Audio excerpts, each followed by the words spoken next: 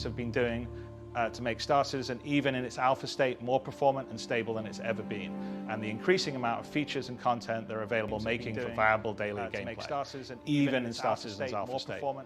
Cloud Imperium Games has grown just as much. Today we're at 835 staff worldwide, all dedicated to building the most immersive virtual science fiction universe ever. In the next few weeks we'll be welcoming 500 staff to their brand new studio at Manchester Goods Yard in Enterprise City, where we are filming this show from. All of this is down to your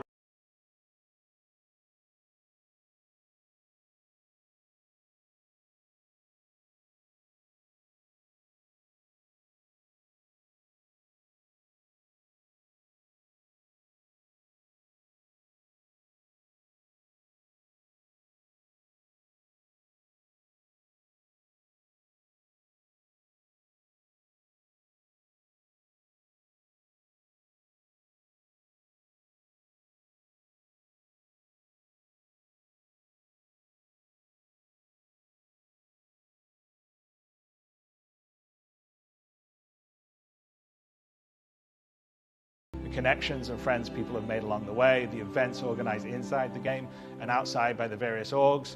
This year we've had 140 Bar Citizen events put on around the world, with some of the most recent being in China, South Korea, Singapore, Paris, and Florida. The Chinese Bar Citizen had over 300 attendees and a 5-meter-long 3D printed model of the Retribution super battleship from Squadron 42 built by the Chinese Bar Citizen.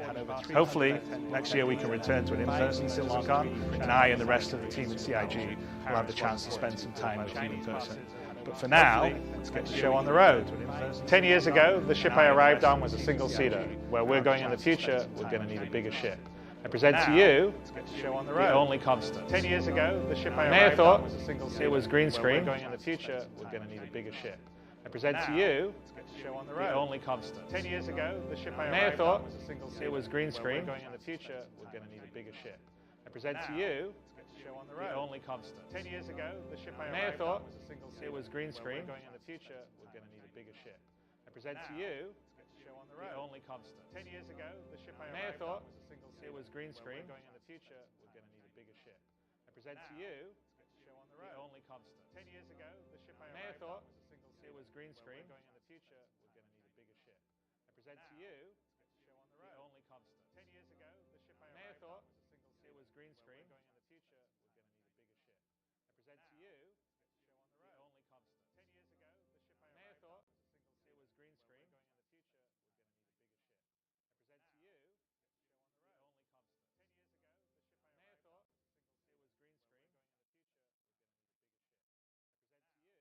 Hey, it's our first show. We gotta start small. Look at that. Hey, we'll get better. So what do we just do? Hey, it's our first show. Well, the past 10 years and the future, the next 10 years and beyond, and the community. Oh, we did that as another. There we go. Cheers. And cheers. We didn't even plan that. All right. Wow. All right, so. That is strong. Ooh, that curve. That's vodka. why we didn't cover anything. So what do you think? Look at my I don't know where that's jacket. from. Stegman Cordamon, Voyager. Nice. It's a bit blingy. I mean, you do look like you're a Knight of the Roxbury. Yeah. Night of the Roxbury.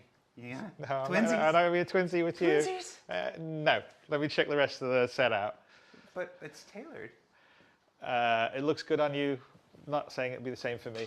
Oh, wow. Look at all these cool artifacts. You got this Hadician artifact. There's a bunch of stuff here. That's really cool. The CitizenCon trophy. Wow. That's brilliant. Yeah, well, Dave had to hook me up. You're going to sit in my chair. I am. It's a very nice chair. I like the desk. We've got a bobblehead. This is a great place to interview people from. What's it like sitting over there? I'm getting a newfound appreciation for how awkward it is on this side. So what do you think? We should start the show? I think we should start the show. All right, let's start the show.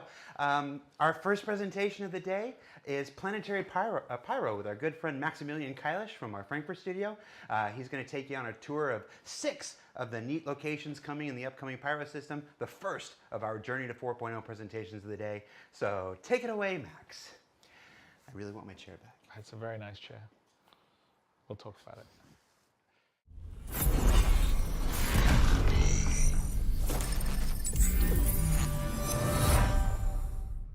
My name is Max. I'm here on behalf of the Planet Content team today. I'm a senior environment artist, and I want to show you some of the cool stuff that we worked on in the last 2 years.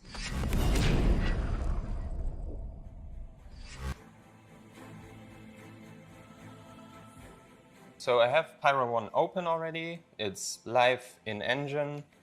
This is like the current version of Pyro, so we're still gonna do like a polish pass on it, so not everything is done, but we still wanted to show you what we have so far. So the idea behind Pyro 1 is that it gets hit by solar flares like repeatedly. We got some concept art from the concept art team, and the way that they visualized these solar flare hits was like glowing marks and streaks all over the planet. Unfortunately, the tech for the glowing part of it is still being worked on, so we had to make do with what we could use. So it's not glowing, but you can still see a lot of the blue coming in. Yeah, as you can see, Pyro 1 already has some volumetric clouds. Not all of the Pyro planets have their volumetric clouds yet. So let's jump to one of the blue spots on the planet. I just tweaked like the sun position a little bit to make it look a bit nicer. And then you can see why it's blue. We added like tons of these crystals to Pyro 1. We've used crystals before on Wala, but I think we were a bit too we played it a bit too safe on Wala. I think we only put like crystals as ground cover assets. But for Pyro 1, we really wanted to push the shapes. So you can find like these really large crystals here. Heisenberg would be really happy here. Okay, then another interesting thing to highlight here, plants over there. So what's interesting about those is we made them like 3 or 4 years ago. They were supposed to be part of like a mission on a space station. The mission was scrapped, unfortunately, and ever since then, this asset set has just been sitting in our like vault. It's a really cool plant set, and I'm happy that we finally found a spot to use them. So this is another spot I want to highlight. It's also important for us that we do add something memorable to each planet. In the case of Pyro 1, it's this spiky rock set that looks really intimidating. We tried to push the scale of the assets for the Pyro system. We felt like by now we got like the basic rocks and the scattering of the basic rocks to like a very good quality. So now we can explore more crazy shapes, I guess. And this is one of the sets that we made. It's not done yet. It still needs a polish pass, but I wanted to show you guys what it feels like when you're in-game walking around here. Now I want to show you my personal favorite biome of Pyro 1. It's this biome here, which has these really cool looking rock formations. They are massive in scale. Like if I jump in-game here, you get a good feeling for the scale of them. Yeah, it's possible to land your spaceship on them. It's probably really fun to race through here. We can imagine that this is going to be like a nice combat space as well, because they do provide nice cover. Let's just jump to a couple different areas on Pyro 1 before we move to Pyro 2.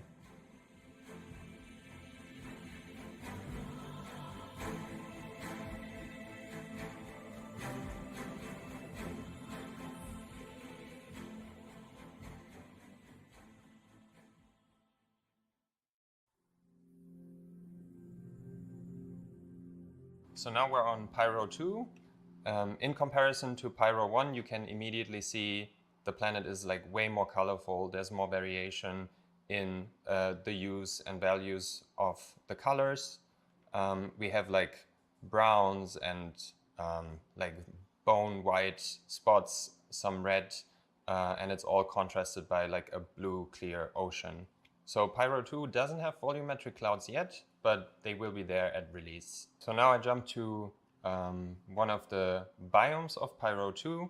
What I want to highlight here is the improvements that we made to how assets spawn on the side of mountains. that was something that was always quite challenging for us to do, to have some natural transition from the terrain to the geometry, and then also have like the rocks form in a natural way. Now we can make nicer rock formations. It's not quite there yet.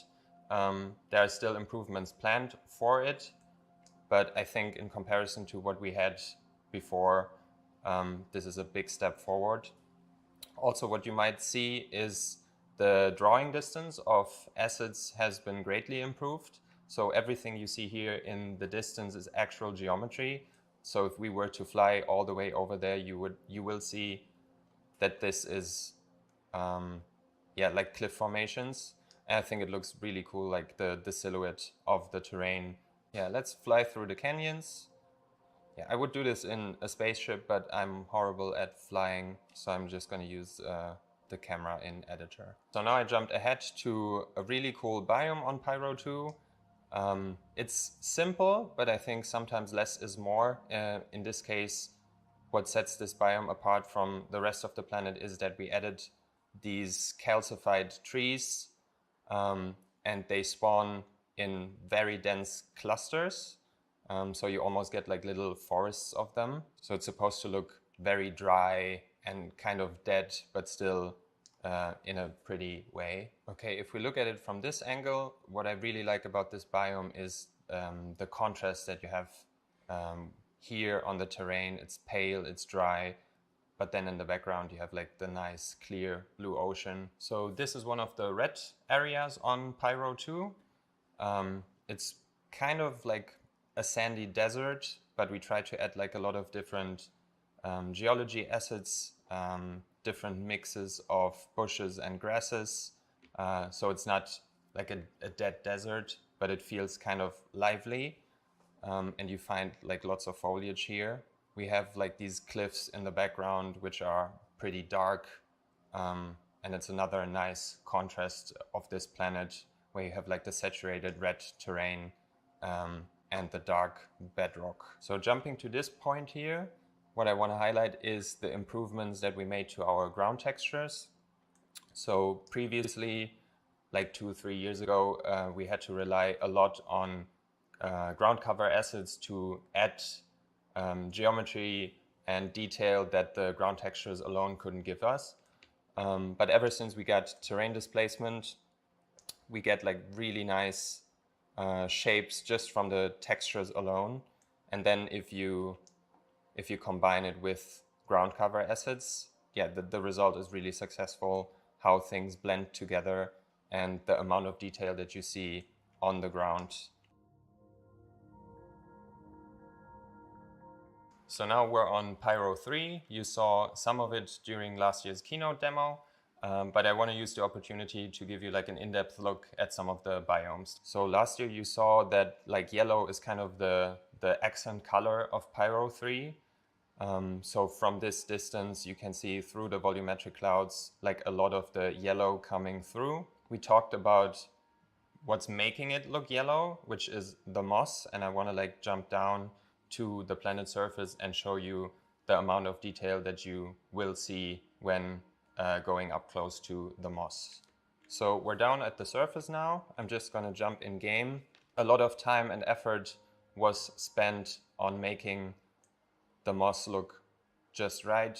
So like the right level of fluffiness and density. So it looks really nice when it like covers these rocks. And then we also have like lots of smaller moss on the ground.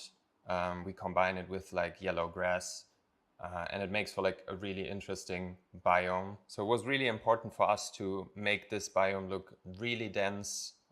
So we pushed the amount of assets that we're using. So it's basically completely covered in foliage. Compared to Hurston, for example, Hurston and Microtech, which are probably our densest planets when it comes to foliage, this is way denser. The good thing is that we don't have any trees here, so all the budget we can use on ground cover, on grass. Now we jump to a Pyro coast biome. The improvements we got to the coast biomes is that we can now use a OPR override for every single biome. Previously, we could only use one global override per planet, which, as you can imagine, is not enough when you have something like Stanton 4, where you have snowy regions and the spruce tree regions, and one object preset just can't cover every coast. We added these coral, like coral geology set to have some of the yellow also along the coast. So you see here, we always have like a little bit of yellow coming through, and eventually it transitions into the nice mossy areas. Previously, when we made coast object presets, we played it a bit safe and only used 1 or 2 asset sets. But due to the fact that we can now push the density along the coast as well, you can find different kinds of coral, seaweed, different pebbles and rocks, and other stuff. Now I jump to one of the volcanic regions on Pyro 3. You might not expect to find vegetation here, but we did add a little bit of vegetation to this region to make it a bit more interesting. What I want to highlight here is the quality bar that we set for ourselves when it comes to improving the look of our vegetation. So this is one of my favorite new vegetation sets that we created. You can see the amount of detail on display. Here we have like nice little flowers and these like knots or whatever, like pots. And it's just like a really cool asset set. So when flying over the volcanic regions, you will find pockets of these scattered all around, just to make the area like a little bit more lively. Before we move on, let's jump around to a couple more places.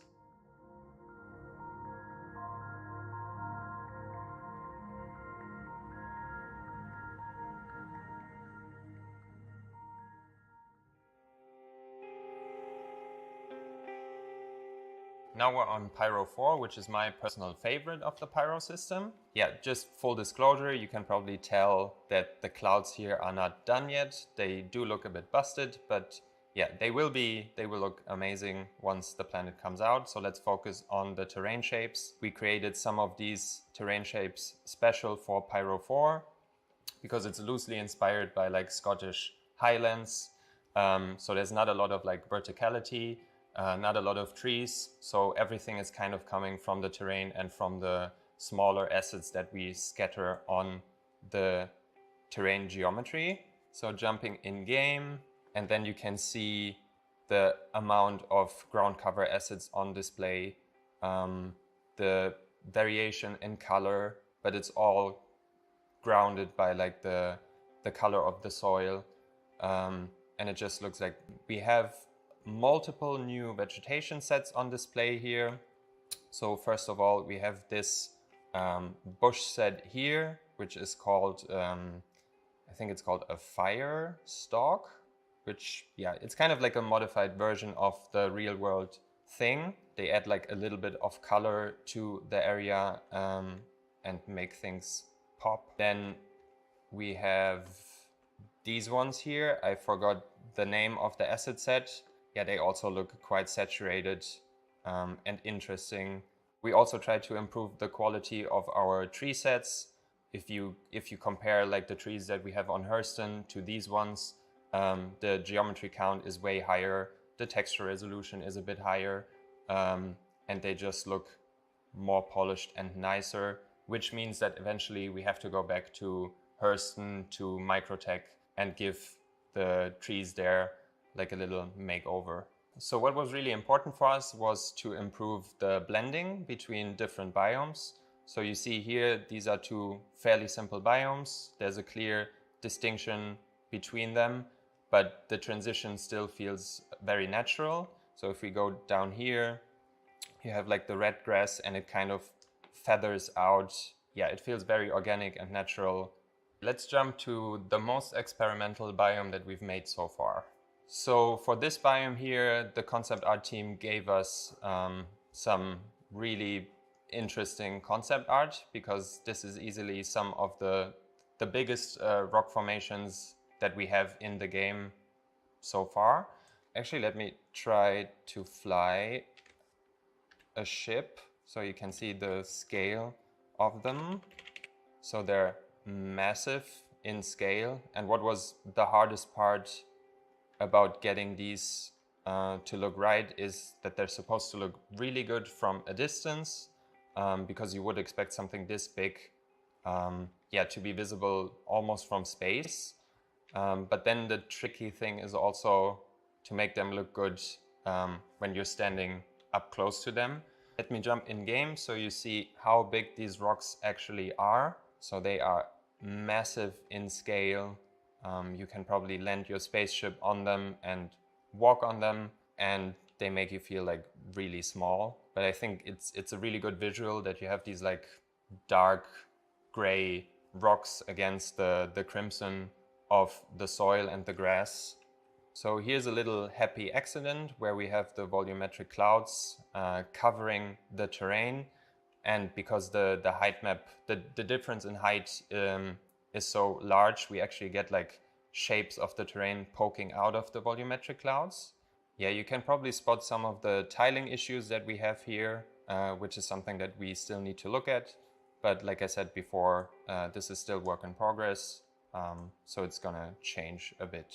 Because I mentioned biome diversity along the coasts before, I just wanted to highlight what one of the coast biomes on Pyro 4 looks like. So this one is kind of this wet sand.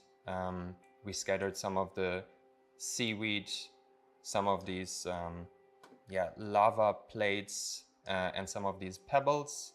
And then we also get like nice seaweed moving with the waves of the ocean. One interesting thing on Pyro 4 is that we have a massive crater region.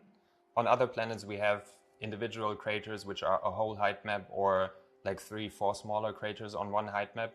But this is actually multiple height maps forming one large crater. And you can see it all the way out in space. Like this whole region is one big crater. So it's a mix of like the global displacement texture and then the height maps of the ecosystems spawning on top. Plus the volumetric clouds make it look really epic here. Now we've flown down to the surface of the crater. We wanted this to feel very spooky and grim and kind of dark. So we have these dark fantasy forest looking trees, which look kind of creepy. Then we bring some of the red grass back from the previous biome. If we go down to the surface of the crater, you can see that we added this dark forest looking tree set, some creepy shapes, some moist looking ground cover acids. And this whole area is supposed to make you feel a bit uneasy. It's supposed to be hostile, and it's not safe without your suit on. So far we looked at 4 of the Pyro planets, so let's switch it up and look at one of the moons. This one is Pyro 5C. Similar to Pyro 4, you can see that it has a landmark that you can see from space. In this case, it's not a crater, but it's like a long streak of slick obsidian. So let's fly down to the surface of the streak and have a look what it looks like from up close. Again, we start with like the global height map where there's like a little bit of a bump up, and then it goes down to form the crack, and then we scatter the ecosystem height maps on top to get the look that we want. So if we go down here, you can see we start with like flatland shapes, some smaller craters, and then it transitions into like these quite spiky looking mountain formations. And then down here they feather into like these longer ridges of bedrock before it becomes smooth down here. And if we jump to this point, which is a really cool spot because like the sun just hits the obsidian in the right way and everything looks like nice and shiny. You can see here that the ground looks quite different from other planets. So instead of soil, it almost looks artificial in a way. Acid-wise, we're using one of our Obsidian sets that you can also find on Stanton 4. This one got a bit of an update, a bit of polish, so we improved the shapes, different textures just to make it look extra cool, like the way the sunlight hits these surfaces. To make this area a bit more interesting, we decided to add some of these white light gray shrubs, just so the area doesn't feel too samey, and it's always nice to have like the occasional pocket of vegetation. To set the Obsidian biome apart from the rest of the planet, we went with the opposite route for these biomes here. So instead of being shiny and slick, they are more dry, covered in dry sand. The vegetation is dry. We added some of these spiky shapes to add some verticality to the scattering. But yeah, outside the obsidian crack, this is what you will find on the planet most of the time. So this go-to point I picked to show some of the subtle color that we added to Pyro 5C. So the obsidian crack is like kind of just dark gray, black. The desert I just showed is also light gray. So we felt this needed a bit of a color breakup. So we added some of these red hues to the occasional biome. It's very rocky. You also find the red sand on the rocks from the biome accumulation, and it looks really nice how the red creeps up into the crevices of the height maps in the background. We're going to end our showcase today on Pyro 6. Pyro 6 has a very interesting color palette. Like, I really like the yellows and the pale beige tones of the terrain. And then you have another blue ocean. As you can see, the terrain is kind of ridden by craters, and we get these really cool shapes where the ocean fills in those craters. If we jump all the way down to the edge of one of those craters, so now we're at the edge of one of those craters. I'm jumping in game right now just to show you what it feels like walking along here.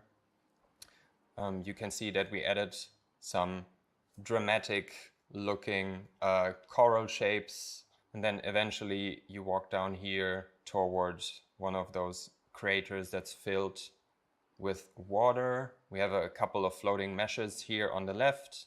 This is still work in progress, so one of us, probably me, has to go in and adjust the settings of the spawning here, and then we're right at the edge. And I really like the color of the water and how it looks against the backdrop of the white chalky terrain. Then over here I want to introduce you to our human scale ref mesh. His name is Rudiger. And he's super helpful when we set up object presets, because you can immediately see how the scale of assets feel when you have him in situation. Like, he adds context to the scene. He spawns every time that object preset spawns, and yeah, he helps us find the right values when it comes to the scale of our assets. In general, this biome here is another good example of how our ground textures work together with the assets that we put on top. So the transition is really nice from this ground texture to this one. And then we have like the same rock set on both of them. And it makes for like a nice amount of detail on the ground. Then occasionally we spawn some of these spider-looking ground cover meshes. So this spot here is really nice because you get like the particles, the monochromatic terrain, the assets, and it's all against the backdrop of the skybox of the Pyro system, which is red. Then we get like some really cool looking sunbeams coming through the the volumetric clouds here. And then if I turn the sun and we make this dark and I jump in game, you can see how drastically the skybox impacts the lighting when you're on the dark side of the planet. And the skybox is just, yeah, it looks really good. So this is the skybox for the entire Pyro system. So you will see it on every single Pyro planet. It's just that Pyro 6 has like a very thin atmosphere, so you see it well here.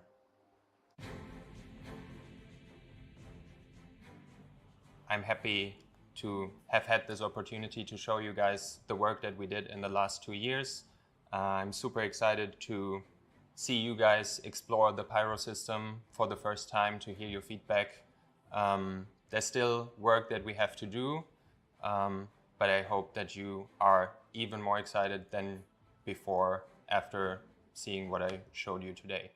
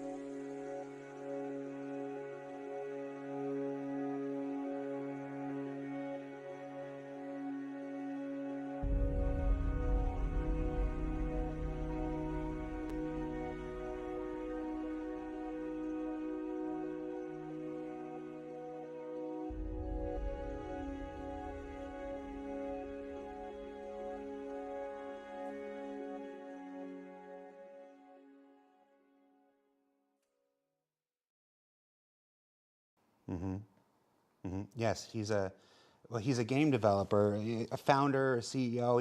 He made his first game when he was like 15. Anyway, he was sitting in my chair, and he's left. I don't know where he went, but he should not be let back in the building.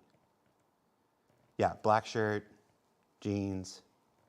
Yeah, just keep him out of the building, because he sat in my chair. All right, thanks. When are we live? Hi, welcome back to CitizenCon 2952. I'm your host, Jared Huckabee, and yeah, welcome to the spaceship. to the only constant. We are joined here by two CIG luminaries, VP of Development, Mr. Brian Chambers, and Chief Development Officer, Mr. Aaron Roberts. Hey, how you doing, guys?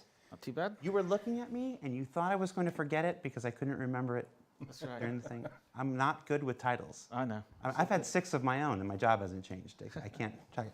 So, I like your dig. that's what I was going to be first question. Welcome to the spaceship, Cool. guys. Yeah, how you doing? Absolutely. Good. You like it? You like it? We have been talking about this, dreaming about this, and just imagining doing this since 2015. Every time we talked about changing the stuff up and whatnot, like what should we do? And it was always like, we should build a spaceship. We should build a spaceship. It's always like, yeah, someday. But we did it. I'm No, sorry. it's cool. It's way cool. I'm sorry. And you're always shooting stuff. You're shooting material constantly. So having a dedicated space that's dialed in that you're cool with, right? It's good. So we just watched Planetary Pyro. That was the first of our Journey to 4.0 presentations that we're showcasing here today during CitizenCon 2952. It's a brief tour throughout some of the planetary locations you saw from the upcoming Pyro system. You two recently took kind of a whirlwind tour of where'd you guys go? We basically went over to Asia because we really wanted to go and visit some of the community over there. And so it was actually quite a lot of fun for us and actually a great experience in terms of learning a lot about the community over there and what they would like and all that kind of stuff. And so it's actually one of the better trips I've been on and really enjoyed it. Got to meet fantastic people in the events everywhere we went, and so it was really good and really educational for me actually. Yeah, same. We first went to Korea, had a nice bar citizen out there, hung out with people. Great food, great fun stories. While we were in Korea, we did a live stream into the China Bar Citizen that was happening at the same time. Mm-hmm. So we had some technical difficulties streaming while we were there. That made it more interesting. Yeah. We couldn't hear them and so on, so they were typing out questions, but the banter was great. Wow. And then the next week we jumped over to Singapore and hung out with those guys as well. I was going to say, we haven't had any technical difficulties so far today. I don't know. I was going to say, nothing in here is actually wood. Well, so we're talking about the community actually gave us some cool stuff. So first, this was given to us by the Korean community. This is Korea, yeah. We'll have you open this. Yes. Oh, okay. This was for you.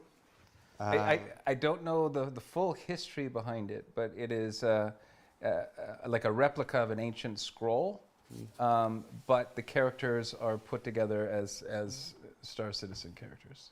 Which is really cool. Oh, yeah. Which is incredibly cool. That guy's doing the Steve Bender. So we each got one of those as well, but they specifically wanted us to bring one back for you. Let me switch to Brian's cam. Let me see if I can move this over here and get it here. Brian, I'm going to hand this to you so I don't get out. Absolutely. Hold that and get a little closer to the camera there. There we go. That's very nice. I got the string in the right. Yeah. Incredibly cool. All right, now give it back to the Yeah. Give it to me. I'll mess and it then up. and then from Singapore, we got really cool. Then we jumped over to Singapore, and while we were there, this is one we'll also have to. Everybody at the event signed this awesome. Let me get this strong here. You grab one side. I'll grab one side. There we go. Wrong way. We did not plan this. No, we didn't. Clearly. Bad, but we got everybody's signature, so we're going to put this up in our new offices in Manchester. Oh, very cool. Very cool. So, so these things. But anyway. And then there's other stuff in there. You can pull some of out if you want. That's all for you. Really cool little coins they made and cards and so on. And of course, if you're not familiar with what a Bar Citizen is, you can check out barcitizen.sc. It is a completely community backer-run organization that helps coordinate basically gatherings of Star Citizens all around the world, including most recently Singapore and China and South Korea. And I think there was one in San Diego last night, if I was not mistaken. This says Bar Citizen Singapore, and it's made by the community, and it is what is that? Oh, it's a Bar Citizen card. Yep. It's metal. It's proper, yeah. Nice. Okay, well, I'm going to leave that out. And there's some other challenge coins and stuff. We will go through this on our own time because people are probably like, just get to the next thing. Exactly. I know who our viewers are. So before we do move on to the next thing, Brian, Aaron, it is our 10th birthday, our 10th anniversary. 10. 10. It's Yeah, 10 that's something. crazy. There was an internal debate whether this was the birthday or the anniversary, because the anniversary is sometimes in November, the birthday is in October. Whatever it is, it's 10. You got any favorite memories? Something? I don't know how long we're going to keep you here, so I want to use you when I got you here. On the spot here. I've been here about 8 years, just about 8 years, right? So a fair amount of the 10. The first one that comes to my mind, there's a lot, but the most memorable one I would say would be 2016 at CitizenCon in Los Angeles. Okay. Very first CitizenCon I'd ever been to. Really hadn't interacted face-to-face with the community that much. We know we put a lot of love and effort into what we were going to show. Chris is on stage. He's about to show everything off. I'm looking for a seat. I couldn't find a seat. I went down basically middle floor in the theater and sat on the floor in between all the rows with all the backers. And as I'm sitting there and the demo's going, I already know the demo and the pacing, and then the sandworm blows out of the ground and everybody blows up. And I'm kind of below everybody because at this point they're jumping up. And just to be there and for the people to have the reaction of the thing that you've been working on, right? That's something I'll never forget. It was something, you're at that level, you're feeling the love from them, the excitement that they have of what they're, and you're going, wait, hold on. I'm used to working at companies where we hold our stuff for 2, 3, 5 years without showing anything. So you have this opportunity to show this off and you get this feedback. And it was my first basically interaction with community on a face-to-face basis. It was really cool. Very cool. I was there at that time. I'm pretty sure we were sitting on the floor together at one point or another. Probably, yes. Aaron. I mean, I think a lot of it's what Brian just said. I mean, the thing I always love to do and like to do and you know haven't been able to do in the last couple of years for obvious reasons is actually just whenever the event's going on, I hate being backstage, so I literally just go and find. I like to go out amongst everybody and just sit there and watch the whole watch the event and watch everybody's reactions to it, which is always a lot of fun. And the other thing about it is just that I've made so many actually good friends, you know, with people in the community and so forth. Meeting people, there's a lot of community members now who enjoy going to see again, and all this sort of, you know, all this time. So the last 2 years have been kind of painful because I haven't been able to do that. But the ability just to be there with everybody and to see the reaction and have those conversations is the massive thing for me. It'd be too hard for me to pull, you know, one event. I mean, you know, there's some things that have happened which I probably can't talk about, which could be, you know, but I mean, but really in terms of the general thing, it's really the ability to be amongst everybody and see that. I even think of overall just the journey we've been on in making this project, right? When I started in Frankfurt with a handful of other people in Germany, you know, Hassan, IT in the UK, loaded up a van. And I remember this van showed up with our PCs, our monitors. Then they included like some pens and pencils and trash cans and a coat rack. Oh, that's right. And then we set everything up, and it was like cool. And we were just like, all right, what is the Star event Citizen? after that where he basically was working so late he got locked in Cologne? Yes. He couldn't leave. he basically got locked in, and so he basically had to sleep in the stage, stuff like that. But no, it's just like lots of. I mean, it is all that kind of stuff. There's so many stories. There's so many times I've met people, and just all the events. It's been fantastic.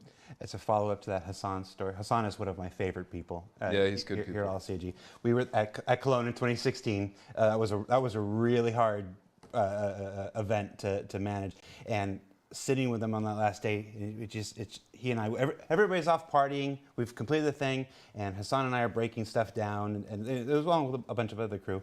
He just sits there and he goes, dude, I don't know if I can do this next year. I'm like, there's nobody else to do it except us, dude. He goes, oh, no, I'm going to take PTO next year. I'm like, you are not going to take PTO next year. And the next year, he had 2 weeks, like before and after Gamescom blocked off. And I'm like, you took PTO? He goes, I told you. I'm like, you're my hero. You actually, and again, he set everything up. He had all the backups done. It went off flawlessly and everything. But it's just, there are a lot of stories, and I'm interested to see how Ian and Todd are going to answer this question later on. That's enough chit chat at this point. Let's get on to our next presentation, design brief. Investigations. One of the most common requests we get from the community is to talk about things at their earliest states. Tell us what you're just thinking about, not necessarily the next thing or the thing after. Like, share the earliest design stuff for how a thing might work. Everything you're about to see can and will change dramatically from the point of today to the point where it makes the game. But we wanted to open that curtain to the earliest points, and we've got Luke Presley and Elliot Maltby, who are going to discuss an entirely new kind of mission. Not a new mission, an entirely new scope and type and design of missions that move away from combat and transport and go more towards cerebral deduction and investigation. So here we are, Design Brief Investigations, and we'll see you when you come back. Take care.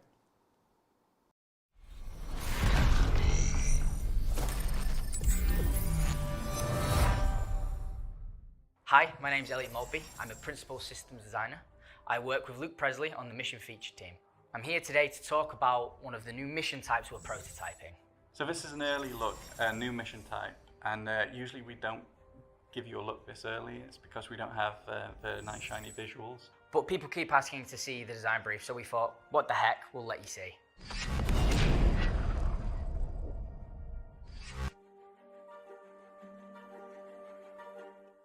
So a mission is built out of objective types, and the mission type really is just the most critical or challenging objective in that mission.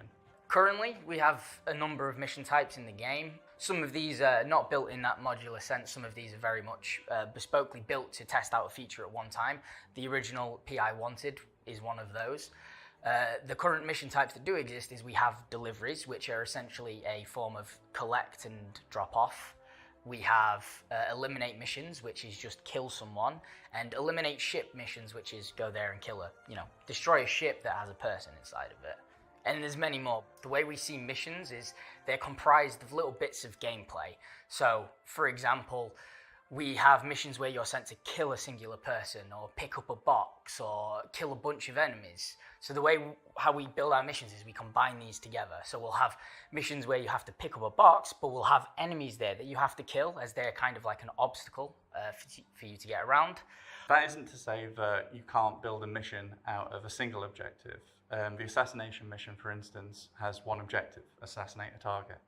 But even the most simplistic mission, like the delivery mission, is actually built out of two objectives. There's the collection of the item and the delivery of the item. And if we made the collection of that item even more difficult, we'd refer to it as a collect mission rather than a deliver mission. So our objective types, for the time being, have been pretty simple. Kill this person, go here, do this. Until now, we're now looking at doing one of the most complex type of objective and gameplay things we've tackled in MFT. With that said, we're working on a new mission type, and that's investigation.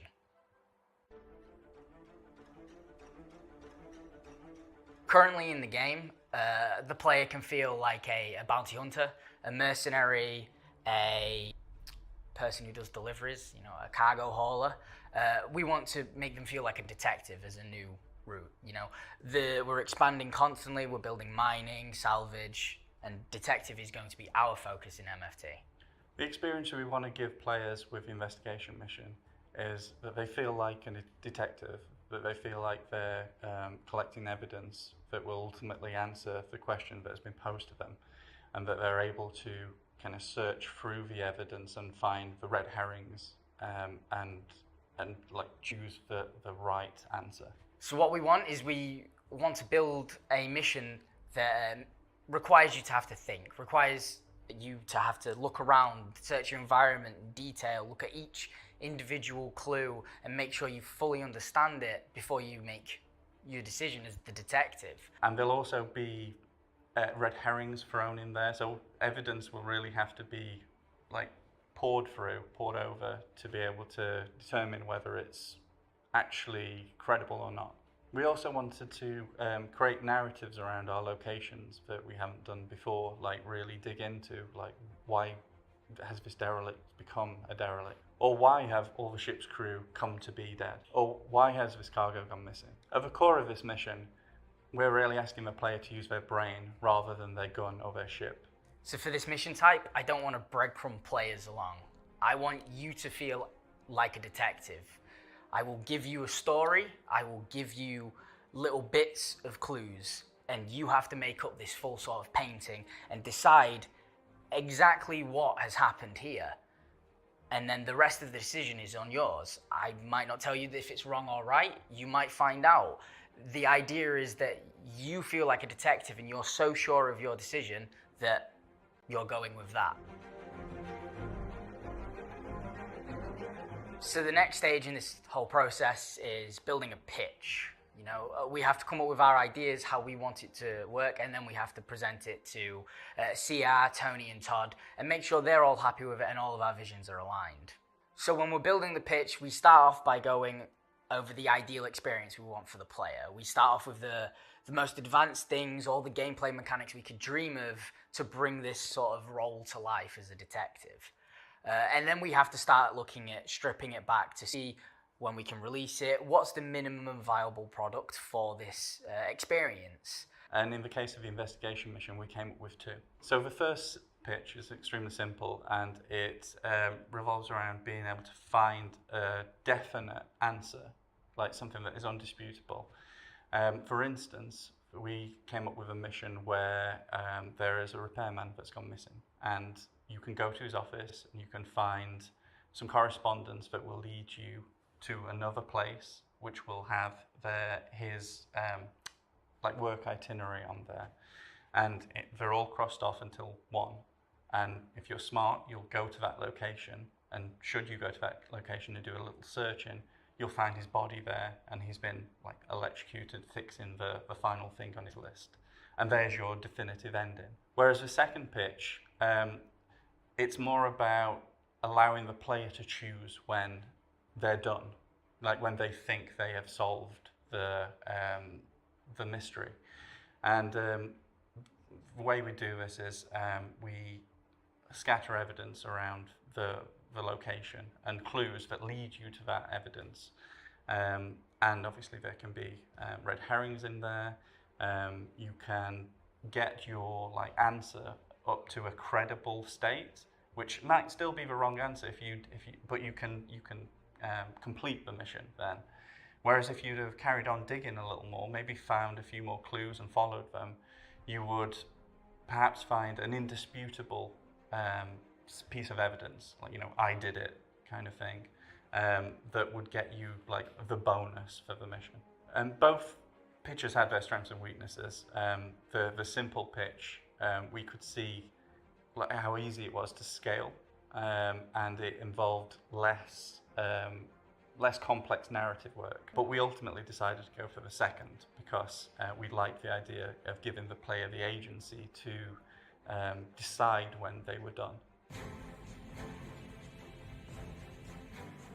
So we're in the prototype phase with the investigation mission, which is more important than ever because it's such a complex mission, and we need to ensure that it's scalable and that other designers can make their own mysteries with it.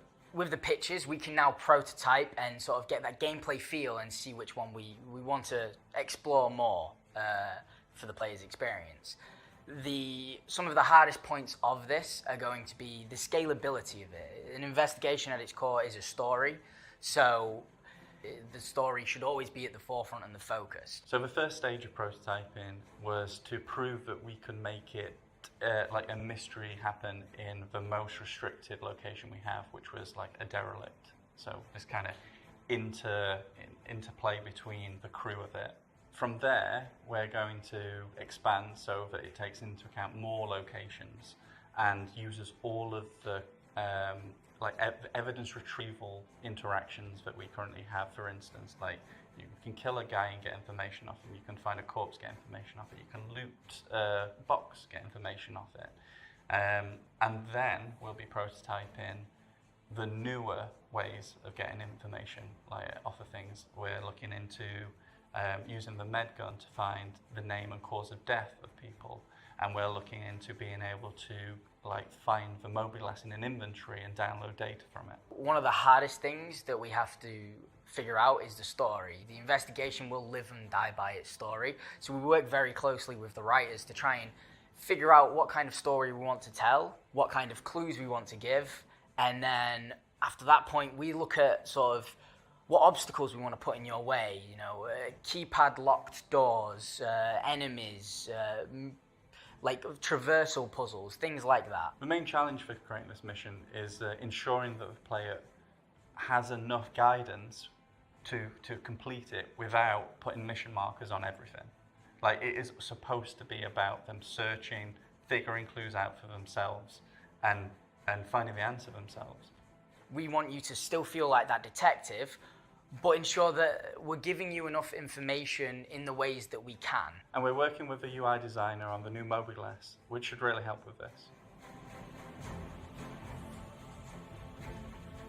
So this has been our video design brief on our investigation missions. We're really excited to bring these to you.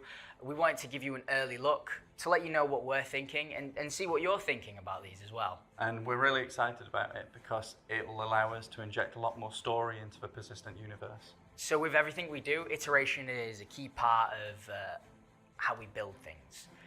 So by the time you see this, and maybe by the time it comes out, it might have changed drastically. We don't know yet. We're still working on it and figuring out the fine details.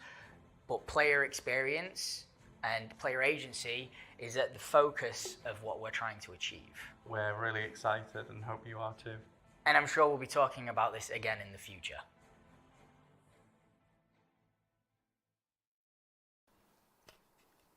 And that was Design Brief Investigations. Joining us here, and the only constant to follow up on that, is Star Citizen Live Game Director, Mr. Todd Pappy, and Star Citizen Narrative Director, Mr. Dave Haddock.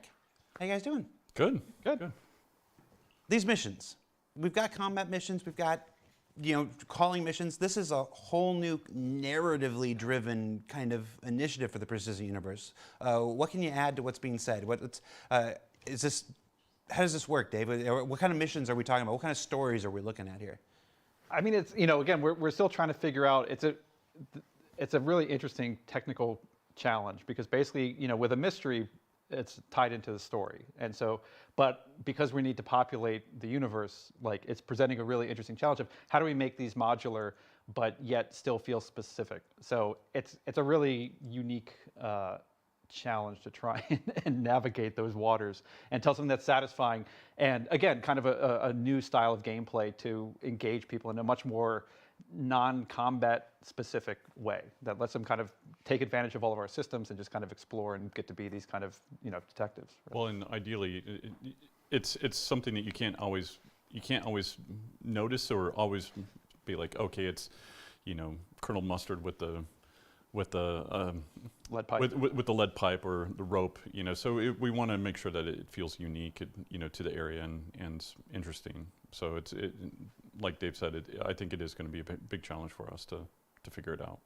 And the fun thing about it too is this is a type of mission where it's not just knocking out checkpoints on a list. So part of the fun with it was creating a system where the onus is on the players to feel like they have enough information to have solved the case, but not flat out telling them right out the bat, yes, you have, or no, you haven't. So it's definitely a fun thing that's presenting a lot of cool, unique opportunities of, you think it may be going one way, but there might be a key piece of evidence that you've missed that completely blows the case open. I know we often refer to the Persistent Universe as the sandbox, but I think a lot of people will anxiously be looking forward to more storytelling possibilities, more narrative possibilities within the Persistent Universe. So like that. So it is our 10th anniversary. So I'm asking everybody who's joining us today for your favorite 10th anniversary stories. Todd, you're looking at me very intently, like what are you thinking right now? Like I can't get lost in your eyes. Not today.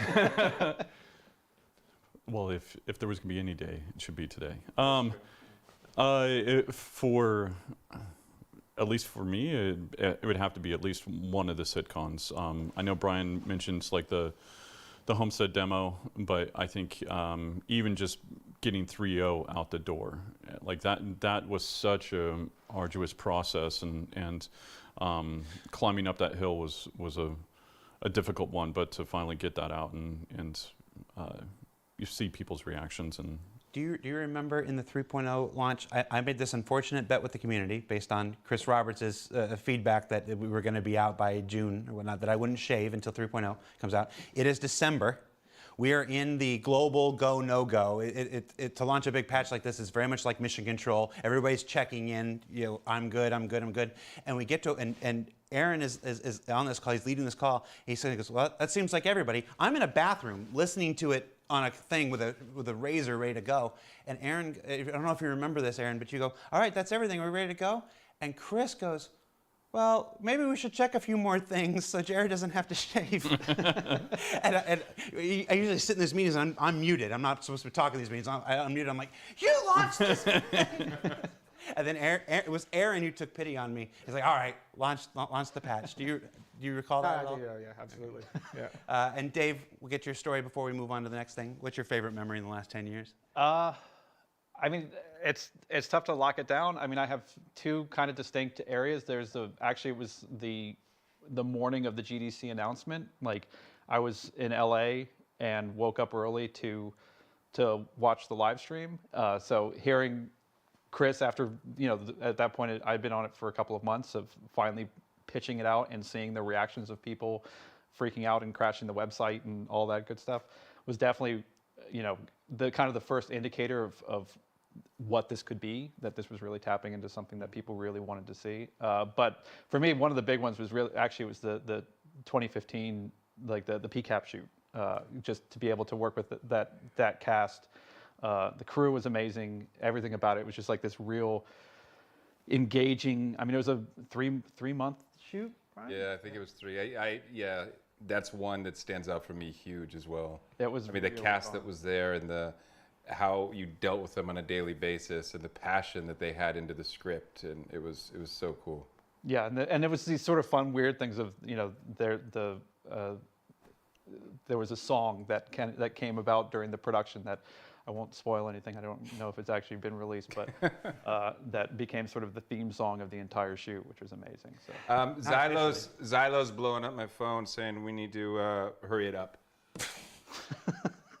So I don't know what that means so much, but just letting you know. All right, bring it back to me. All right. So thank you so much, Todd and Dave. It's time to move on to our next Journey to 4.0 presentation, the new Underground, where we explore what you think you know about underground facilities and then explode them in a whole new way. So check that out.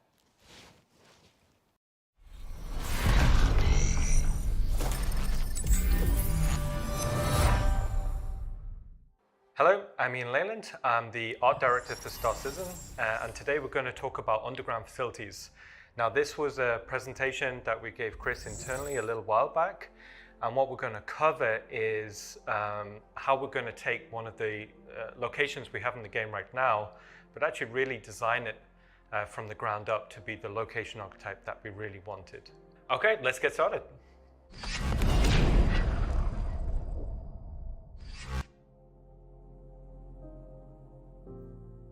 Let's talk about the original underground facilities. Now, the problem was we made these originally for the CitizenCon presentation demo, and the time we had wasn't enough to kind of take the location where we wanted it to be. Now, it kind of fits the current purpose. It's fairly small in scale. It gives a multi-room layout opportunity for FPS combat, but we always knew we wanted it to be able to scale, small, medium, large, to accommodate maybe 60 minutes of gameplay time per location. So how do we go about designing a location archetype from the ground up? So what we do is we split the location into the core areas we want to visually develop. Now, for underground facilities, the first thing we're looking at here is what we're calling Zone 1. So this is the presence on the landscape. So what we're looking at here is an example key art shot of what a medium-sized underground facility could look like. So dominant features that we're seeing here is a kind of a key spire. This is instantly where your player, you should be able to navigate towards. This could be like a corporate wing or an executive landing pad on the top. And then moving down, it's very important to be able to get the landing pads or the landing hangars quite close to the facility, because we wanted that experience as the player lands. They're not far off from the location, they're actually quite close, and you should be able to see a little FPS area where the player lands. Also, what we're seeing here is some visual justification at what might actually be going on. So you're seeing, processing and tanks and supplies actually on the landscape there. Now, what I was saying before about it being a kind of a much braver visual presence on a landscape, so we designed the silhouette primarily, so you'd be able to recognize these as a location to aim for. Also, what we're seeing here is we thought it'd be cool to actually have surface entrances as well. So we're actually thinking about primary, secondary, and tertiary ways for the player to get into these locations, depending on the mission scenario. So like I said before, you've got like executive pads at the top, you've got the main hangars in the middle, and surface entrances down there below. Now moving on to the inside, so after the player's landed through the hangars, they'll be brought up into the main corporate reception. Now these are going to be quite interesting because we'll be able to rebrand these depending on the manufacturer or the location. That's where we'll get a lot of the variety. But this is the corporate presence before the player would go down into the bowels of the facility. And what we're seeing here is, just an example of what a bearing reception could feel like. Now moving into Zone 2, with it being an underground facility, the physical act of going underground, that's cool, right? So we wanted Zone 2 to be about the logistics of the player going up and down and how we can make that cool visually, but also interesting from a player experience. So this is the transit, the elevator network. So we played around with a few different ideas into this, and one of the things that we thought could be quite interesting is the elevator itself could be a mini play space. So what we're looking at here is control room idea quite early, what sort of scale vehicles there could be. Now ultimately we didn't go with this idea. It was, didn't really fit the art style that we wanted, but it had some pretty interesting ideas. So what we landed on here is something that we felt quite comfortable with internally. Now it's worth noting we're designing these as an archetype first in a utilitarian art style. In the future, we'll expand out and do other art style variants. So what we're seeing here is the control room overlooking the main warehouse floor, and then this elevator should be big and clear enough for the player to understand, like that's where logistics will go up and down. And for the elevator itself, we wanted it to be its own play space. So on the top level, that's where containers will be shipped up and down. But maybe underneath it, there could be little nooks and crannies. If we wanted to stealth into the location, we'd be able to give opportunities for the player there. And down below, this is what the player would kind of see. So now they're really starting to get into the bowels of the facility. So echoing of that control room down below, but also this is where we'll present the player with an opportunity to choose the area they want to go. Maybe cargoes to the left, maybe processing to the right, or maybe technicals up above. Part of that process of how we design is we look at things about from the player's point of view. So what we're seeing here is pretty good indication about how the player would exfiltrate from the location. So a lot of the lines are leading towards the elevator because we want navigation to be as intuitive as possible. Moving on to Zone 3, so this is the bowels of the facility. So these are going to be spaces that we've never really explored before.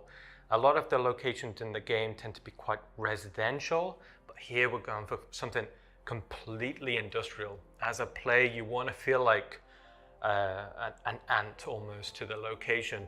The primary purpose is not for you to be walking around, so we dedicated spaces towards logistics, and we put kind of personnel walkways almost as a secondary element. So in this image, you're kind of seeing where, big trucks could kind of go, but we've also got like little nooks and crannies for the player to kind of explore and go into. Now, as it being a location dedicated towards the moving of logistics, we wanted to explore and have fun with vehicles, right? So here we're seeing the mule kind of coming and going on one of these walkways. Maybe there's elevators. So on the right, what we're seeing is a ladder. So with all of these play spaces, as we were having fun and visually exploring, we always kept in mind of different ways for the player to traverse through the scene. Also, as part of that, we wanted to think about verticality, so not just a linear direction of traversal, but also ways in which we could go vertically. So maybe there's the concept of a cargo elevator within the corridor. So kind of similar to how you'd see on a character be a little control room looking at the flight deck. Here you could kind of see something very similar. Maybe this ties into gameplay puzzles about how you could bring cargo in and out. You know, maybe as a player you're trying to steal some cargo out. There's tons of potential for how we could do puzzles in that regard. So looking at this image, we took loads of inspiration from modern day aircraft carriers about how you see pads on the flight deck go to the underbelly. We thought this would already give tons of opportunity for not only cool visuals, but also ways in which you can reveal extra traversal opportunities. So as that cargo deck goes down, you'd see other ways to kind of traverse through into the facility. Okay, so what we're looking at here is kind of an example corridor. Now, corridors in our game are quite important to us, but they don't necessarily have to be boring. Now, what we're seeing here is an establishment of a radial motif. Now, with this being subterranean, we wanted to always imply that there's a weight kind of pushing down. So this radial motif is the best load bearing. So as a design language, instantly was feeling quite right. So in this traversal corridor, what we're seeing is a few different things. Clearly, there's a clear route for logistics. That's cool. But also on top of that, you've got these side routes, which is where personnel would go, split hierarchy. So it would be pretty cool for FPS combat, you know, for opportunities there. And then leading in, underneath, you're kind of seeing a tertiary route. Now, part of this could be this, maybe is stealth route, or maybe this is the upper area is blocked off, so the player has to go down below. So even within something as a concept of a corridor, we want to design many different avenues for the player to traverse. Okay, so what we're looking at here is the underbelly of that concept we just showed. So up above, dedicated towards logistics, maybe containers going through, shipping containers going through. But underneath here, maybe this is just more towards the processing of it. Maybe hydraulic cylinders for these elevators coming and going. Hierarchically, it's a different mood.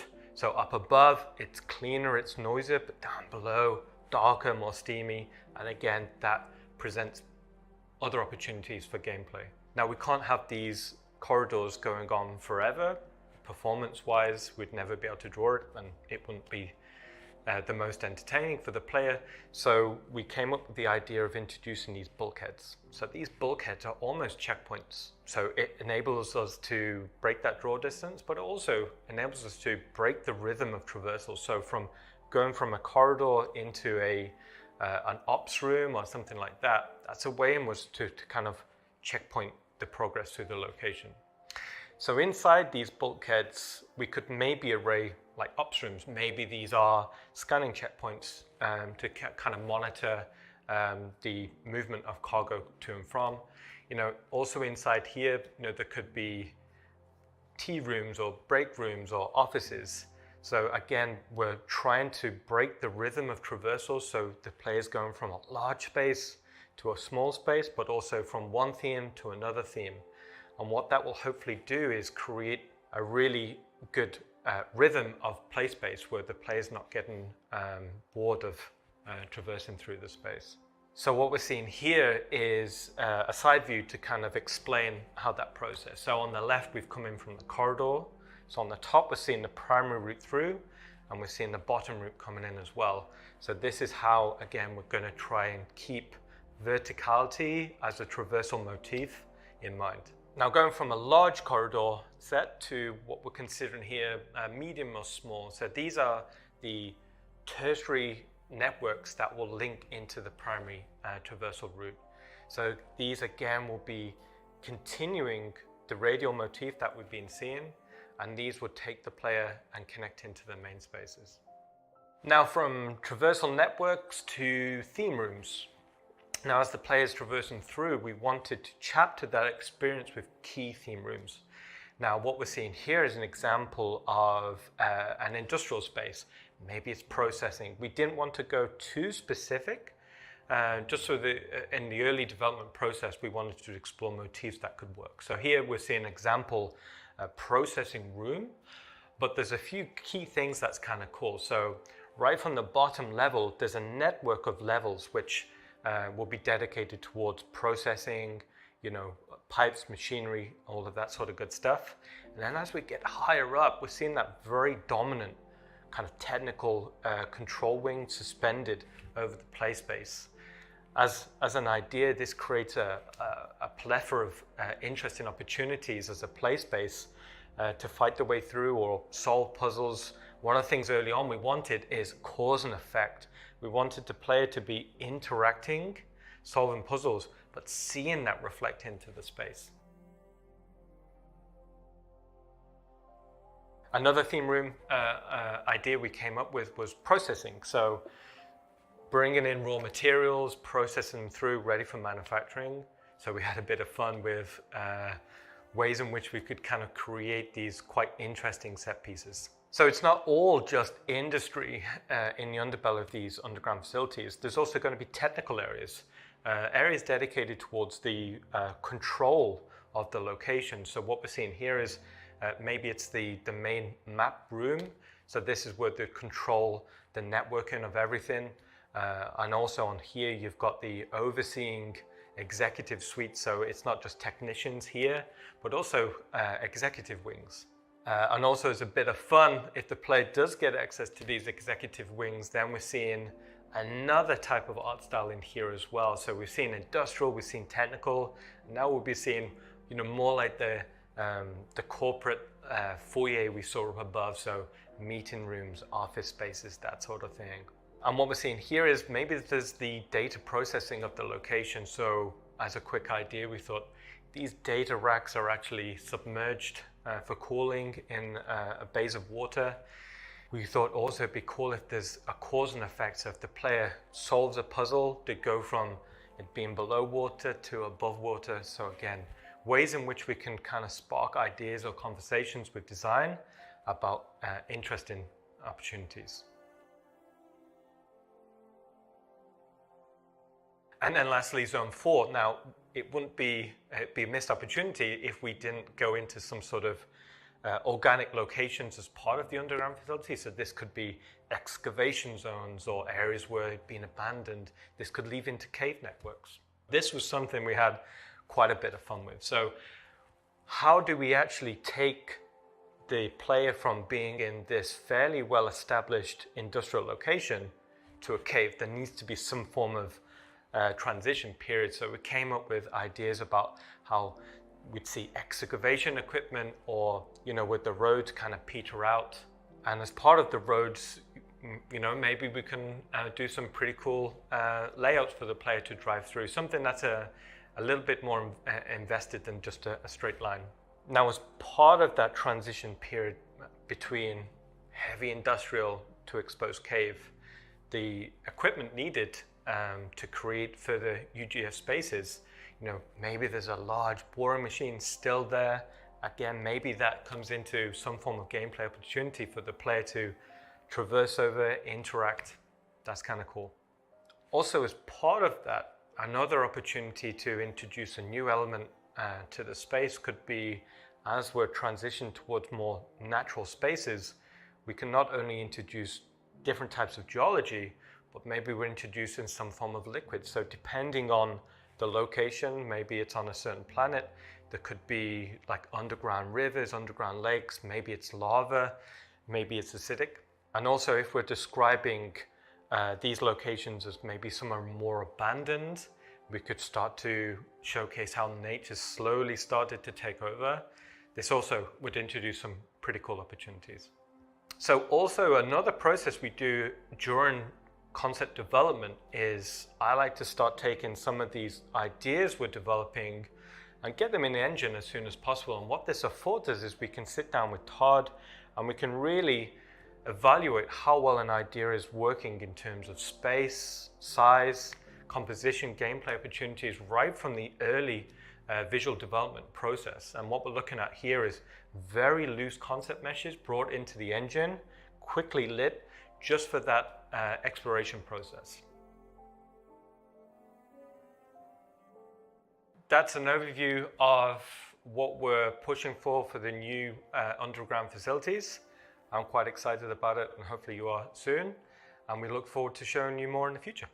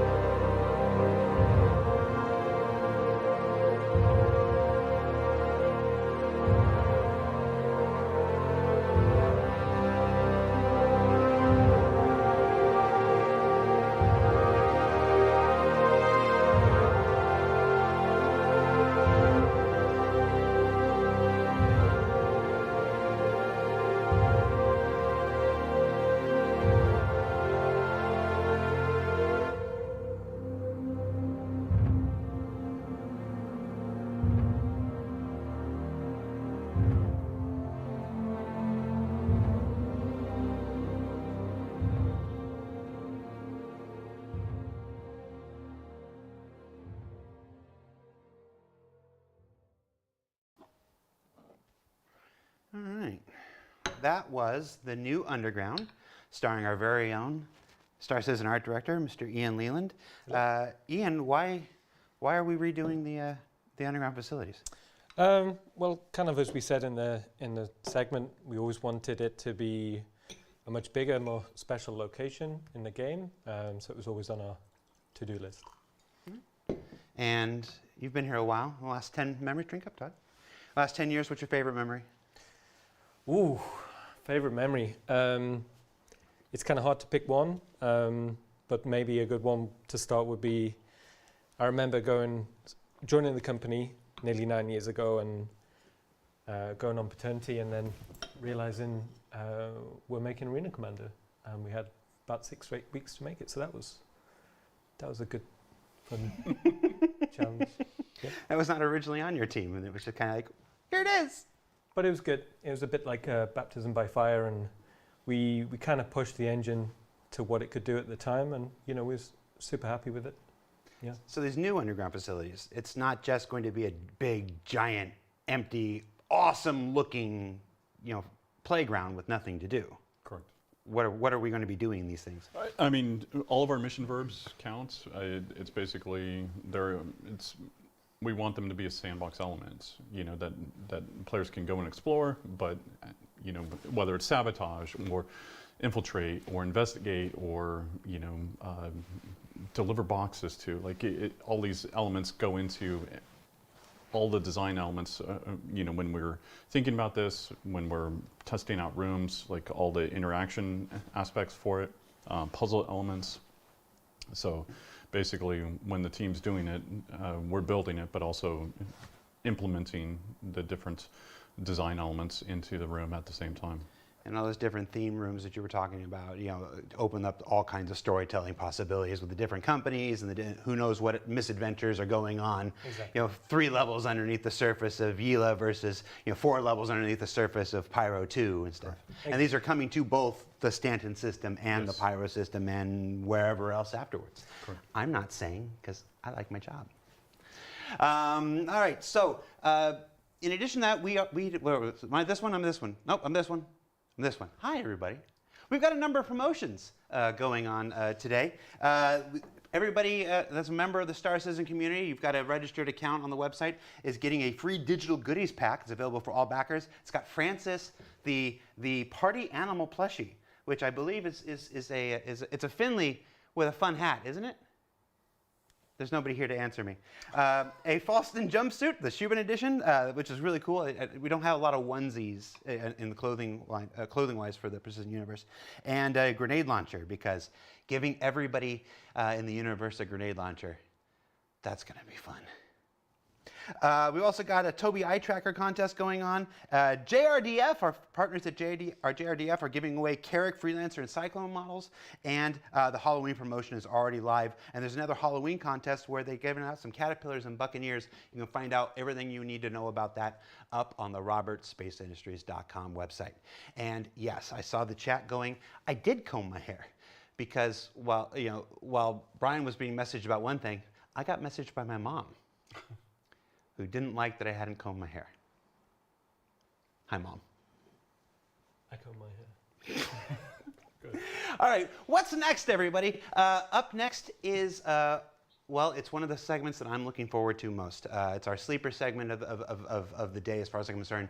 The need for multiple speeds with Rich Towler and Yogi and Jed and Johnny and Dave from the Flight Experience, Flight Comp feature team. They keep changing their names as much as I do. They're going to talk about one of Star Citizen's oldest and most complex problems and the exciting new solution that they have for it. So check that out, and we'll meet you back here.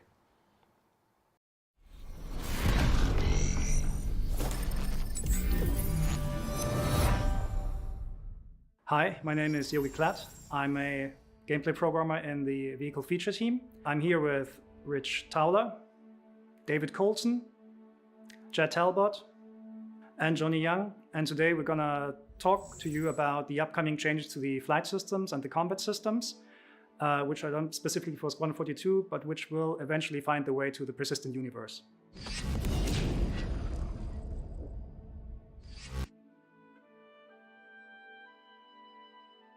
We want to define ship roles for the game because every role in itself and every ship can offer unique gameplay opportunities for individual players. We want to provide a lot more variety to the gameplay in Star Citizen, a lot more opportunity for different careers, different responsibilities, and different sort of perspectives and views on gameplay where people contribute different types of work and different types of jobs. Star Citizen is supposed to be a big expansive game with giving the players lots of chances to have a variety of different experiences.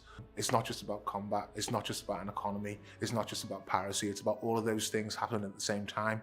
So we need ships that can act and function in different ways to support all of those different goals.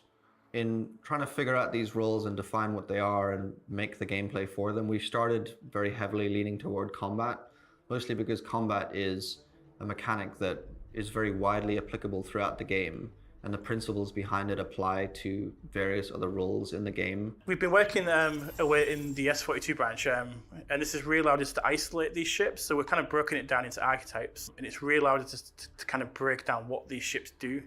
And also it's to make sure that when we are defining these roles and balancing these roles, that we're putting the ships in the right place, because we don't want the ships to be like, you play this ship, it means you dominate this part of the game. That there's always got to be plus and minuses so the balance is right. So there's still some crossover between the ships. So just picking one type of ship just isn't just a win. We have already defined several ship roles, and they're usually known as light, medium, and heavy fighters. Light fighters for us are fighters which are very dominant in the area of 1 versus 1 PvP combat. But they come with a downside, because obviously the light, which means the materials chosen on the ship, are probably not the strongest. So it's more about the attack. It's more about trying to outposition and get in there and attack and get out of the situation. Heavy fighters are kind of the opposite. They're not supposed to be really good at 1 versus 1, but they excel at N versus N engagements. So when we have group battles.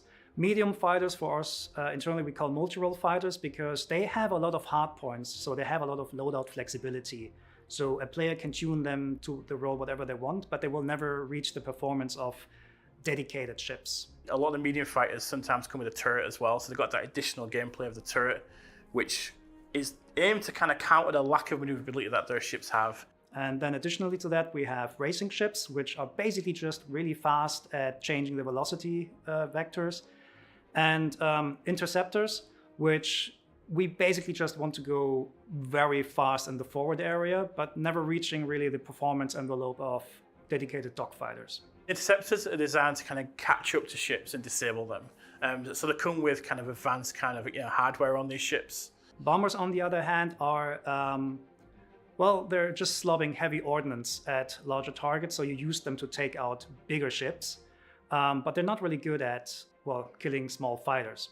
And then from smaller ships coming to larger ships like Constellation and up, we want to change the gameplay to be less about positional combat, but more going into the naval style of combat, where it's important to show the correct shield and fire arcs and timing your shots over long distances. So the purpose of ship roles is to really help players understand what ships should be used and when they should be used. And it's really about delivering on those kind of gameplay promises that we've been talking about over the past kind of several years. If every ship is the same, it's not fun. But if we have dedicated ships with dedicated pros and cons, then we can create very exciting combat environments. And the biggest challenge we see in order to get that gameplay we want is the current speed that we have in combat.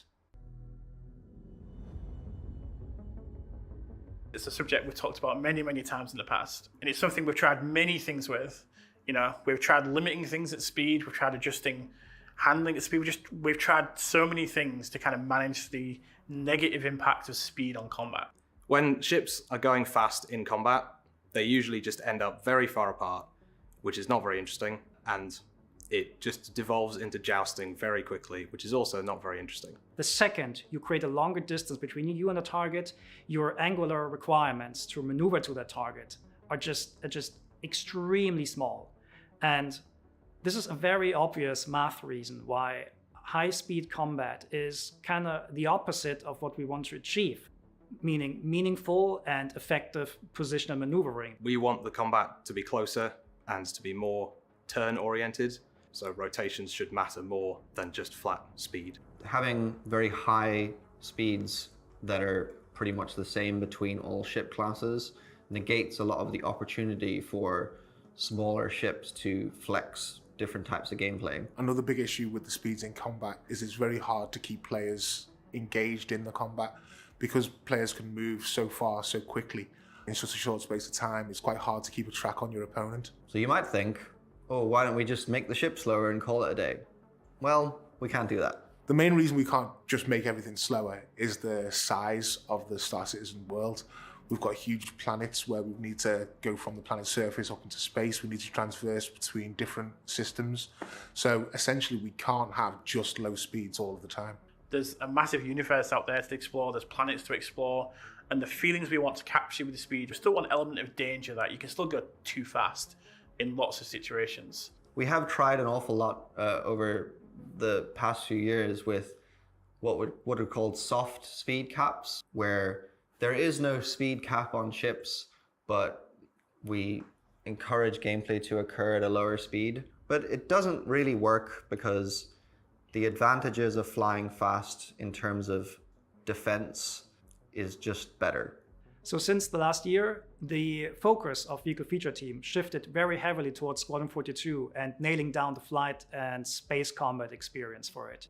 And I'm very proud to say that we finally found a really good working solution that we're going to show today. So the main idea is to simply not have combat and long-range travel at the same time. So we're splitting these gameplay experiences. This will be done by a thing which is called master modes. A master mode is a thing that is globally applied to your ship. And we have two of them. We have SCM, which is now relabeled as standard control mode, and QCM or QM for quantum mode. The idea is that between these two modes, we can constrain the speeds in combat and also get all of the maneuvering, like high speed maneuvering and traversal mechanics that we had before, but in these distinct modes that are integrated with lore and integrated with the ship functions, such that there's costs and payoffs for being in each of the two modes. So let's start with standard control mode and what this means. So this is the mode that we intend to be the functional mode of the ship, whether it's combat or mining or any of these kind of core kind of things the ship does. We want the player to do these things in this mode. And what this does is it reduces the speed of the ship, but it also enables the shield to be turned on. And obviously the intent behind this is where you do your combat.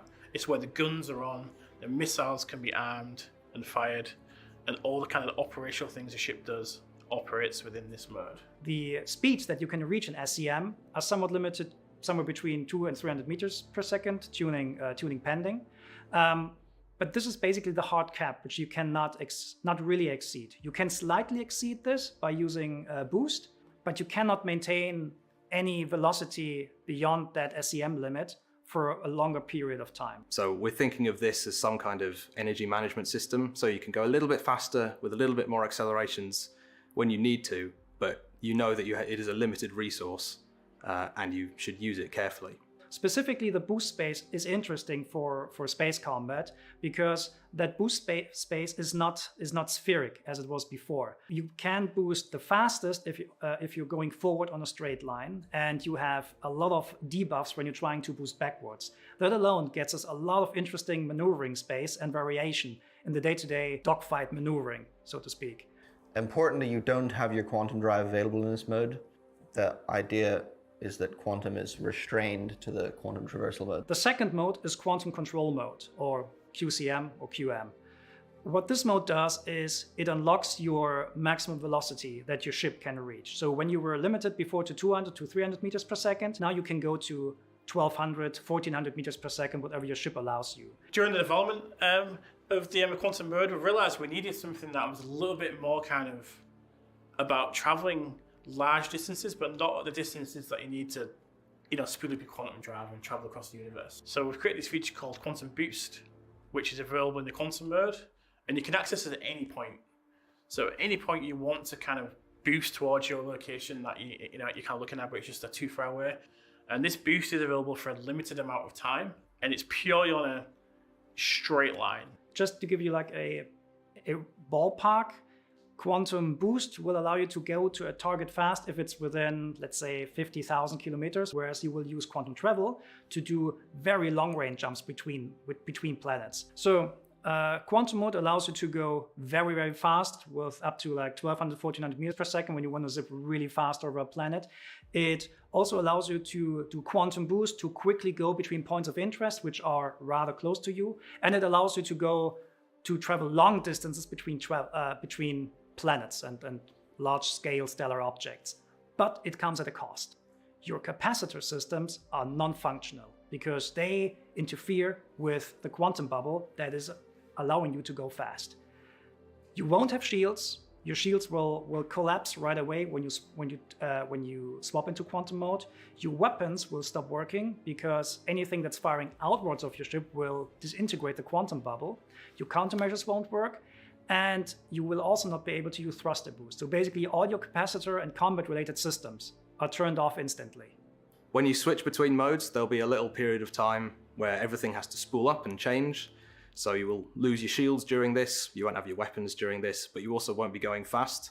So there's a risk-reward element when you need to switch modes. So it's going to be a very kind of conscious choice of what mode you should be in at any particular point. So if you feel the threat of someone that's close by, you're not quite sure what their intention is, maybe switch to standard control mode and be safe. Or you can switch into quantum mode and escape.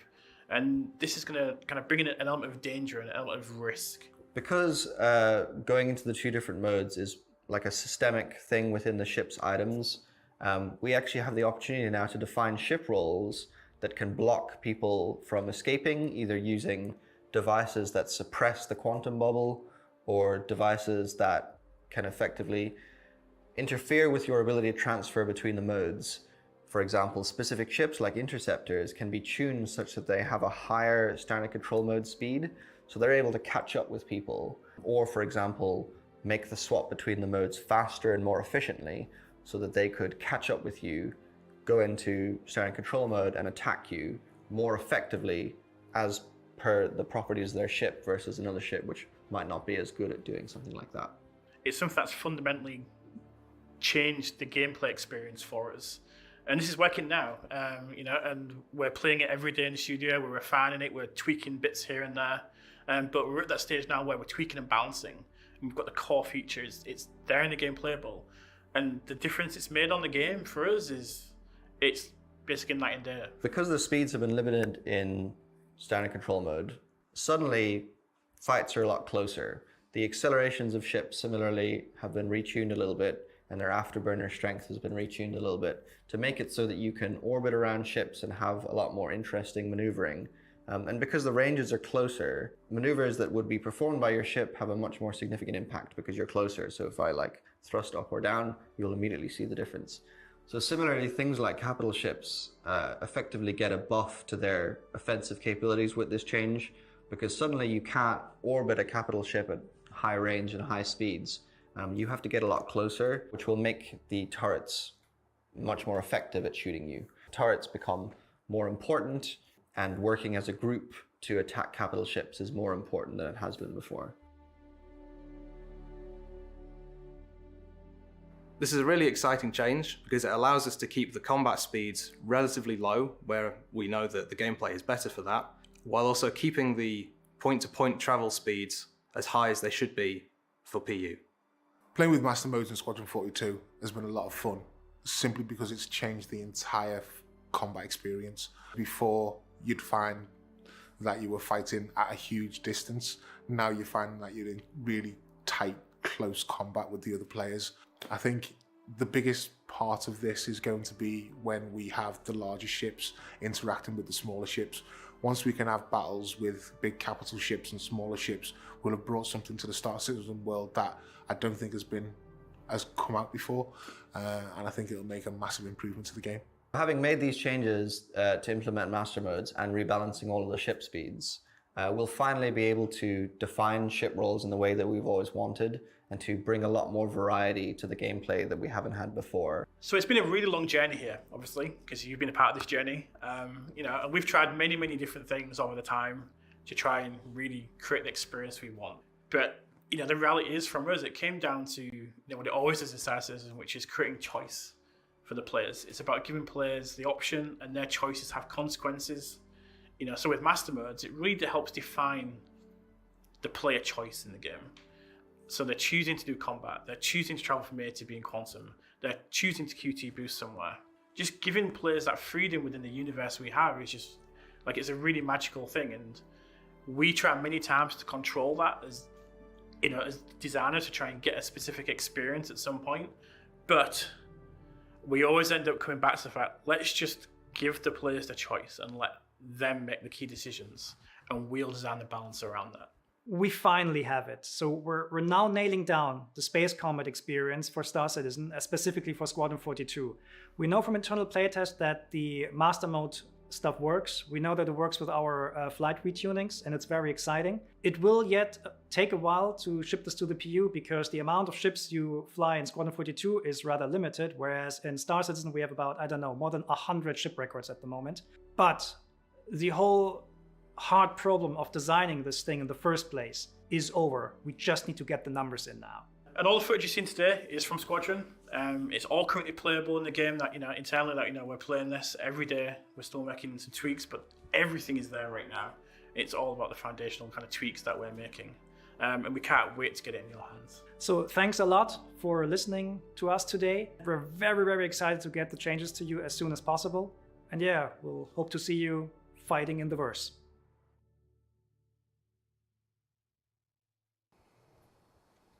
All right, so I've got, out of everything here, I've got all the chicks on Nyx love my Lando fever. Of course. What do you got, Brian? Wow. Who is most likely to win in a dogfight? Okay. An Ortwin. An Ortwin. Shout out to Ortwin. It's been a long time. Hey, Ortwin. My one is, my cargo hold is always full of Chris Roberts. Really? Show the camera. There you go. Ah, right. That's Vandal Against Humanity, a game created by one of our own Star Citizen, one of the original Star Citizens, Mr. Ken Shadow. We still got it. It made the trip to UK, and we are playing it in between the sessions. So thank you again, Ken Shadow. John, I dropped the cards. This is gone. Talk to me about this segment we just watched. Is this BS, or do we actually have it? I think we've got it. The team's been super hard at work for quite a long period of time on this. We've gone through, I don't know how many versions of this. We're sort of run out of interesting names to call all the development builds. We're onto fish names now. It's been a lot of work put into this, a lot of testing internally, across the company, not just within our team, getting them all on board, getting them playing it, feeding back. And I know we don't generally do when questions, but this is a pretty big change to the overall flight experience. Folks have been waiting for this fix for a while. Yeah. We're not talking about tomorrow or next week or give us why isn't this just going to be put into the PU tomorrow? Two factors. We started doing this for Squadron because naturally, to have a great flight experience in Squadron, you need it to all work together. So we're focused on Squadron first for that, and Squadron has a much smaller subset of ships than the PU has. It's a lot easier to do a system like this, get the broad strokes in, and then really dial it in for 6 or 7 ships versus the hundreds in the PU. So it's a scale thing that stops it going in the PU straight away. And then the other thing is lots of it ties in together with other systems. So it's not just flight mechanics, it's UI, HUD, radar, star map, quantum changes, and you have to get all of that together in one. We can't really piecemeal it. You just won't get a great experience if we go, well, here's one bit of it, here's another bit of it later. We want to drop it in one big deployment. Are we going to drip feed ships and like this ship's done and then this ship's done, or do you think more together all at once? Yeah, what Brian said. We have to do like a broad tuning across the board for everything. Day one for when this goes into the PU. Hopefully by then a lot of those will be really where we want them. That, as with game development, then constant is change. Yeah. There will be ones that change over time. Oh, you changed the camera to my camera. There'll be ones that keep going, and obviously community feedback's a great thing. It's very hard to get things right out the gate. There's only so much internal testing you can do. We need that feedback at that point. And I do want to say to folks who are watching, wherever you're watching, the 6 to 7 ships in Squadron was not a confirmation that there are only 6 or 7 ships in Squadron. We'll confirm that stuff much closer. Just if you're already halfway through your Reddit post, just delete a couple times and. All right, you ready to move on to the next thing? Absolutely. All right, Let's do it. So we've been bouncing back and forth between you know really hot visuals with the planets of Pyro, and then gameplay stuff with investigations, and back to the really hot visuals with the underground facility, then back to the solid gameplay stuff with the flight experience. Up next is another really solid visuals thing, Lorville. Meet me at camera 1. Lorville, Star Citizen's first landing zone. We've learned a lot since it was first put in. We've built Microtech, New Babbage. We've built Orison on Crusader. We even went back and redid Area 18 on ArcCorp. But Lorville currently stands as the oldest standing landing zone in Star Citizen. And with our new team at Turbulent and ready to kick butt, and I was going to say kick names and take butt. I almost messed that up, and then I messed it up trying to explain that I didn't mess it up. They're getting ready. They're already underway building a brand new Lorville Redux. So we'll send it on over to Eric Gagnon and Maxime Guidon. I had it. I was so close. So close. And they can tell you all about it. Ooh, and Ian Leland. Check it out.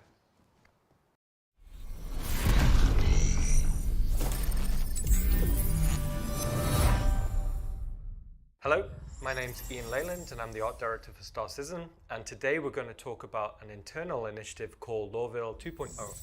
Now with Lorville, and specifically the Lorville cityscape, it was probably the first major landing zone we'd ever had to do. It was the first time we put a landing zone on a planet, and we had the player fly there with minimal restrictions, although it did have that really big no-fly zone.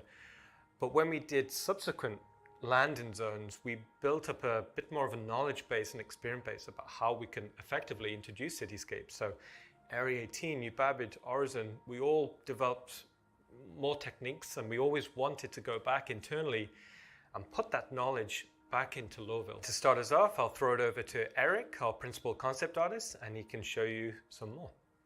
Hi, my name is Eric Gagnon. I'm a principal concept artist for Star Citizen and Turbulent in Montreal, and I'm here to talking about the Lorville 2.0.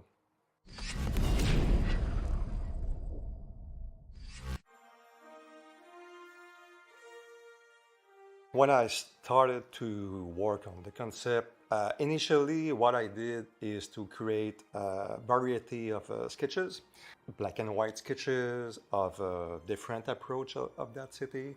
We create a side panel of a silhouette of the building. Mainly, the reason we need to work on that is for mainly gameplay issues, because we would like to make a gameplay in the interior buildings, and we need to create a bigger city to let the player have a fun experience to flying through that.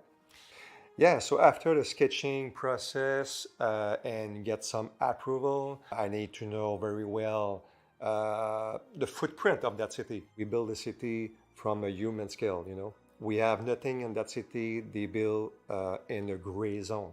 So everything is built from that unit, and it's built from the unit of the CBD. So this is mainly the two main units I used to build a city. So we have a kind of a proportion in terms of lengths and distances to respect. So this is why I used the 3D basis to working on that. So I need to make sure that the ratio of everything fits well to approach closely as possible. So mainly the goal is not to dig right away on the details, but it's to stay on the big picture and to see if the skyline makes sense. So this is a good challenge to play with that, and I think I did a nice job on that, because at the end, what the feeling we have, it's like a real city. So I use my 2D background in concept artist to make the best as possible concept art with all the techniques inside of it, 3D, paint over, sketching, painting, and at the end, I was needed to create a very speechless concept to sell the mandate to the people involved in that, and they make sure they believe on that project, and they could say, well, okay, now we are a Lorville 2.0, and we're ready to moving on that. Thanks, Eric. There's some beautiful image there, and we had a lot of fun internally developing that cityscape. Now, we're not just in concept development. We've actually just passed our white box milestone internally, so we're going to jump over to Max, and he's going to show you where we're at. Bonjour, mon nom est Maxime Guindon. Je suis chef environnement artiste sur le projet Star Citizen. Mon mandat en ce moment est Lorville 2.0. Premièrement, je voudrais dire bonjour à la communauté francophone de Star Citizen, à toute la communauté en fait. Ce que vous faites, ce que vous partagez m'inspire énormément dans mon travail.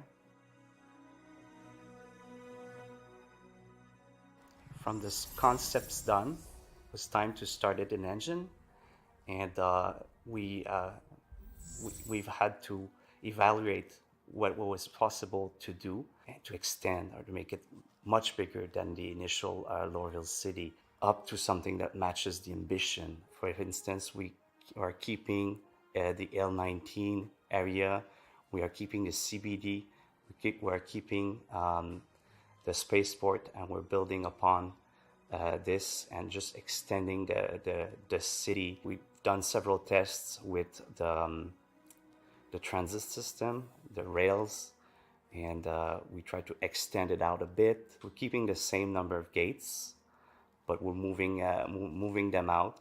And so throughout these tests, we've built the city as just placeholder, white box, very primitive, to have this layout, this fast iteration of the whole city done, and then that we could see it and get feedback on it. So it will feel more like a believable city. We hope it to be fun to fly around and like to actually do some races in it. We're building arches, bridges, and like underpasses, and it makes it interesting to be able to fly around. We see the community of players, They're doing like emergent gameplay of races, and that inspires us. And then the way that we're building this city. We are starting now the gray box. We have like Montreal's tools teams now that are working on like Houdini tools, and we're chatting with them, see what we could use from their library of tools. There will be several areas of like a higher level of detail, especially around landing pads on rooftops and lookout areas. And these are the places where the players will be able to land. These will eventually connect to the interior spaces that will be built later. And in that sense, Lorville will be ready for those interiors. We started as a team of 2 artists working on Lorville, and now we're 5. And we could even be like more soon. Each artist has slightly different skill sets, and we complete each other. They bring ideas. I let them bring ideas to the table on how to advance what we're doing, make it kick-ass. So that's really important. So I hope you'll like what you see, and we can't wait to show you more.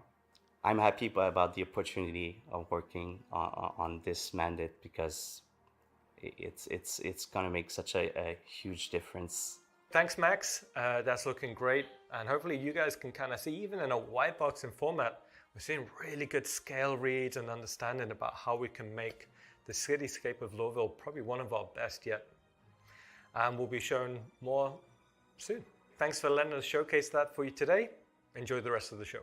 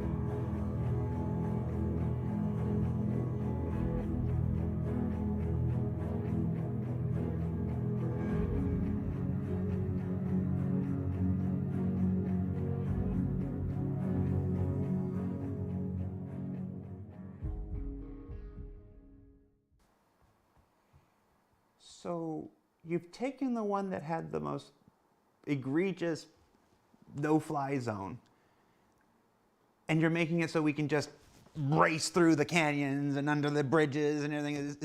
I want to ask you the same question I asked John Crew. Is this BS, or is this really what we're doing?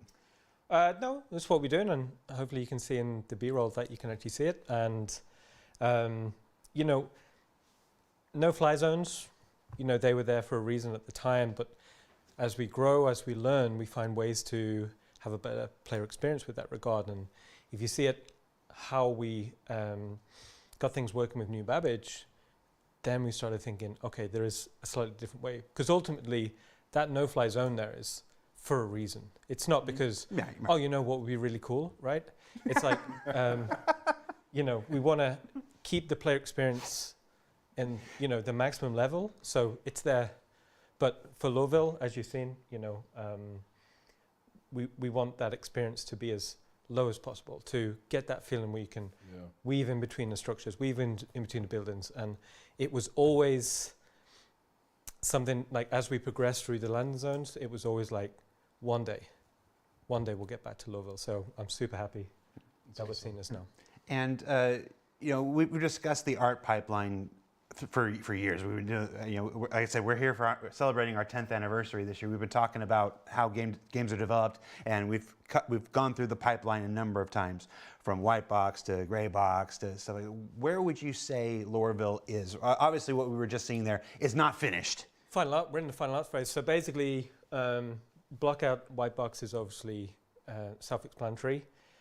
Interestingly, grey box phase, I'm thinking more like first pass art, so we're always trying to keep the team on the toes, but greyboxing is terminology that we've used on all art disciplines, and it's but when you're using kits, and you're in greyboxing, you're not actually traditionally greyboxing, so we'll probably just call it like first pass art.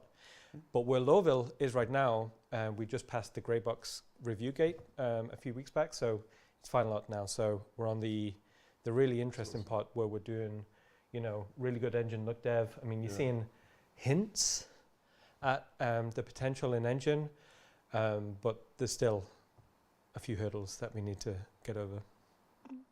Well, that was a look at Lorville Redux.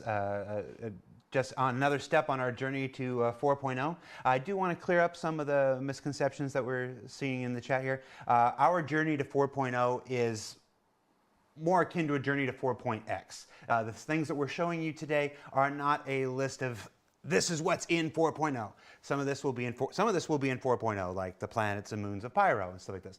Other things will be in 4.1, 4.2, 4.3, and we'll know which as we get closer to development. Anybody that's followed the project long enough knows that that's how this works. But everything you're seeing on today's show here is everything that's in the process, in the pipeline, being developed now for 4, 4.1, 4.2, 4.3, and so forth. And before we jump to the next one, I want to shout out a couple of the other promotions that are going on. The digital goodies pack is going out there. You get a Finley plushie. It's not called Finley anymore. It's called Francis. I should look at that beforehand. There's a new jumpsuit that's being given to everybody, and grenade launchers with a cool new skin. That's free to all backers. Just register your account and pick up any one of the pledge packages and whatnot, and that stuff's yours. The Toby Eye Tracker contest is going on right now. Send us your in-game watch party screenshot for a chance to win. I know there are a number of watch parties going on right now. Shout out to the folks down in San Diego who I saw on Twitter earlier. The JRDF contests are partners at JR Design and Fabrication. Create a ship model using only ordinary and random household objects for a chance to win. They make these models that you see here. The wonderful star kitten, a dragonfly.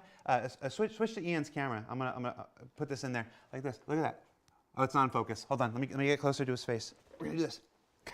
We're gonna do this. No. Stay down there. Look at my star kitten dragonfly in focus because I'm holding it near Ian's face. Isn't that great? Did you just smell it? What did it smell like? I thought about tasting it. JRD Fabrications are the makers of these wonderful Star Citizen models. They have an entire array. You can check it out the website, or you can enter the contest for your chance to win a Carrack, a Freelancer, or a Cyclone. And then don't forget the Halloween promotion is going on right now with scary helmets and pumpkin carving contest. That's always my favorite. I think every single winner we've ever had has been from Texas. I don't know why that is, but they take their pumpkin carving very seriously down there. All right, so we've rambled on enough. Let's throw it to the next presentation. Now, I'm going to set this one up here. I'm going to put this, I'm going to make the audio guy, I was holding it in my hand because I got up. I'm just going to put it there. It's going to be safe. Resource management. What did I want to say about this? Okay. When I backed the project, back in 2013, 2014, before I came here, the thing that excited me most about Star Citizen was the potential for multi-crew gameplay. That positional experience of a captain and a navigator and an engineer and a comms person and run down and put out a fire and something's exploding in the cargo hold. You got to go and you fix the fuses and stuff like this. That multi-crew experience has been what drew me to the project, first as a backer until I came in to do this on a spaceship. Did I mention I have a spaceship? I have a spaceship. And if you're like me, on our 10-year journey, I've been wondering when's going to be the day. Where are we at with this stuff? Well, Dan Truffin and Thorsten Lyman are here to talk about the actual working prototypes of the resource management system, the thing that will make true multi-crew gameplay possible, and the last big hurdle to getting those capital ships into the game. So buckle up, eyes forward, and take it away, Dan and Thorsten.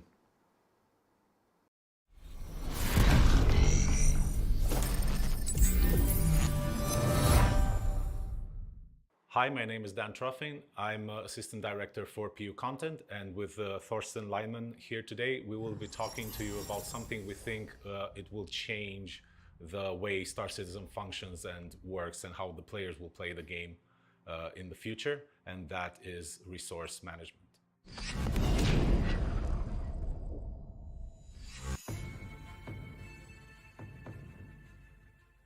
Resource management is the underlying system that allows items to produce, consume, and store resources in the game. It is the digital representation of real-life cables, pipes, tanks, batteries, or anything like this that you can imagine. It's the foundation of the ships, where you have certain resources like fuel and energy powering certain items on the ship, but it's also the system that will lie below any station or any vehicle, anything that you can imagine in our universe that actually requires a certain type of resource. Resource management is not just a system that helps ships function. It is a thing that's integral to the functionality of the entire universe. It will be the way surface outposts function, underground facilities, space stations, landing zones, everything in Star Citizen will function using resource management. So we will start with the smaller vehicles, and the gameplay for those smaller vehicles way more interesting than what we have right now. And from that, we can move on to like bigger ships, and finally the capital ships will have a real purpose in the world, and where it will have a real meaning that you have the multiple roles inside those ships. It will drastically increase the time to kill for all vehicles in Star Citizen, and it will encourage people to disable ships rather than destroy them. Missions like Siege of Horizon will increase in scope and scale up a lot more with the use of resource management, as players will be able to cripple resources, change the way resources are distributed, cut power, cut certain fuel and critical parts in order to progress further in those missions. We can suddenly scale a lot bigger than what we have right now. And the reasons are that we have more control over the powers of certain platforms there, and we can introduce some interesting gameplay that facilitates these functionalities. Resource management is going to open up the possibility of player structures, player-owned outposts on planet or stations in space, where the player will have to manage resources, bring in fuel, do repairs. And this will not be something that only caters towards the engineer. This will be something that is valuable for everyone in the world of Star Citizen. Resource management will finally allow players to build their own bases and their own homesteads and actually keep that loop engaging and fun. And really, this is the main thing that makes multi-crew gameplay possible. We envision the players taking on roles like engineer, mechanic, tactical officer. And while you have your engineer trying to maintain all the resources functioning and flowing perfectly and all the items in good operation, you will have mechanics running throughout the ship, trying to change fuses, repair various things that have broken down. You will have tactical officers moving shields from one side of the ship to another in order to counter whatever incoming damage you have. Obviously, the pilot is going to be doing his job, trying to move the ship out of harm's way. The gunners are going to be taking out enemy incoming fighters or other ships. This is how we envision this entire ecosystem just coming together and providing what we hope is true multi-crew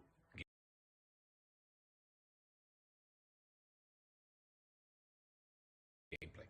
And for all of you out there that are waiting for the Idrises and Javelins and want to use these ships, this is the system that is going to make using those ships possible. So all that said, this is a really important system for Star Citizen, but let's dig into the details and see what exactly this is. Resource management can be broken down into several key elements: power, energy resources, life support, item maintenance, relay handling, access control, and gravity. So let's start with power, energy, and resources. The players can choose to overload items in order to get more efficiency out of them at the risk of burning them out. They can also underload items to save some resources if they don't need the full efficiency of an item. The players will have to pay attention to the balance of resources, power, fuel, coolant, heat generated, in order to maintain a well-oiled and balanced ship. And overall, prioritizing certain items and their resource consumption.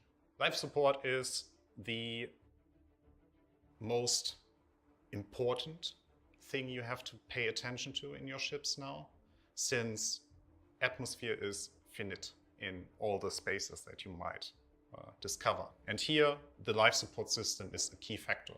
Here, the life support, you have to maintain it, meaning you have to make sure that the consumables inside the life support generator are always there to make sure that it can generate breathable atmosphere for you, or the temperature is actually increased to a human livable factor, so you don't freeze to death, or you are not cooked.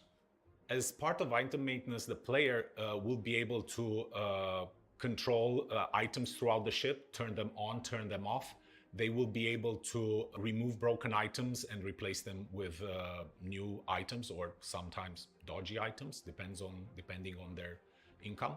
It will be able to control which sub-items are installed in those items, either as fuses or subcomponents that give them various bonuses to that specific item.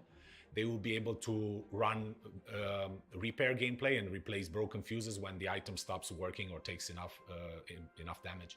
Relay handling is the actual management part that you, as the engineer on the ship, you have to do there. It's basically defining these circuits in the most effective way, especially for bigger ships.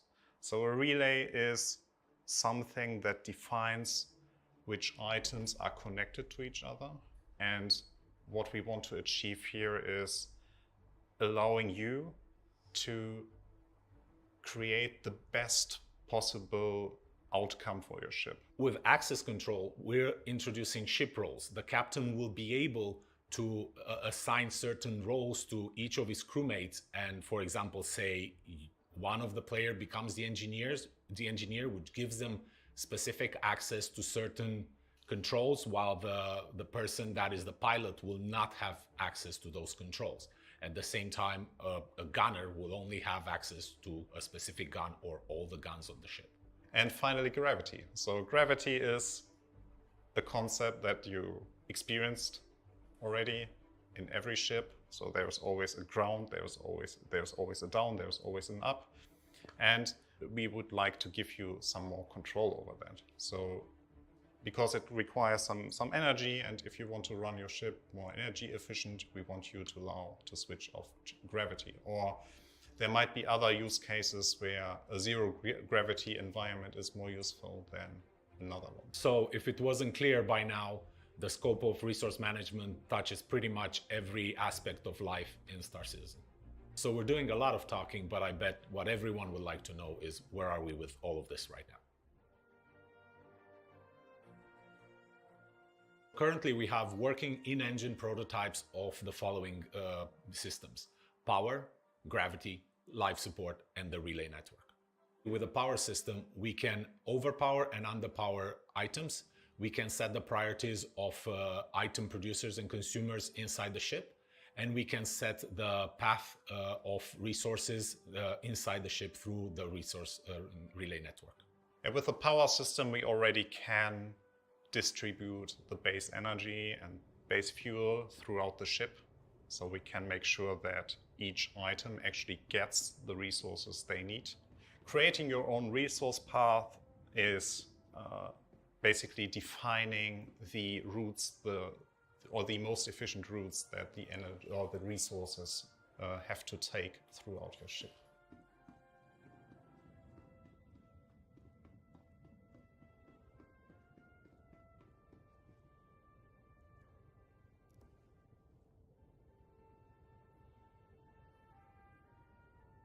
We can also demonstrate many aspects of the life support system, including making new players suffocate,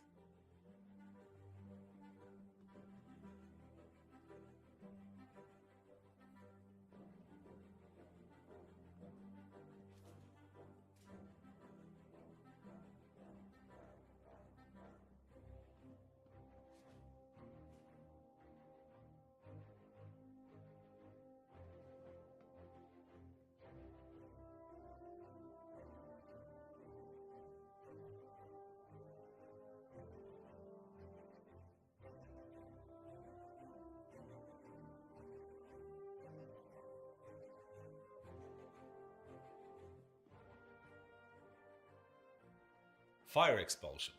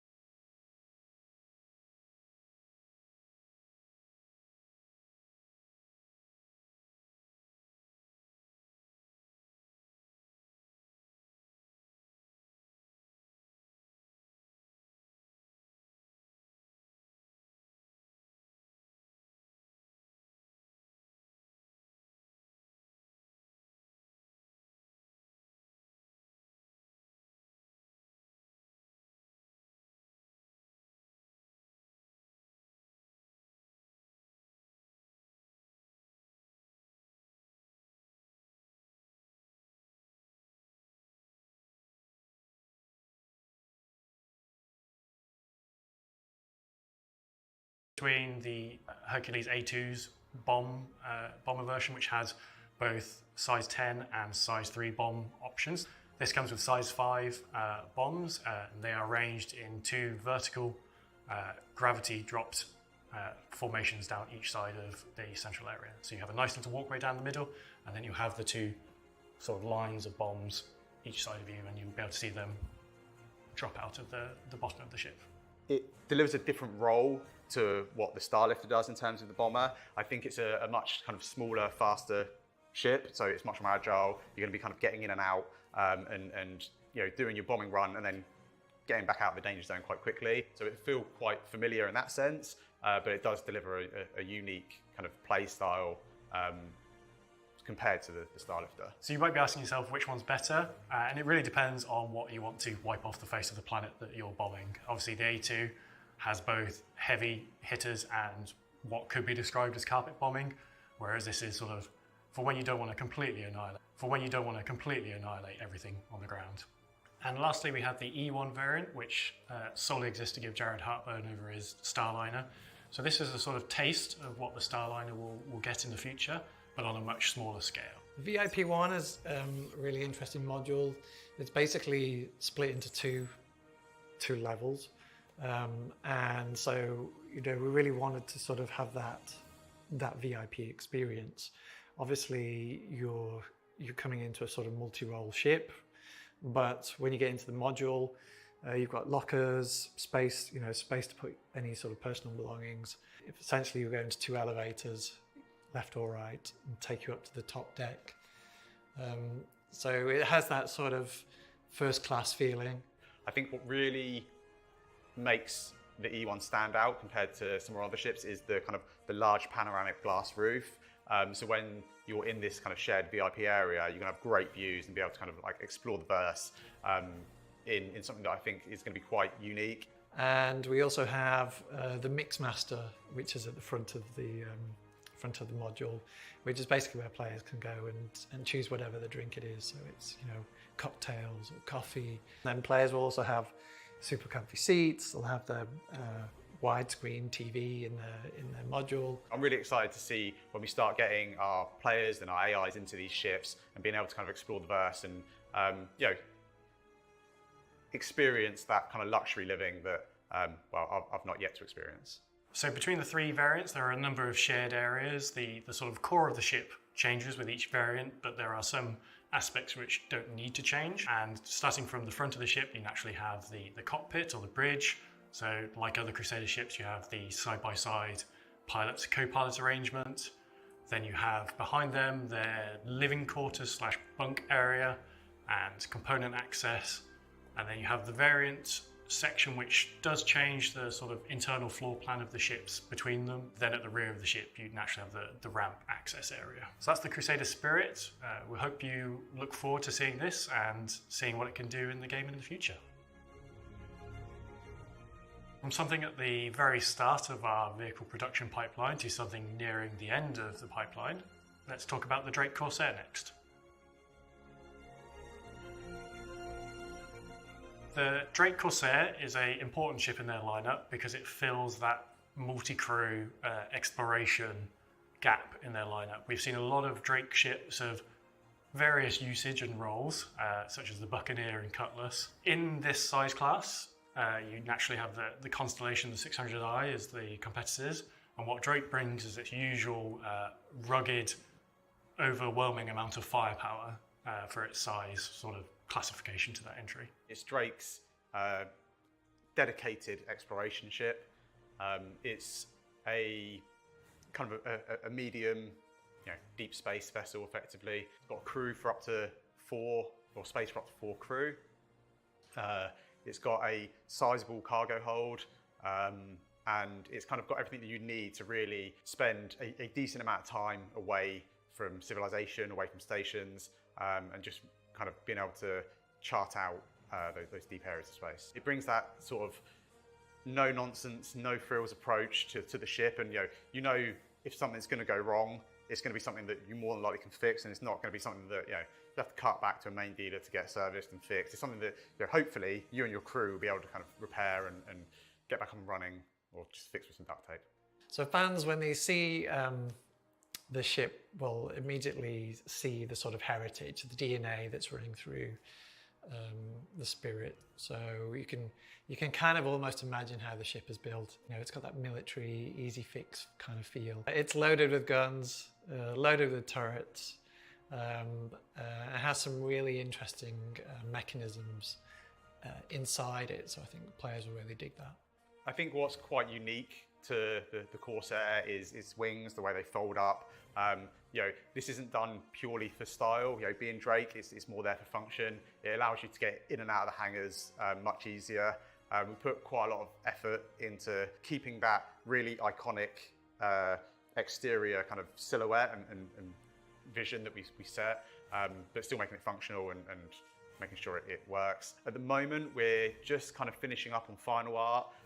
Most of the exterior has had, you know, the majority of its core art time spent on it. We've still got lighting to do. We've still got kind of like final finishing to do, tweak some of the materials till we're kind of properly happy.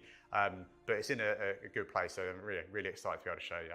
So let's take a look inside the ship, and once again, we'll go front to back. On the inside of the ship, we start right at the front on the cockpit. The Corsair has quite a unique feel to its cockpit in that the pilot is kind of sat right up front, and then in kind of classic kind of Drake stylings, the co-pilot gets in the seat behind them and actually sinks down into the floor. That transition from the main cockpit area into that kind of co-pilot kind of section, it's you know, you move right forward and you're sat pretty much underneath where the pilot is. It gives great visibility for both the pilot and the co-pilot. The other nice thing about this cockpit is, again, you've got these massive guns that are stuck out either side of you. So it should be a nice place to be. In the rear of the cockpit, we've got the captain's quarters. So the captain's quarters is actually pretty much identical to the rest of the quarters in the ship in terms of its kind of size and its amenities. As you move back through the ship, there's I guess a small kind of crossroads directly behind the bridge. From here, you can either progress backwards straight into habitation, or to either side, you've got the turret access. So it's right really at the kind of like the neck of the ship, effectively. The side turrets have changed a little since the concept phase. They now have a greater range of motion in sort of the yaw axis. We're quite limited at concept stage to about 45 degrees. Each way, you're now looking at 90 degrees pretty much each way, so it's a lot more effective, especially forward firing, which again, the Corsair has so many guns pointing forwards. Having an extra 2 turrets is very, very Drake. In habitation, we've got, you've got the remaining 3 crew quarters that, being Drake, they are no frills. You've got a bed, you've got somewhere to store your gear, and that's pretty much it. The main habitation area though is, if anything, quite luxurious for a Drake ship in that there's a decent sized space. You've got your bathroom, which is no frills. It's got a shower, it's got a toilet, whatever. You've got the kind of chow line for all your food and everything you need to survive. And then right in the heart of the habitation area, there's a large kind of sizable seating area, and that's not just for the crew to have their meals. It's for somewhere that you can plan operations, plan your next move, and really decide where you're taking your adventure. As we move back from habitation, we start to get into like the rear half of the ship. I think if the habitation area is like the heart of the crew in the ship, then the engineering area is the real heart of the ship itself. It's sort of this octagonal, hexagonal space with a few little rooms coming off it to cram components in. And off one of those you have the side airlock, which again has suit lockers and weapon lockers in there for before you go into EVA or docking or coming back out of, before you enter the rest of the ship. And then you've also got the lift, and the lift not only goes down to ground level, but it also takes you up to the roof of the ship. So if you do want to go on a quick spacewalk, or you need to go and repair something on the exterior, then you've got kind of easy access straight up the lift and out you go. Then finally at the rear you have the main cargo hold, which has space for an Ursa rover or similar sized vehicles and down, along with a significant cargo capacity. And being a Drake ship, there's a huge ramp on the back of it. All the mechanics are exposed. You can really see the workings of how the ship actually operates. If you're a fan of Drake, it certainly ticks all those boxes. So I think the Corsair is a particularly cool ship. I love the styling of it, love the asymmetric wing arrangement of it. I think it's just going to be a great, fun addition to the game, giving those sort of players who enjoy that Drake experience their slice of the pie. And you'll be able to experience that yourselves at IAE this year. And a vehicle coming later today, a vehicle that's at the end of the pipeline, we have the Greycat STV. Racing is a cool and fun aspect of Star Citizen, and it's something that we've seen that backers really enjoy doing and organising amongst themselves, and something that we really want to help support from within CIG. So we wanted to bring a new vehicle to the verse, which is where the STV came from. So the STV is the Greycat sports terrain vehicle. It builds on what they learned from the PTV, but it brings it out of the hangars, off of the tarmac, and onto much more rugged terrain. It's a four-wheeler, two-person open-topped, sports styling, everything you need to razz around on the planets. So the STV is actually part of a wider family of vehicles. You may recognise a resemblance in the name to the Greycat PTV, which is also part of that family. And we also have a third vehicle lined up that we want to do in the future called the UTV, which is the utility terrain vehicle. And we've actually reconcepted the PTV, and we have the concept for the UTV. And when you see all three side by side, you'll see that family resemblance. The interior again is similar, design language, simple layout, easy to clean. That was a big thing for us, even though we don't have like a cleaning mechanic. All this sort of builds into the sort of visuals of the vehicle. So, the floors have got drill holes in them, so it can easily let water through. The seats are easily removable, so you can actually see the bolts where you can just quickly whip them out.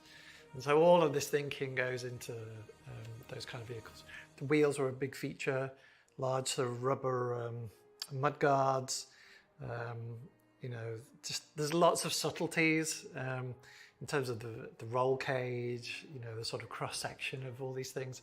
Maybe people wouldn't notice, but for us, these are all part of making a manufacturer consistent. So the STV delivers that gameplay that is you and a buddy out exploring over our planets. We've got these vast ships that you can explore deep space and go off with your big multi-crews. But what this really allows you to do is get down on one of our many planets and go exploring on the ground. It's not just a vehicle for you and a friend. It's also got kind of some cargo space in the back. So if you are out there doing missions, rather than having to fly your ships directly to where the mission is, it allows you to land slightly out there, slightly in a safer area. You've still got space to load up with weapons, load up with your whatever mission items you need, and get in and out nice and quick.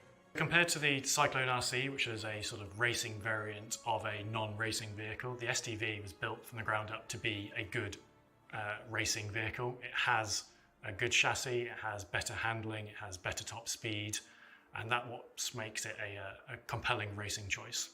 The best things about Star Citizen as a whole is it kind of brings a lot of gameplay, and it's not all about combat. It's not all about flying these massive ships. And I think one of the things that a lot of us are excited internally about is racing within our game. A lot of us come from a racing background in terms of the games we've developed before. A lot of us are petrol heads at heart. So I think being able to build on that kind of gameplay in Star Citizen is super exciting for us.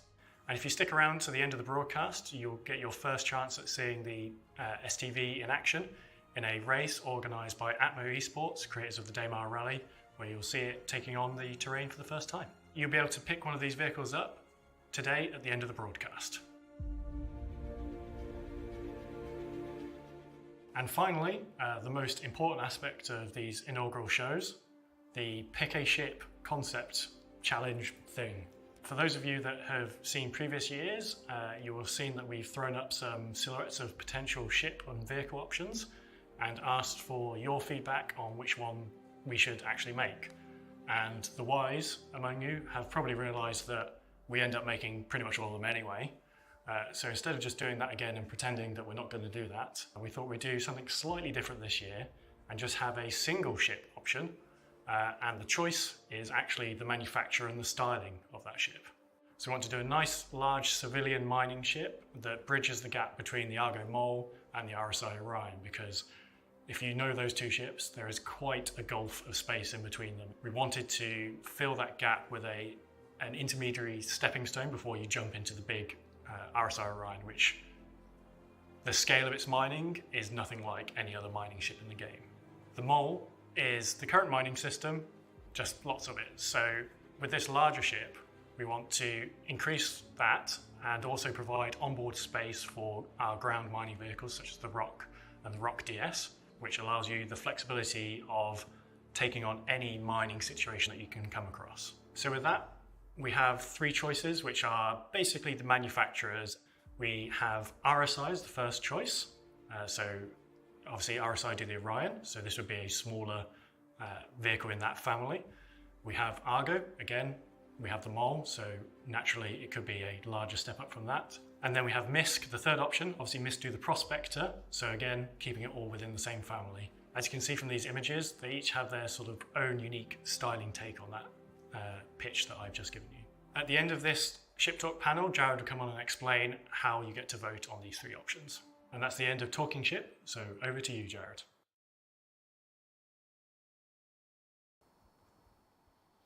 All right, so the Crusader Spirit is available now as a concept promotion on the robertsspaceindustries.com website.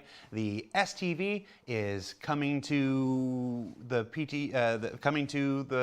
universe at the end of the broadcast, just in time for the Atmo Esports racing event that's happening after this. And the Corsair will be making its way to you at this year's Intergalactic Aerospace Expo. And to vote on this year's John Cruise Pick a Ship Challenge thingy, I think he called it. There's a link on the robertsspaceindustry.com website where you can go and vote on the manufacturer for the next big mining ship. So, John, recently you went through and just nuked all the speeds of all the ground vehicles, and obviously you did that so that the STV could be the fastest. That's certainly one take on, on what happened. To talk about it a bit more in depth, it was actually planned for quite some time. As we know, game development timelines go all over the place. So we'd actually done this for 3.18 Evocati, which sadly did not come out before 3.17.3 went live. So we did that because, quite frankly, a lot of those vehicles were ludicrous speeds, like 55 meters a second is like over 120 miles an hour off-road. Yeah, off-road. That's off-road. 120 miles an hour is terrifying, especially on like Star Citizen planets with rocks that would just kill you. So we wanted to bring the cyclones down. We wanted to sort of rebalance everything. Not everything has gone as intended. Like the rocks and the Ursas are not quite where they should be. So we will go back and do more changes. But the idea was people would get to see it in 3.18. So it wouldn't be such a surprise in 3.17.3, which unfortunately is how it turned out.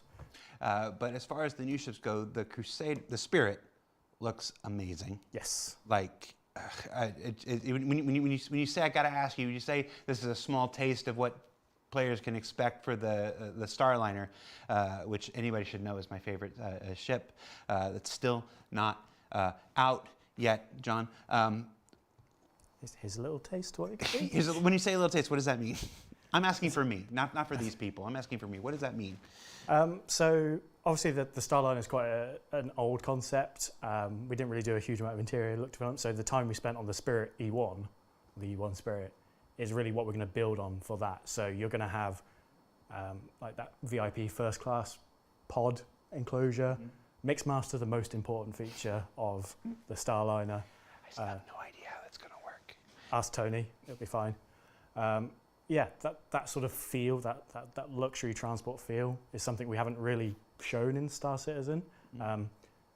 Every man and their donkey was pestering me for that Horizon Shuttle concept, and we'd planned to do like a Crusader Cutlass competitor, which is its like internal working name, and I hated it because it got abbreviated like the 3 Cs.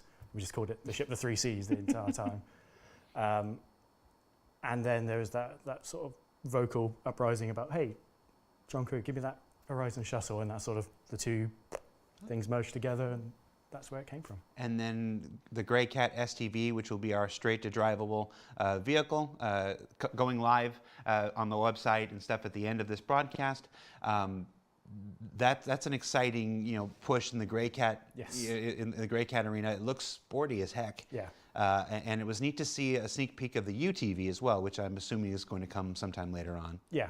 It's not in active development right now, but when we decided to do the STV, we're like, hey, let's spend the time, let's work out what Grey Cat as a manufacturer looks like and feels like. Because we had the PTV, people have seen the big spider miner from back in the day. They're two very different things. Right. There wasn't really like a family lineage, so we built that family lineage around that, and we're like, here's the reworked PTV, still looks how everyone recognizes it, but it sort of works with the modern mechanics.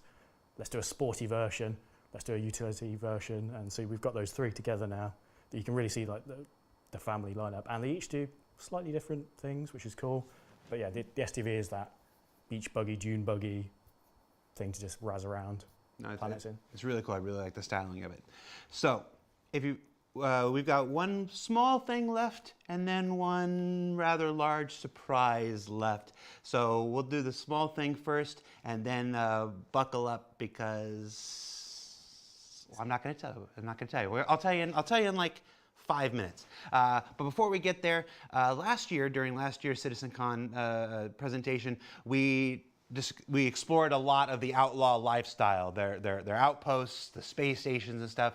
We thought we'd do a little sizzle to follow up on how those things have evolved in the year since. So get ready, we're going to show a quick sizzle, and when we get back, there'll be a neat surprise. So stay tuned.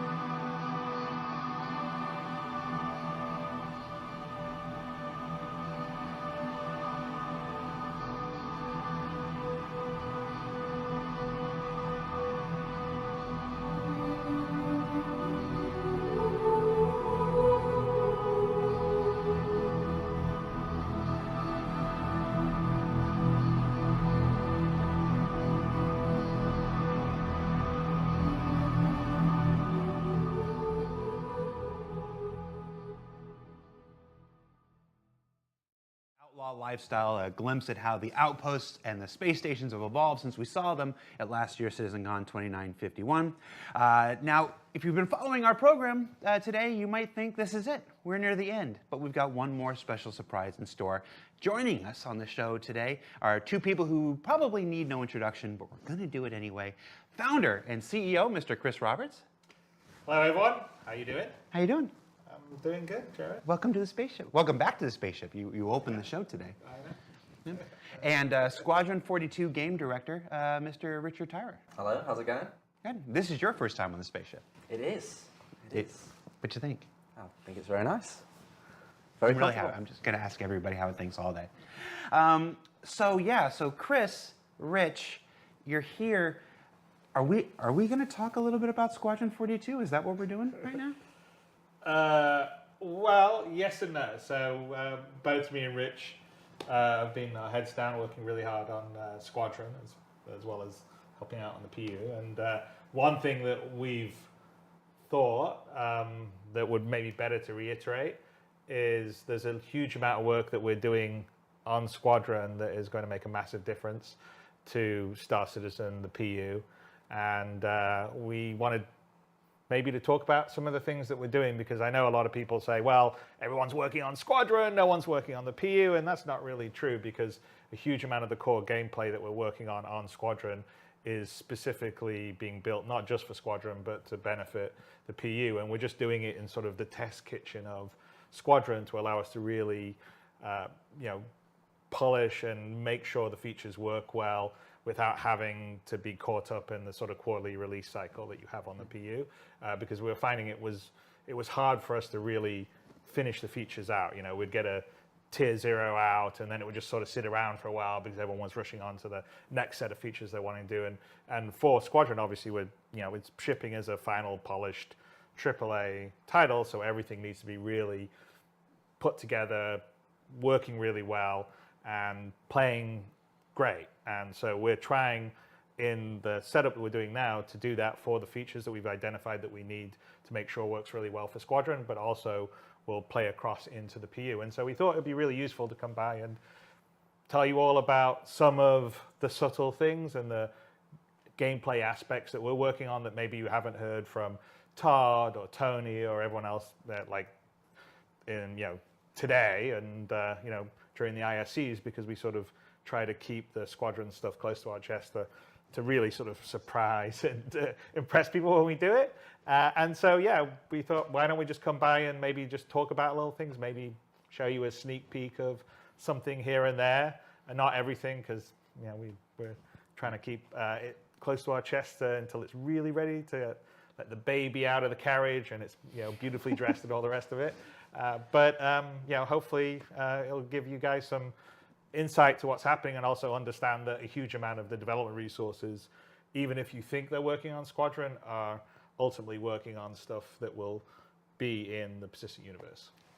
So let's talk a little bit more about that before we jump into the actual features. This co-development has been part of the process since the project was first introduced 10 years ago. Congratulations on 10 years, by the way. Rich, talk to me a little bit about this co-development. You started with the PU, and then you've now gone over to the Squadron 42. So you've worked in both.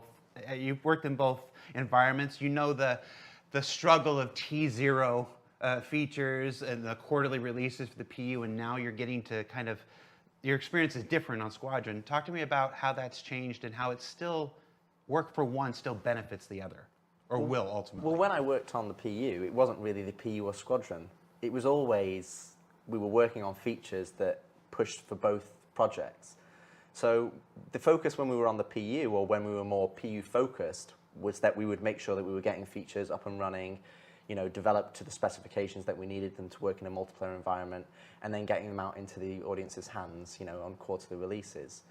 But the biggest issue, I think, if you've seen me doing talks on SC Live over the years, or even in some of our retrospectives, is that we'd get features, and the way that our, CIG is set up is we have feature teams and we have content teams. So what would happen is we'd develop a feature and then we'd push it to the live audience to get feedback around that feature. But there would almost be a lag with the importance of that feature and turning that from a singular thing into an experience, a gameplay experience that you'd go and enjoy and play as a part of a fun game. So we always had this lag where content teams were then trying to get on top and then use the feature, and we were trying to change the feature. So I think this kind of pulled it back a bit, allowed us to really focus on both the content and the feature at the same time, because it allowed us to bring it as under one umbrella, which is Squadron 42. So we were able to get that feature in the game, not as a T0, but as a fully whole, capable gameplay experience that, you know, myself, Chris, we can play and enjoy it and go, is this right? Do we need to make it better? How does it feel? And also prove that out with the content that we want. So once we've then developed that and honed it and, you know, almost cast it in that iron, in the crucible kind of thing, we can then move it into the PU, and ultimately, it's not that they're going to get features later, because they would have had them probably earlier, but just not ready. Or, you know, I can pick a few features right now where you think, well, there's not really a huge purpose for them. Mounted guns is a good example. It's not really a huge purpose for them in the PU right now, but we're making sure that any feature that we work on has that purpose. So when it does go into the PU, you know, into the game, people can use it and experience it how we wanted it to be designed and how we wanted it to be, you know, because we struggle a few times. Say, for example, actor status is a good example. We have this vision of how it sits across this broad spectrum of the game, but we're having to piecemeal it in. And that never really gives you the true intentions of where we want to go.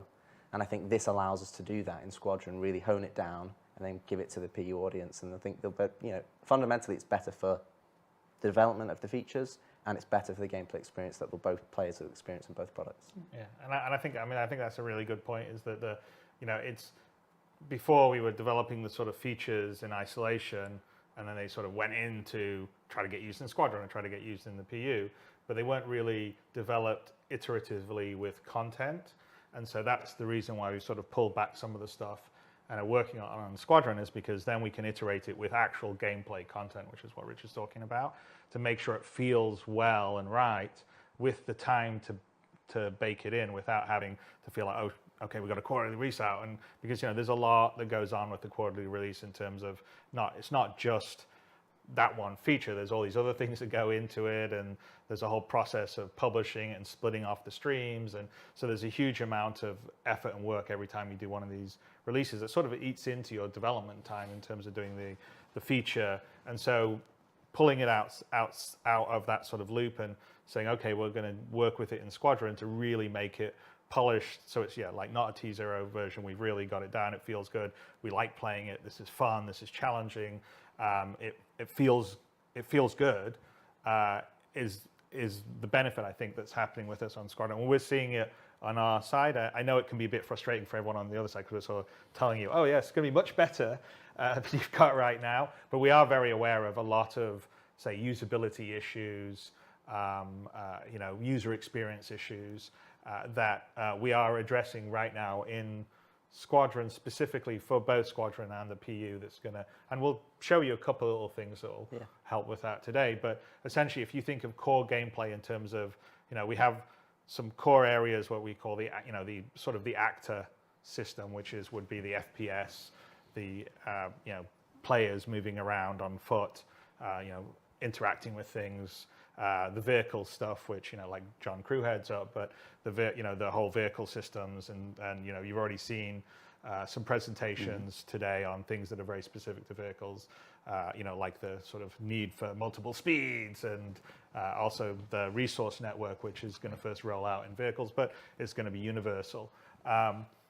You know, all those are sort of core gameplay systems that we have, and so what's happening now is that we're taking some of these systems and really just making them work well for Squadron, and then bam, they're going to come across into the PU.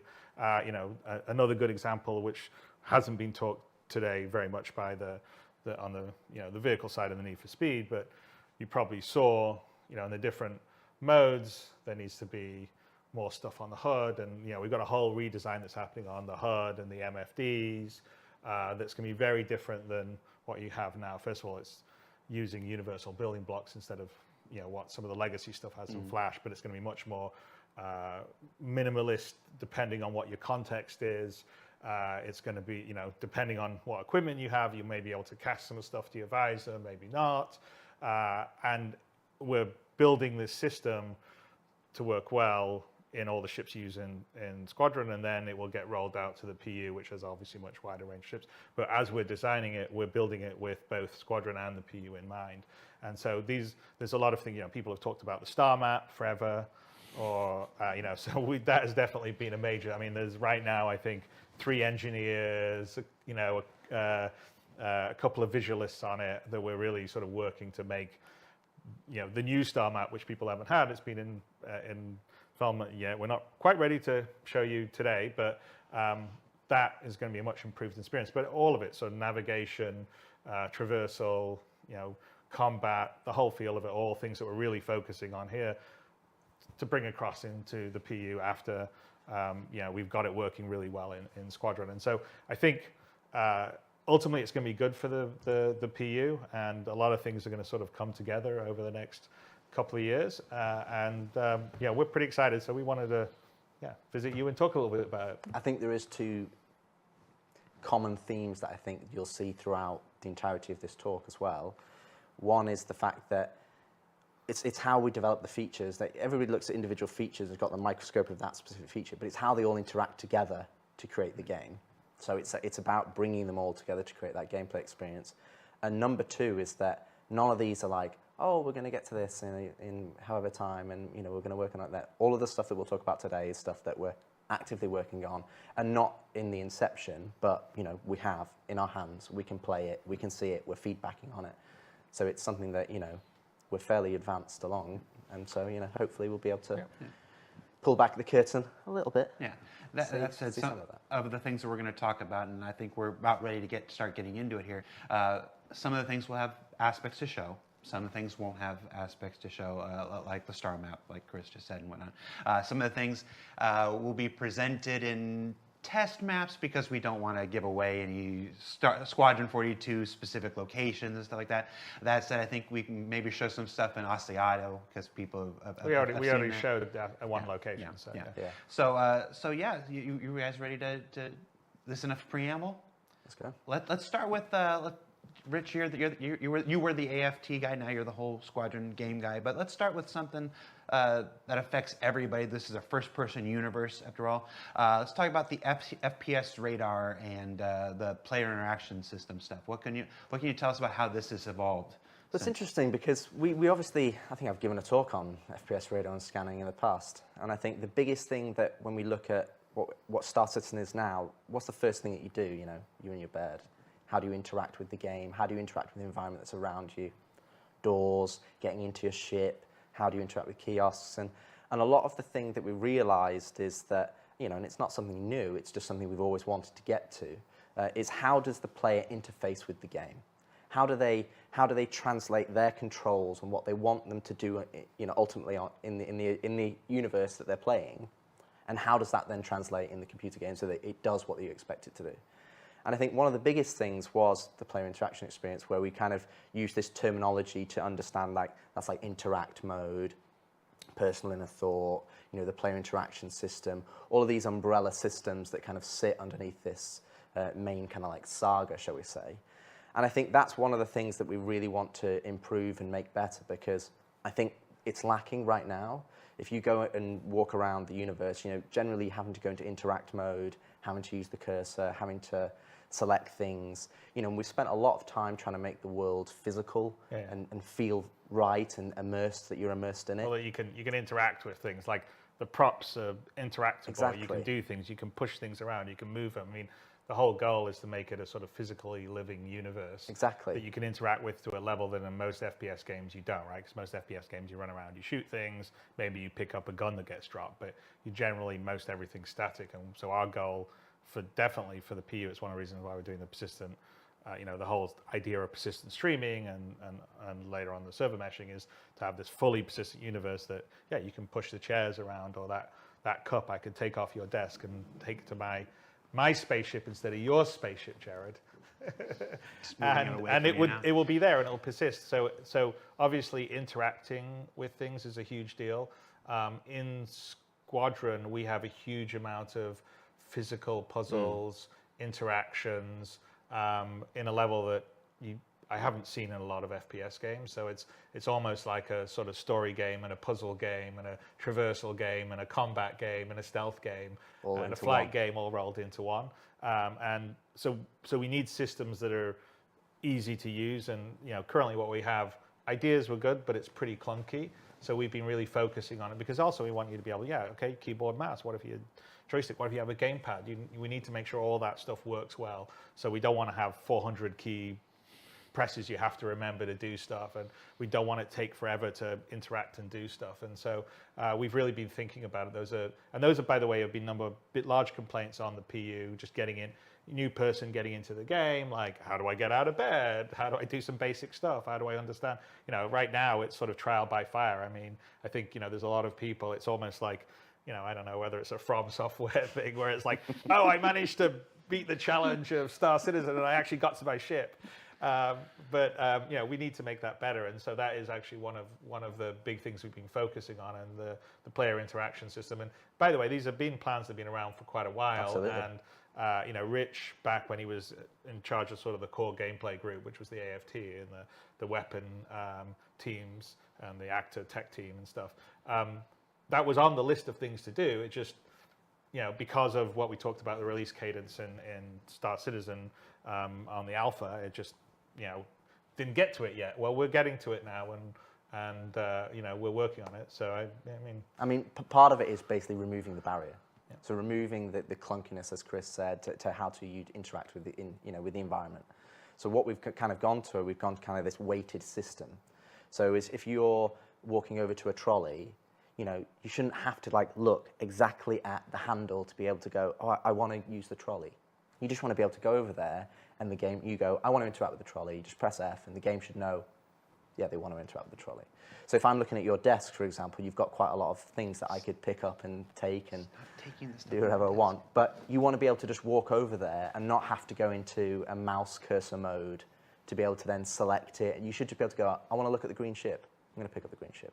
I want to look at your little mini ship over there, or the book, or your coffee cup, or whatever. And you just want to be able to go and look at those things, press F, and you need confidence that when you're looking at something, and we have the user interface to tell you that yes, this is the thing that you're going to pick up, and you don't want to have to go into this separate mode to be able to do that. So I think that's one of the fundamental things on the player interaction experience, and that's such a pervasive system across the entirety, because it's the same when you're in a cockpit. In a cockpit, or you're walking around, or you're in EVA, or you're crouched, or you're prone, or all the different environments that you're in.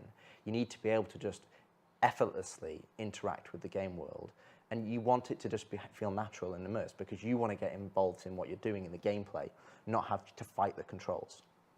And then on the other side of things, which is FPS radon scanning, it's actually kind of being split into kind of a twofold. The first area is kind of what we're calling kind of like a quick scan. This is something that, again, if you think of the Star Citizen universe, it's very detailed. That's one of our strengths, that we're detail at scale. And so you want to be able to go in and understand all the individual pieces, that you can go in and go, I want to move that thing, or I want to go and get in a giant ship. But sometimes it's quite difficult to realize, okay, what is environment, or what is interactive, or which bits are relevant to me.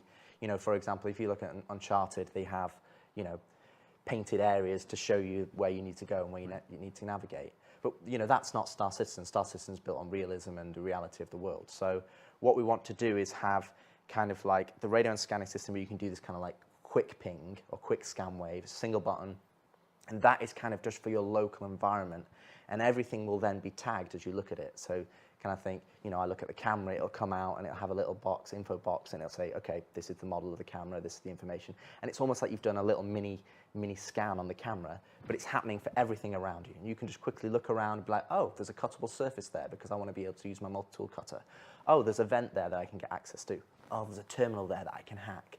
And I'm getting that information. It's almost like that Blade Runner-esque of like, I go into a space and I can go, okay, what are the ingredients that I have to play with as a player for me to be able to progress to the next area? And then we've got the other side of things, which is radon scanning, which is what we're calling like a charged scan wave, where it's the same system, you're holding down the scan button, and that's pinging out across wider areas. And that's where you're looking at, individuals. You're getting, okay, there's 2 guys over there. What's their details? Oh, there's an NPC over there. Okay, I can see an objective that I need to complete. And that's a bit more, because that's more gameplay pervasive. That's something that's going to be more of a risk reward. So that's like, okay, I'm giving my location away, but they're also, so they may or may not, know that they've been scanned. If it's a player, they absolutely will be. And that's all underpinned off the signature system that we do for radar scanning of the ships as an FPS. So it's all systemic. It's not, we have to go in and they go, oh, it's this custom setup. So we have this kind of usability aspect for radar and scanning for people to be able to go in and understand. I think there's been plenty of Reddit posts over the years of people go, oh, I wish scanning, radar and scanning would do this and show me little info boxes. And yeah, we have that up and running. So there's that aspect of it which kind of ties in with the player interaction experience of how you play the game and how do you understand what you need to do. And then there's the other side of things, which is then it's a more of a proactive tool of you looking through the environment and finding what you want. We have a couple of videos. Shall we show some videos of those? Yeah. So I understand we have 2 videos. What's this first one we're going to look at? So the first one is more kind of showing what I described with radar scanning, that first aspect. So you're going into a space, you're doing a quick scan wave, and then it's quickly showing you up the little bits that you can interact with. All right, let's take a look at FPS radar and Pi 1. So you can see here, this is in Asiado, which we've already showcased. But this is obviously going in and utilizing some of our new building blocks UI for the doors. And then here's a scan wave, and you can see that I'm looking at that data pad, and then you can move around, and it's giving me that information. So right now, it's just giving you the basic high-level information in terms of the names and things. But you will also have more detailed information depending on, contextually what the item is. And what you're seeing here is part of the player interaction system. So you can just, even though that's kind of a complex area, there's lots of little things that you can interact with, but you're getting confidence of, oh, cool, I can grab that, or I can use the data pad. And you're not having to go into interact mode. You're not having to be driven by the cursor. You can go in and just press F or interact with it. And you've probably seen this in plenty of AAA games, but they don't have the detail and at scale that we do. So we wanted to make sure that system is really robust. But hopefully it gives you kind of an idea of. And I'd also say that part of the idea is that there's the default action, which in this case is what you see when you're on it when it says grab or I think there's a few other ones that you can use as your default action. But the icon, if you just had a single disk with that wasn't broken, then that would mean there's only one thing you can do with it. In a lot of those cases, you could see there was a broken disk in 4 pieces, which was basically saying that's a multi-action. So as you look at it, if, for instance, in that case, if you hit F, it does the default action.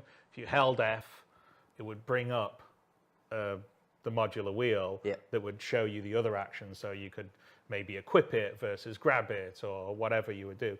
And so the idea is just like you can do in Rich was talking about a lot of other sort of AAA, even console games. You walk around, you look around, oh, look, I can extra do something with it, right? So there's a bit of that's happening here. So you can just look around and I can interact without having to hold F, move your mouse around and all the rest of stuff. I mean, we'll still have the overall interact mode that you can go into if you want, but the idea is I just play around if I'm used to playing games a certain way. So there is a certain language of, I think, FPS or even third-person games that exist right now. And we don't want to do something totally different to it because people are used to playing games a certain way. It's like why in an FPS game you run around with WASD and use the mouse because so many people are used to it. And so we're leaning a little bit onto that, but trying to make it much more usable and work with inside a much more powerful system than you typically get in games. And so even there, you saw there's a lot of interactables. You look at them, you can move them around, do all these different things with it, and hopefully it'll be much more intuitive for players in Squadron or Star Citizen. And that default item actions is a good point because that's also something we've gone to and we're changing in the fact that we want everything to have a default action that essentially you go over, you press F, it always does that default action. But let's say you're harvesting harvestables and you want, the default action is that it picks it up and puts it into your hand, but you want it to always be to store into your backpack. You'll actually be able to go in there, right click on the item, when you're in interact mode, bring up the wheel, or like Chris says, hold F and it will bring up the wheel. And that will replace that list that we have currently right now. And you'll actually be able to remap that in the game, 3 clicks, and you go, I don't want it to be pick up into my hand. I want it to go straight into my backpack because that's what you're doing right there. So then you can go and have it, it allows us to give the interaction system how we want it to be by default, but then it puts the onus on the player. If they want it to go, they want a weapon to always go to their backpack because they're happy with the weapons they've already got and they're going looting, they just want it all to be stored, they can do that out of the gate so it doesn't always go into their hands. And they have that customizability to be able to, interact with the environment and the objects that they're looking at. Before we move on, we have a second video. Yeah. Yes. I haven't seen this one. You want to set it up, or you want to just go into playing it? Sure. Play it. So I mean, the second one, essentially, what we're about to see is kind of what I talked about.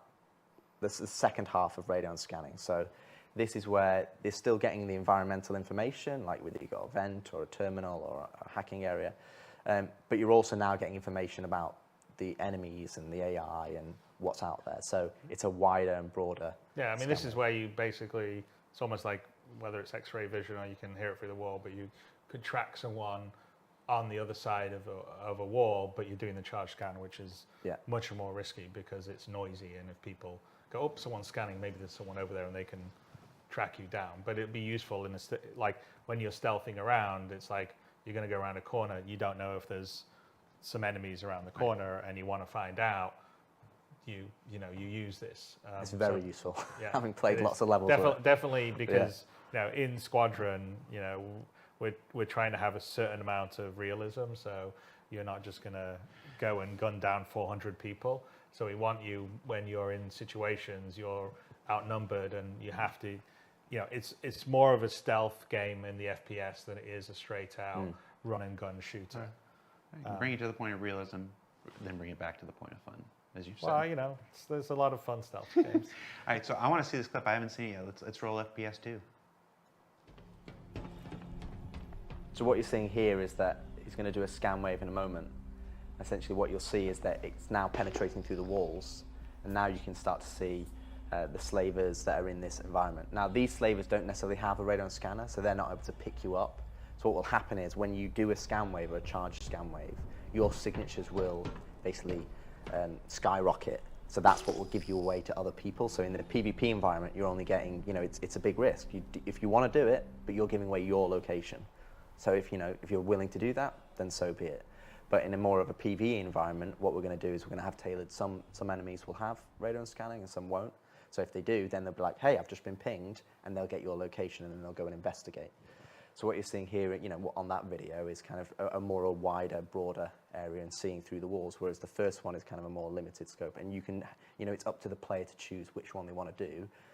The first one is really more about just, we want to encourage the player to go into an environment and go, okay, cool, I'm in this room. What things do I have to interact with? And then the second one is more of a wider scope, like Chris said. When we're playing our stealth levels, you need to have kind of a good understanding of where they are, and it's only temporary. And you will have a cooldown on that charge scan wave, so you're not just going to be able to spam it there forever. It's like you get a temporary picture and you go, cool, I've got a good snapshot. Now I'm going to make my move and go forward. So while we're still here on the first-person experience, the player experience, let's stick to a couple more topics that are related just to the player before we move into ships and bigger stuff. Ledges and ladders. Everybody knows the struggles of elevators in the persistent universe, but that's not the only way to, traverse the universe to get around and stuff. I understand that you guys have made a number of improvements to mantling over ledges and how to use ladders. I mean, Legend and Ladders is kind of the best game I ever played. It's like a board game. Yeah, exactly, absolutely. It's kind of two features that we're focusing on. But I mean, as Chris said, in terms of Squadron development, we're looking at improving the entirety of the traversal experience. How does the player move, and just from general locomotion and how that feels, and then in terms of the traversal moves, so vaulting, mantling, ladders, and so on and so forth. So one of the two areas that we've identified that we wanted to push for was for ledges, which is we wanted you to be able to, I've slightly misjudged my jump because I'm in first person, I can't see my feet. And it's, it's kind of frustrating. You're like, it's just right there. If this was real life, I'd just put my hands out and grab it, right?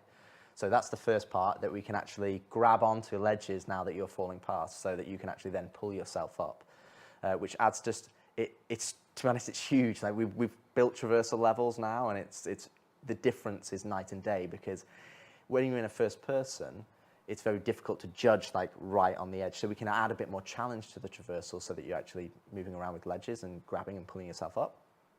And then the other side of things, which doesn't necessarily sound that interesting in terms of, oh, it's improved ladders.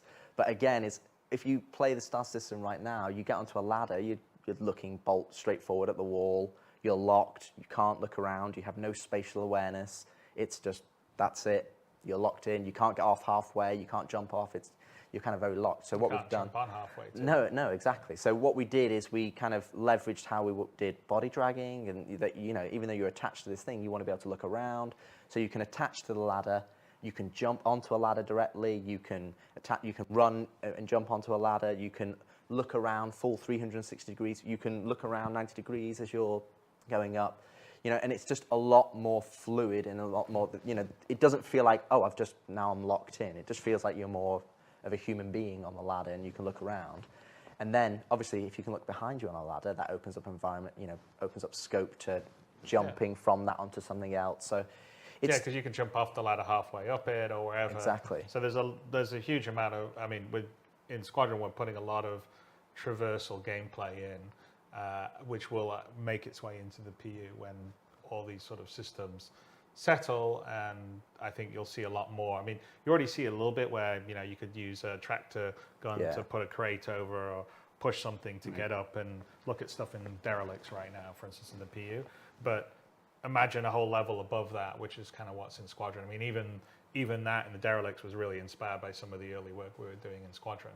But there's a lot of like physical and traversal gameplay and puzzles in Squadron, and we're building the systems to also work well with that. And then again, with a systemic world like we have in Star Citizen, where you can move things around and they can persist, there should be multiple ways to solve the problem you're trying to deal with, which is how we've approached the Squadron design. Is like in most of the areas that you go through, there's more than one way to get to the end to solve the problem. To, you know, do you stealth around? You just take it on head on and start shooting, or is a way that you can, you know, do it without seeing anyone because you've just, you know, taken this difficult traversal path. So those are all things that are important, and so it's little things like this, and I would say, I mean, we've got a video to show, but we're still, you know, like some of the finesse of the animation detail is still to come. So a lot of it is this is a lot is the block out. But we have this beautiful motion capture stage here that we will show you guys at some point when the Manchester Goods Yards and the stage are fully finished, and then Jared will do a updated version of the 2013 tour that I did with Erin, but it will be in a much bigger environment.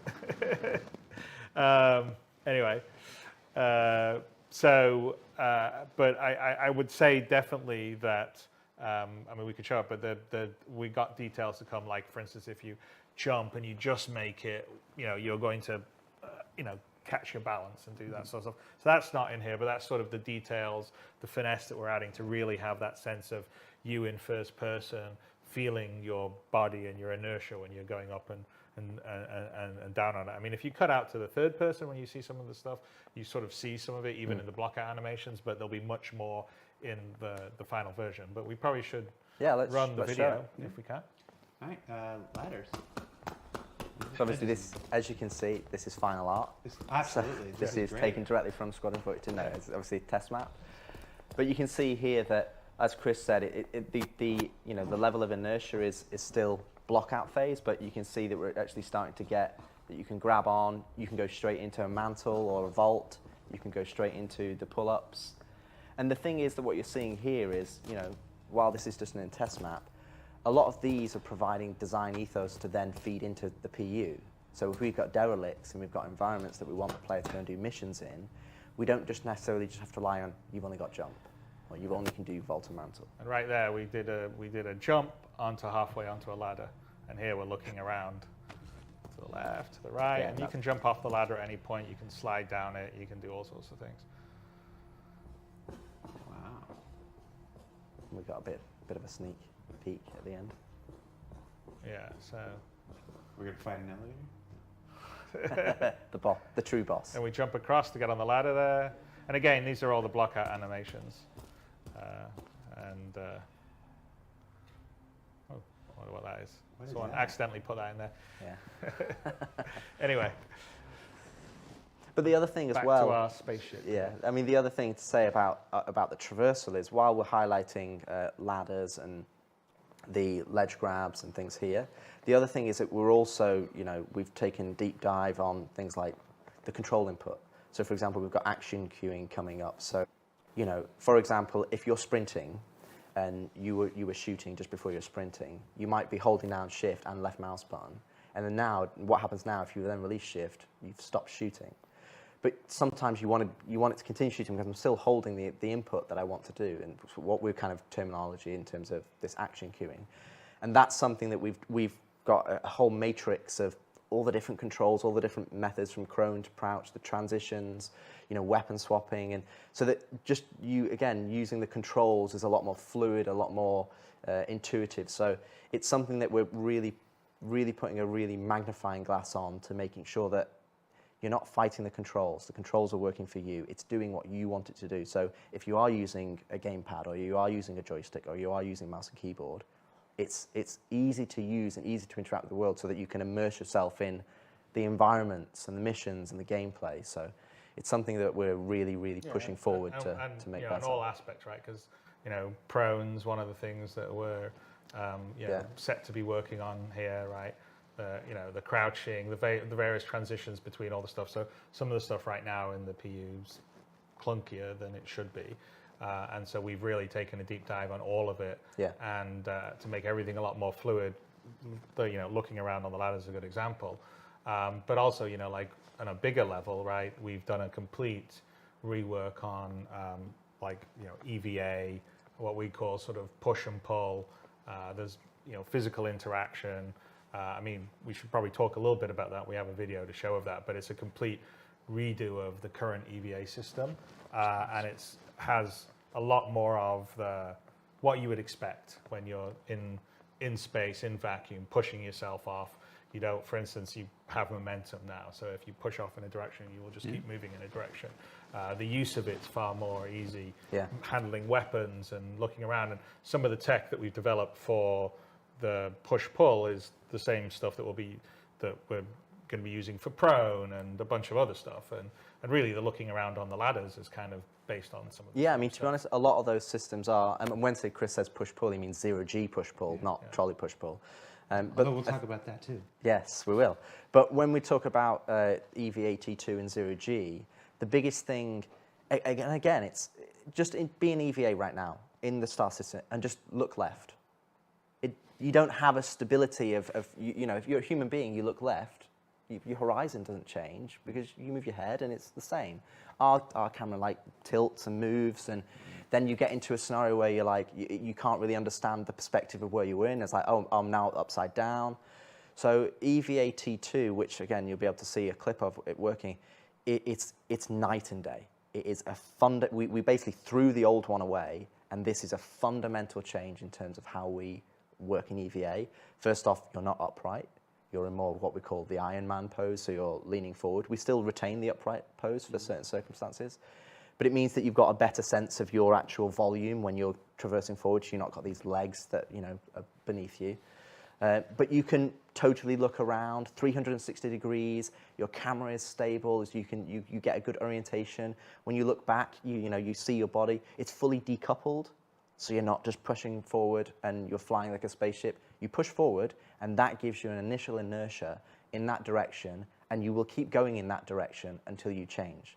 But then when you want to change, you just need to look at another direction, and you push that way.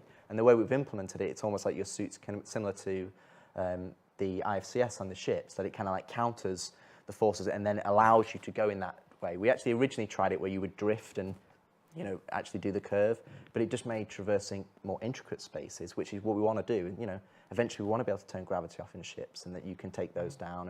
It's definitely. That's part of the plan. We absolutely. Even in the resource network segment, that's one of the things. So all of those tight, intricate areas that we've built over the last 7, 8, 10 years now, I suppose. that you can go into those tighter areas, you need it to be stable. You need it to be in a position where you can turn on a dime, that you can look upside down, that you get a good sense of what, your orientation. And I think that's something that we've really pushed ahead on EVA2. And to be honest, the engineering team have done a really fantastic job. I find it a lot of fun flying around in EVA. Yeah. And then I'd also say the other thing that we should point out in the longer term for the PU, not so much in Squadron because you're in a sort of pilot suit that has EVA as part of its setup, is not every spacesuit is EVA capable. So we're going to separate it where you have to have like basically an EVA pack, a rocket pack for you to sort of propel around. If you don't have one, then it's the physical push-pull. So you can move along surfaces, you can push off against them, you come close to something, you can grab it. If you're in close things and there's handholds, you can grab them and move them around. So we have this physicalized interaction that happens, and you don't actually need to have your EVA pack or jetpack. And then the EVA jetpack is if you go out in open space, that's how obviously you can stop or change your direction and do the rest. And that will be more limited on fuel. So I think long term in the PU, there's going to be some pretty interesting gameplay. So if you do, I don't know, a boarding action or something, maybe you need a spacesuit that has the EVA pack, or you're doing repairs out in space in your spacesuit with an EVA pack. Yes, you will not be able to repair the ship in that outfit right now, Jared. But I think it gives a really good. It's just going to give more options, more context, because like longer term, what we want to do in the PU is what you wear is important, right? So right now, everybody just runs around in a big suit of armor, a big space. And we haven't really turned on some of the features we've actually put in there that says, for instance, you shouldn't be able to sit in a seat of a space fighter in heavy armor. You shouldn't be there with your gun on the back. You should have a flight suit on, or you come into a city, you shouldn't be wandering around in heavy armor because that's antisocial. Maybe they don't let you go in there. So we want people to have reasons to wear different things, have storage. That's the whole point of the physical inventory system. And as we're starting to roll out, more of it's coming in Squadron, and then in the PU, that's definitely coming online. And things that we're doing like that with the the physicalized cargo and everything else. And if you look at all the new ships, there's always locker and storage. There's we have a whole system for outfits now that was first going to be in Squadron, but then coming to the PU, it's designed so there'll be a nice sort of locker, almost like a wardrobe system that you can go in and hang up your outfit and switch quickly into another outfit, or switch into this clothes, spacesuit, armor, everything. Yeah, so we want it to be your virtual second life, and we want to make it as easy as possible for you to manage all these different things that you can wear for different roles. And EVA is one of the minor parts of that, where, like I said, you either have an EVA suit with a pack or not, but you still will be able to move around. And we should probably run the video so we can. Good job bringing it back around to EVA at the end like that. Let's take a look at the EVA video, see what we're looking at here. Well, and as Chris says, in terms of here we go the EVA, this is what you're seeing here, is that you'll probably see some of it in the third person. The thrusters are not firing because it's decoupled. the old VFX, but it's also the old VFX code. So we haven't part of the proper. This is a current PU suit versus what we'll have is a new one with a proper pack that has the thrusters in the right position, and when you go forward, the thrusters going from the back. So what you're actually seeing here is you've actually connected to this surface. So now it's almost like you're in a prone situation, but this is going to be what more our new prone will be. Again, you've got full 360 degrees. You can just move your mouse and you look all the way behind you or all the way in front. And right now we're moving along here, not because we're thrusting, because we're using our hands to move ourselves along, and we're looking around as we're doing that. If we went out to the third person here, you would sort of see us moving our hands around. I think we'll see it a little later on. There we go, here we go. So we're just sort of pulling ourselves along. And if we wanted to at this point, we could stop and we could push off against it, and then we would just go floating out into space. So that's the sort of idea of what we call push-pull. And so what you're seeing here... He just pushed himself off. So what you're seeing here, that's actually kind of, you're just floating alongside the actual, this fin of this Asiata station. And this is actually keeping you in this orbit And then if you did, and that's just, you just push forward and go, where you can actually jump off into space. But then this becomes one of the, if you look at physical traversal, where you've got jumping and mantling and vaulting, this is where we have 0G push-pull. We have the tractor beam that kind of pulls you around in EVA, and then we have your EVA pack, which is limited by your resource of EVA fuel. So this allows you to kind of manipulate and go in EVA, and allows us as developers to build EVA traversal spaces, both wide-ranging and both small scale. So yeah, here's I mean, we were before in first person looking around, but here's us cutting out to third person to actually show you what your character and body's doing. And so there's a lot of, I mean, and these are still blockout animations actually, but so there'll be a lot more like nuance or fidelity to it. But yeah, you have a lot more control, you know, directional sense, ability to look around, ability to stop yourself. So I think, you know, in this one, we're going to come up close to the glass above it. Yes. And you're actually going to see us, like, if you fly into something, you sort of arrest yourself, again, block out animation, but you're going to, as we get down close to it, I think we're going to come down, you'll see as our character comes down here, our player comes down here, yep, put our hands out to brace ourselves to stop ourselves on the glass here. So all of that's like systemic. That's not marked up or anything. It's all ray casting, seeing if things, you brace yourself when you come up against, hold on, arrest your thing, you can push off against things.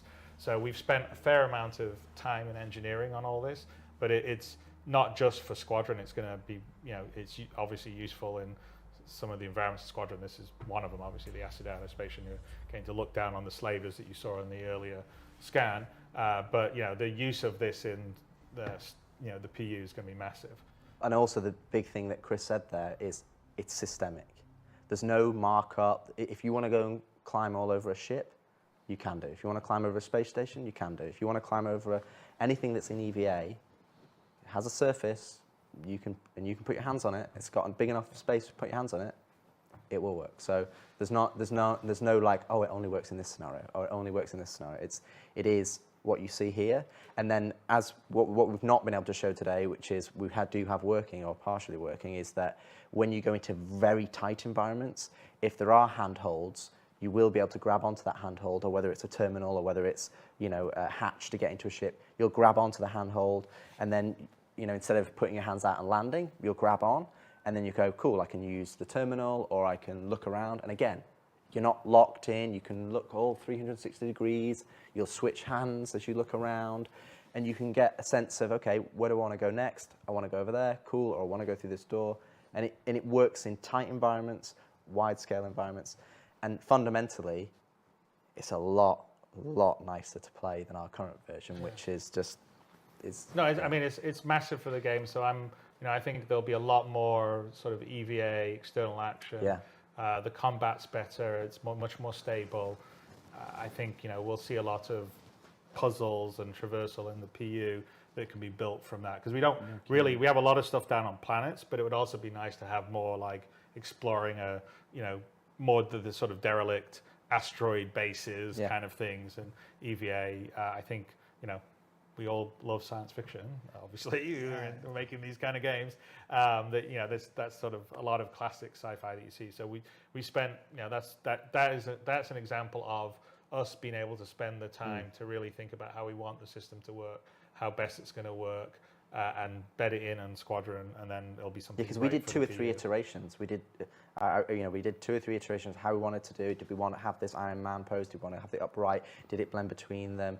And we were playing it, and it's like, oh, it doesn't feel right. And now you can just, you know it when you get it right, because you can just go, and you're like, oh, this feels really nice, and you just end up flying around the level and connecting things. And so yeah, this unlocks content for the PU. Oh, absolutely. I mean, I purposely didn't watch the videos. I wanted to be able to react as honestly while we were recording these as possible. And I know you said those were blockout animations, but as somebody who's been with Steve Bender on a Friday night at the Oust House, like, that looks just like Steve Bender? Yeah, it looks just like Steve Bender crawling around. Sorry, Steve. But no, it looks great. And I think everybody who saw that now is going to see the potential, the absolute gameplay potential for all kinds of zero G gameplay possibilities. That is really, really no, cool. that's great. I mean, there's some other. I mean, there's some smaller things, like we have one other thing here we have a video for, which is, it's not as big as a system as, like, say, the EVA replacement, but like the hover trolley that we've got. I know that I saw. I really like the hover trolley. Yeah, no, I like it really a lot. like I saw the Reddit thread saying, "Why doesn't someone do a hover trolley?" Well, actually, that was something we've been working on for quite a while. But the thing we can show you here in a few minutes. But the thing that's really good about this, because obviously the physical trolleys, the wheels get caught. I mean, just like in the real world, right? And you've got problems of going upstairs and all the rest of the stuff, just like you would in the real world. Is that it sort of opens up the potential, and this really plays into the PU. We use it in Squadron for certain things, like you'll see in what we show here, but for the PU, it's actually much more interesting because now you have the ability. We always had this design for our like bigger cargo containers, right? Ones that you can't just pick up yourself. We originally had this design where there was sort of a grav-lev system where you stuck in this thing and the grav-lev, it would come up, and then now you can push around a huge container. And we're moving for physicalized cargo. It's going to be in 318. I think Tony's trying to squeeze a few things in. We'll see if he manages to get everything in. But this isn't necessarily going to be in 318, but it will come in probably not too far in the near future. But this allows you to not just have your little tractor beam and pick up something and move it around, but okay, let's have a bigger container. And what happens if you turn it on, up it goes, and then you just push it into your cargo hold, turn it off, locks into the cargo grid. And now that cargo container, imagine a bigger one. Well, what happens, like right now in the inventory system, you can put things in your local inventory of your ship or other various inventories. Well, imagine your container, say one of these bigger, like maybe a 16 SCU one or whatever, that's sitting there, and now I can place, I don't know, large vehicle items in it. I can place all sorts of stuff in it. So I could load up this container, I could push it into my ship, then I could fly it off to some remote planet and put it next to, where I'm camping out, or longer term where you say maybe a player base or some group of players with persistent decide to take over a derelict or something. And I can basically load up a bunch of supplies in a container, like bigger supplies or weapons or armor suits or whatever, and put it in there just by doing this. I think the underlying sort of hover tech for the trolley stuff is really good because it will really play into the cargo and the logistics that are going to come with that. Because longer term with persistence and what we're doing, I think there's going to be a whole bunch of gameplay that will be revolved around the logistics of living, right? Mm-hmm. Like how do I have my food? How do I have my drinks? How do I have my raw materials? How do I have my weapons? If two orgs are fighting a war over a patch of land, someone's got to show up with extra, ammo and missiles and all that kind of stuff, or weapon replacement, especially as we get repairing and the salvaging and stuff. Okay, well, rather than have to fly it to a place that can do your repair, maybe there's an on-field repair that's happening right there, and someone's changing out a broken weapon for another weapon because you've loaded it up and stored it in your container. So there's the possibilities in the PU is huge, and this is an example of just little bits of tech that we're putting into Squadron that we're planning on bringing it across into the PU. But in the PU, they just have a lot more potential, like the EVA. So. Yeah, I mean, the biggest thing about trolleys is when we approached trolleys with the physical trolleys, was that we wanted them to serve two purposes. One, we wanted them to serve a purpose that is more traditional games, which is, I can move things around, and that allows me to create, traversal opportunities for me. If I'm blocked, I can move a box over here now, I can get up higher now, which is kind of what the more physical trolleys are kind of better suited for. And this is another example where we kind of put trolleys into the PU, but there wasn't really a use case or a best use case, so that at the moment they're just used as enemies, or I've seen people fly them as missiles out of ships, but they're not really utilised for what we want them to use. And then you've got the other side of trolleys, which is we want them to be used for cargo loading. Now, again, we've got a lot of ships, we've got a lot of different ramps, the scales of those ramps is larger, and with hover trolleys, when you see the video, you can push them downstairs. You can push them up any ramp. The weight that you're having to physically push a physical trolley, which is taken into account, hover trolleys, you don't have to worry about that because, let's play the video. Let's see the video. Let's see the video there, and we've hyped this up now. Hover trolleys are the most amazing thing in the world. Yeah. Here we go. So you can see here, this is actually a slaver pod. So it closes down, it's on the floor. We're going to activate it. Levitates up now, grav levs on. You get hold of it, bam. And by the way, the new interaction system's not working in this demo here. This is a separate build. But we're, as you can see, it's getting pushed over bulkheads. But this is essentially a really big improvement for us because we want physical cargo, and we want physical cargo to be a big deal in the PU, that you have to move that cargo, you have to make decisions on how long it's going to take you to load it up, not just buy it from a kiosk and it appear in your ship. So this gives us the ability to do that and, like Chris says, move much larger things than what you'd normally be able to push as a human being. Yeah, I mean, this happens to be just a slaver pod, but obviously you'd be pushing, as long as it's grav lev equipped and has the sort of hover device, then like I said, you could have large shipping containers and stuff like that. And this is all underpinned by our grav leg technology, so the same, as a dragonfly, or eventually you'll hopefully be able to move much larger ships if you need to rearrange them, or when you're moving things around on your homestead or whatever we do eventually. And we've actually had this working on a planet, so you can just push this over planet terrain. You don't let go. You stay stable, because it doesn't actually undulate unless there's something actually physically touching it. So it allows it to be much more stable. And what we want to do for your cargo loading is that we'll use a system similar to the cargo grid, that you'll be able to snap things on top of it. So if you have a flat platform, you'll be able to snap cargo boxes onto it so they won't fall off. Then you'll be able to reliably move them without frustration. And again, you can see some of our design ethos coming through is that we're trying to remove the barrier to entry. We're trying to remove the control mechanism, the things that frustrate you as you play the game, and kind of make that a lot simpler. I see this and all I can think about is Spock and the photon torpedo tube. That's true. Yeah. Very cool. So we've talked about a number of things now that are related to the player, to the first person and stuff like this. And we got a couple more we're going to come back to later. But let's move up into spaceships, because spaceships are a big part of the experience. Our heroes. We just had earlier in the day, we had our flight experience a segment where they talked about master modes and quantum boosts and stuff like this. But at a higher level and stuff, let's talk about how the flight experience is changing a bit through the work in Squadron 42, and anything you want to share with us on that. I think the biggest thing for me, and I think it's what Chris and I have talked about, is the difficulty of developing a game over a period of time when it's a live product, is that you're developing things in isolation and you're putting them out. So you're going, okay, this is our T0, this is MFDs. And okay, now we want to do the flight HUD. And we put the flight HUD. And now we want to do this section. And what happens is, maybe it's a different designer over the years, or maybe it's someone else, or maybe they've learned from what's happened or gone out previously. And lots of things come together, but they don't necessarily feel right, because they've not been approached where you've gone, we're going to do it all at once, because you can never do it all at once if you've got to hit quarterly releases. Right. So with Squadron development, what's it allowed us to do is allowed us to look at the HUD and the MFDs and everything together and go, well, actually, we don't need all that information on the HUD if we've got it on the MFDs. Or we don't need all the information here if we've got physical switches.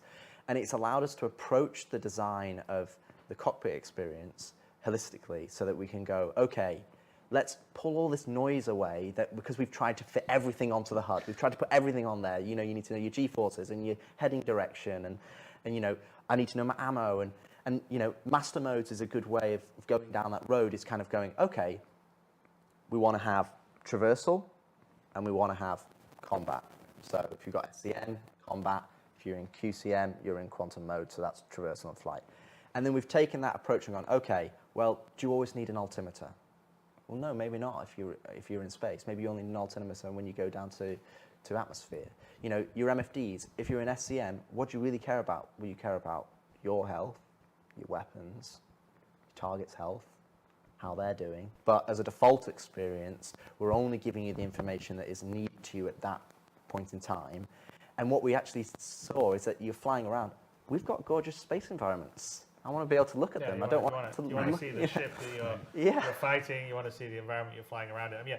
I mean, one of the big things that we're the big initiative on the vehicle side for Squadron is the sort of complete redo of the HUD and the MFD systems, and basically the display where we're first of all, we have to refactor it to move away from some of the old flash that's been around forever, which is what the MFD displays.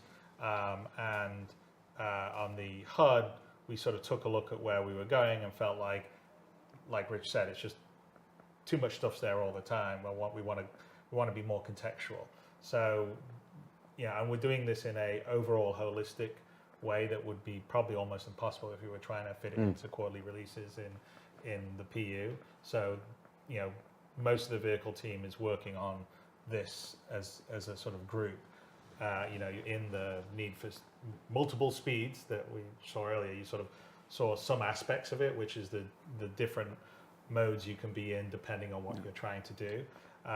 But you know, a lot of that's also reflected on the HUD and the information of what you're targeting, and whether you can, you know, whether you want to be able to cast up, say, your target status or your ship status to your visor. Now, that won't be the case for everything.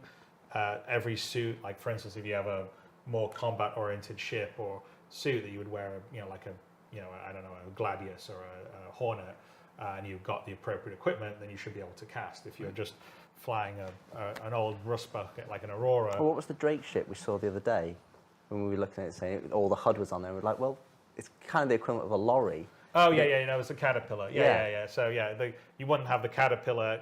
You know, you wouldn't cast it up to your visor like you would as a fighter pilot. It would be sitting down on the MFDs. But in the cases that you have the ability to cast it and do stuff, in all the ships are also building in the ability, like there's not just a game config screen in your ship. You go in, you have your like settings screen, and the settings will be remembered on a per ship basis, and you can set up one, you know, okay, I want this display to be this, or this display this, I want this to cast here. And so it's all been built about building blocks and being in a very sort of top-down, one-system, clean approach. So we're pretty excited about that. We're not ready to show it yet because we're still in the sort of early, you know, foundational stage. Yeah, it's a little further before it's all fully polished or ready to show, but it's going to be, I think, a pretty sea change in terms of how it feels as you're flying around. Besides the different modes of you know, combat and traversal and all the rest of the stuff, it's how you get the information and how it's relayed to you is going to be much more contextual, much better. And think it's huge in combat. It's big, yeah. It's huge in combat because in combat right now, you're either, you know, we're obviously trying to bring the combat closer, which is obviously what Yogi and the guys and Dave talked about in their talk. But you don't want to have a little clutter on there, and you want to have that spatial awareness of, okay, who's my target? And the other aspect is that on that level of, you know, again, a holistic approach is your player information is only on there if it's relevant, and also the targeting we've talked about redoing in terms of right now, if you go into the PU or when you play Squadron level, with 100 players in you just get 100-player billions of markers, and it's like it's just massive information overload. You know, and some players. It was definitely a problem in Squadron. Yeah, we have absolutely. Quite a few areas of the game where there's massive amounts of ships. Yeah, and you know, some players can deal with it, but you know, it's just so much information. It's just it's unnecessary. So what we've done is that we want to strip back the targeting so that, again, you're only targeting the things that are important to you. So, you know, we're relying less on all these markers, and we want to put more of a focus on your radar in the cockpit, because you have a radar in the cockpit. You know, fighter pilots in real life have a radar. They don't have in-world AR markers. Oh, there's 20 guys coming over there, you know. We want to make sure that you've got the information that you need, but also we want to basically make sure that you're using the tools that we provide. Because what's happening right now is that everybody's just reliant on the HUD, because the HUD has everything on there. But you've got MFDs, you've got a cockpit radar. You know, they're there for a reason. So what's happened over the years is that we've redone them at separate times, and you know, the MFDs are still in Flash, and they've done the building blocks. So we've kind of got into this cycle of trying to, oh no, this is it. This is where the player should be. And what we want to do is we go back to kind of what Chris's original vision in terms of, well, there's an in-cockpit radar. You should use that. There's in-cockpit MFDs. You should use those. Okay, now I'm in this specific combat mode. Okay, they're cast, so I can see that information. But the radar doesn't become redundant. That should be what the noise is on. That's where all the information should be. Okay, I should be able to go in there and select targets. That information should be clean and delivered to me. But out in the world, I want to look what's there. I want to look at my target. I want to look what I'm saying. Oh, there's a space station. Oh, there's another guy coming in. So we want to have less reliance on just AR markers for everything and only reliance on marking the things that are important to you or you've directly marked yourself. Yeah. And I think when you fight combat experiences where you're fighting 15, 20 ships, it's just a lot more fun because you're not having to deal with all the extra noise. You can just focus on being the best pilot you can be. I think it's really important. And I would say that definitely, we're putting a bunch of work into the radar, which is really radar / star map. So like what you've never had in the PU. The original design was that that radar that you would see would also scale up, or you would scale out basically, to be a nav map, your star map, right? Your nav map. And what happened when we were getting the first iteration of the PU out, the baby PU, we're like, we didn't get that working yet, so we just said, well, we'll use your Mobi-Glass version, and we're still using the Mobi-Glass version all these years later, and it's still mostly the code that was done all those years ago.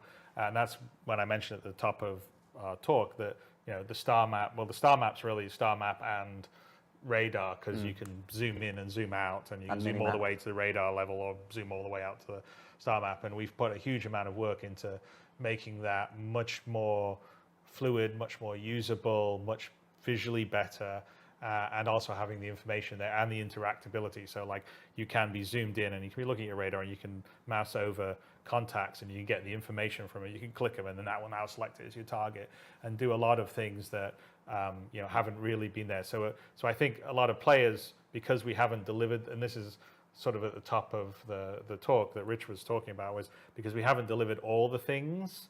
We've just delivered some of the things. Sometimes people just are focusing on certain things, and if they could do things like select their targets easily from the radar, they may not be wanting to see 400 AR markers when they're flying around. And so those are all, that's an example on the vehicle side where we're sort of really trying to bring that all in, as well as, there's other things that we're doing that will come across the PU in terms of physical buttons, like when you activate something,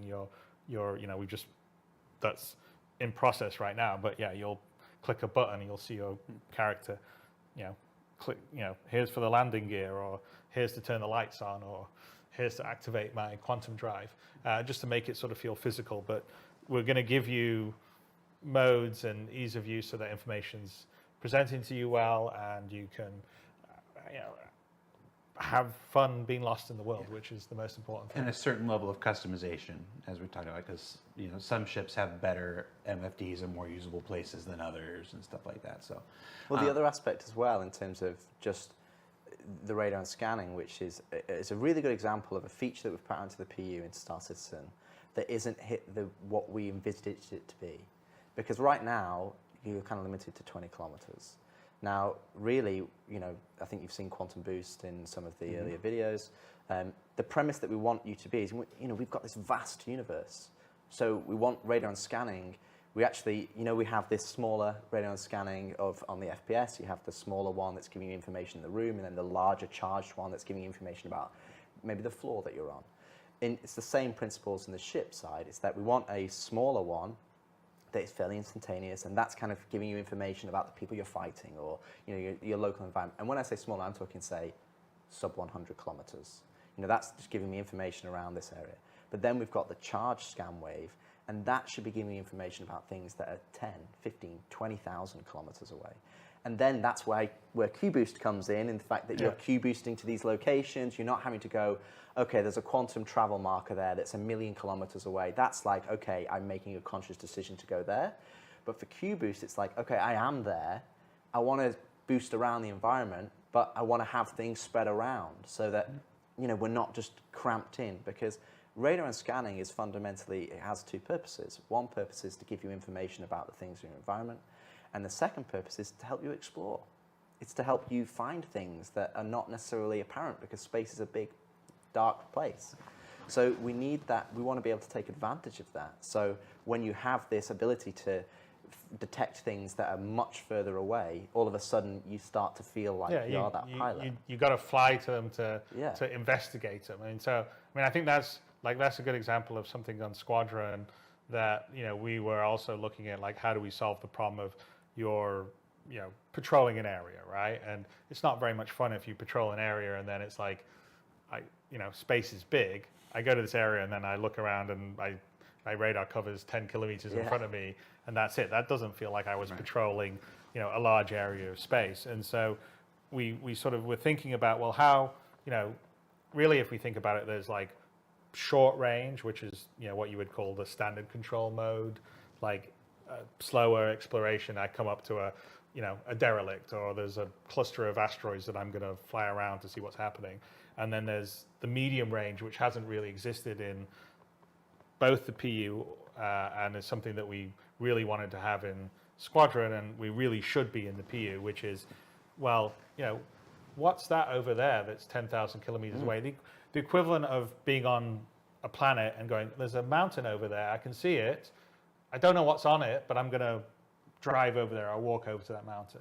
And so the idea with sort of the scanning is like, the wave goes out and you'll pick up things 10, 20, 30,000 kilometers away. So you definitely won't be able to understand what's there, but you'll say, there's something There's a point of interest. There's a point of interest. And so you'll be able to map things, and then we need to get there. But, the quantum travel, spooling up, spooling down, and so this is the whole the idea of quantum boost is your sort of mid-level traversal speed, where it allows you, it's probably about 1/10 the speed of the full quantum travel, sort of, not using all the quantum juice, if you want to think of it that way. But it allows you to sort of get there pretty quickly and, also appreciate the environment you're going through and, get over there. Oh, I go up to the mountain. Okay, no, I can see what's there. Oh, there's trees here. Oh, that's really cool. And that opens up a whole bunch of gameplay. I mean, definitely helps out in Squadron, but in the PU it's massive, because in the PU, when this rolls into the PU, now you can have exploration gameplay in space. So for instance, you could be... We've never had. Yeah, we've never had. So you could be in, a big nebula gas cloud, and you scan and I get a contact 20K away. Okay, I'm going to boost over to see whether, I come up, look, it's a derelict, or there's a abandoned mining station, this group of rocks over here, or I go over here, and we can even in the PU be in a case where you can sort of almost procedurally generate some points of interest when you start to scan that you can go and visit. So I think the whole idea of sort of these three sort of levels of traversal. One is you sort of regular non-quantum one, where you're just using your regular thrusters, which is much more sort of limited and works for combat and stuff like that. Then there's the quantum boost, which is sort of to fast run over to a place. And then there's the quantum travel, which is the really long, okay, I'm going to go to this planet that's 500,000 kilometers away, and I'm going to be in quantum for 5 minutes to get there. And I think that's going to open up a huge amount in the PU.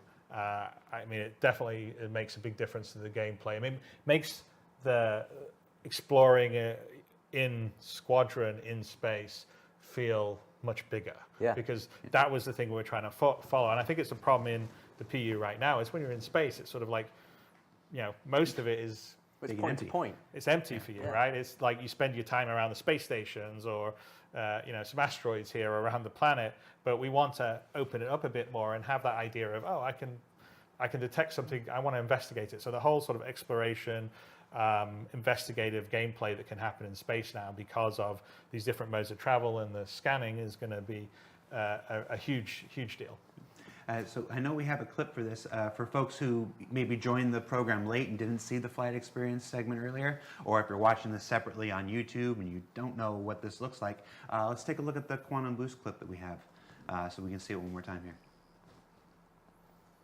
So just to call out, that's going to be the old HUD.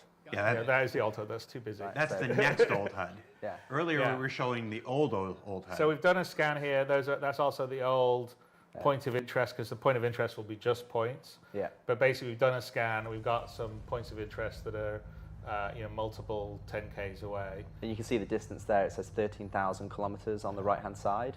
So this is obviously just placeholder UI for the quantum boost. Again, you can just boost over there. And it obviously has this interactive gameplay, which obviously went into... Yeah, and this, by the way, that's all programmer work in progress from Yogi on the quantum boost mechanism, because you're just going to have to stay in the zone keep in boost, otherwise you'll fall out of boost. But we've gone over to the planet here. So what it's allowing you to do is sort of have that mid-level traversal and investigate things without having to spend forever at 1,200 meters per second or quantum traveling over it. It's over too quickly. So just to clarify again for folks, if you watched the flight experience segment earlier in the day, that's the old UI, which is probably closer to what you're familiar with in the PU today. What we just showed now is the new old UI, the one that was intermediate now, but we're now moving away from. And the newer... basically it's the same as it's the styled Squadron UI that was from the UI you have in the PU. Right.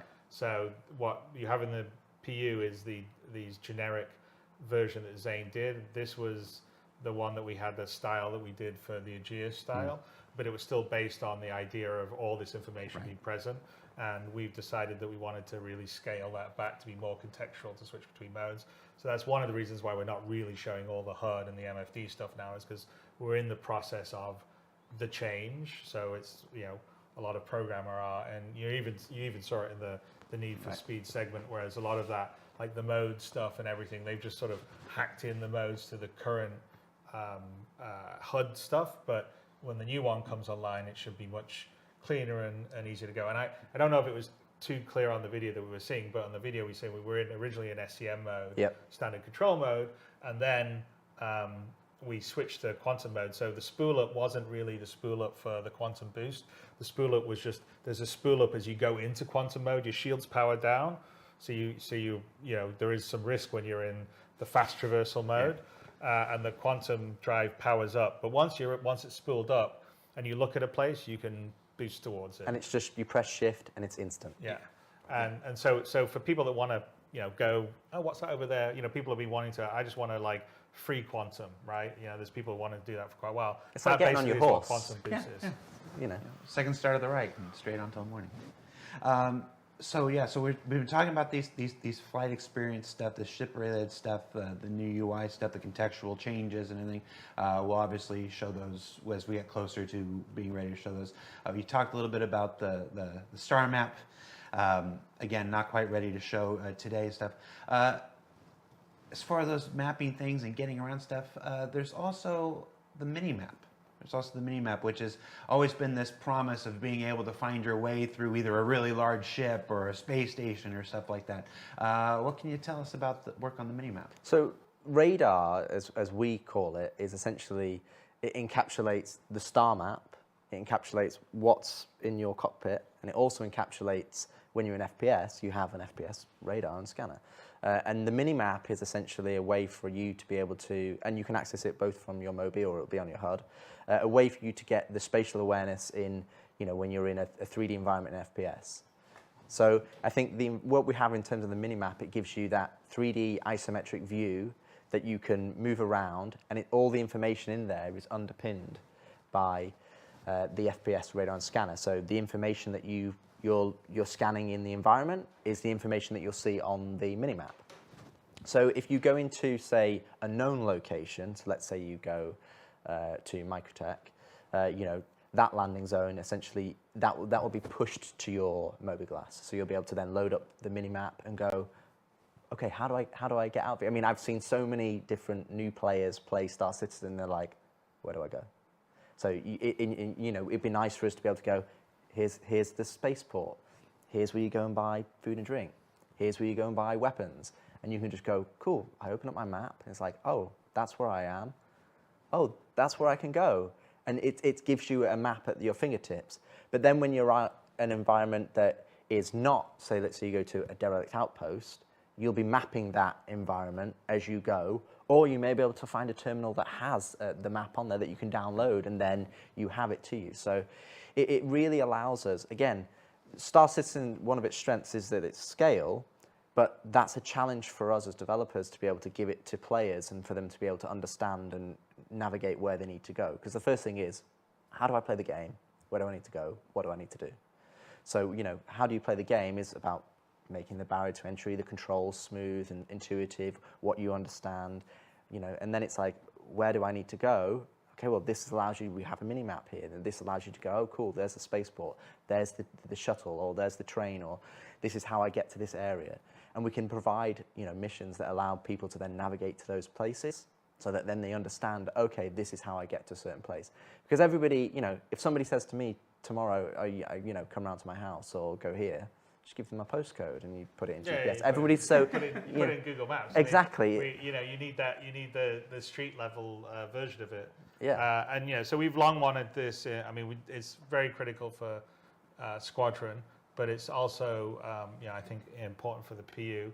And the concept is that some of the maps are sort of readily available. You just walk into a city, and the terminal auto connects to your Mobi or whatever, and you get the map downloaded. And some of them you may have to explore something, and then as you explore it, you map it, just like a sort of more traditional mapping technique. And there'll be some cases like we have some stuff in Squadron which I think would play perfectly well in PU, where like you don't have the map initially, but if you hack in, or you can download it into a system, like Asiado is an example of, we've been showing it because we showed it a while back as a location. It's just one of the very, it's a minor location in terms of Squadron, but since we showed it, we thought, okay, that's a good. It's just a good backdrop. It's a good backdrop rather than just grey really boxes.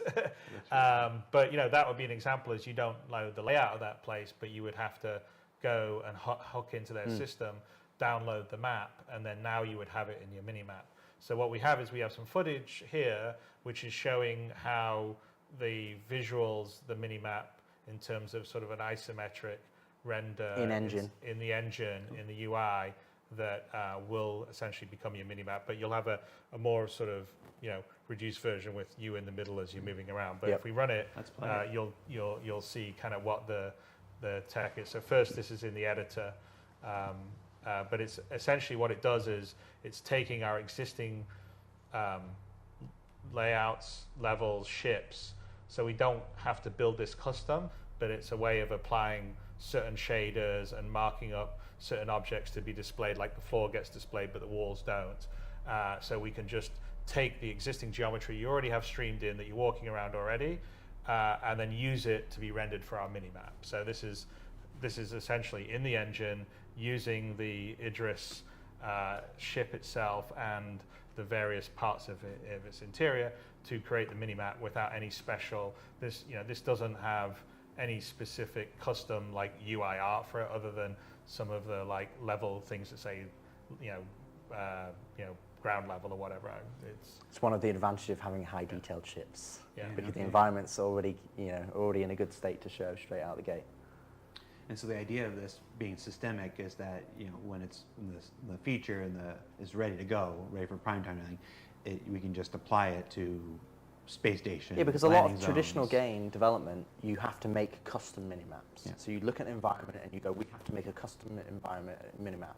So if we want to support lots, tens, hundreds and thousands of locations. Especially for the PU. Absolutely, for the PU, it's just not viable. So we wanted to come up with a solution that we can use, with minimal effort on the side of content creation, but gives us all of the information that we want.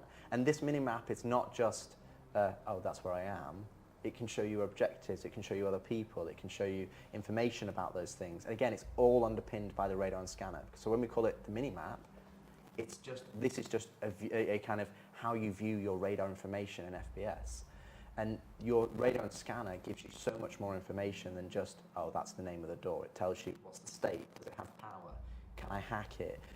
If it's a person, what's their active status, are they injured?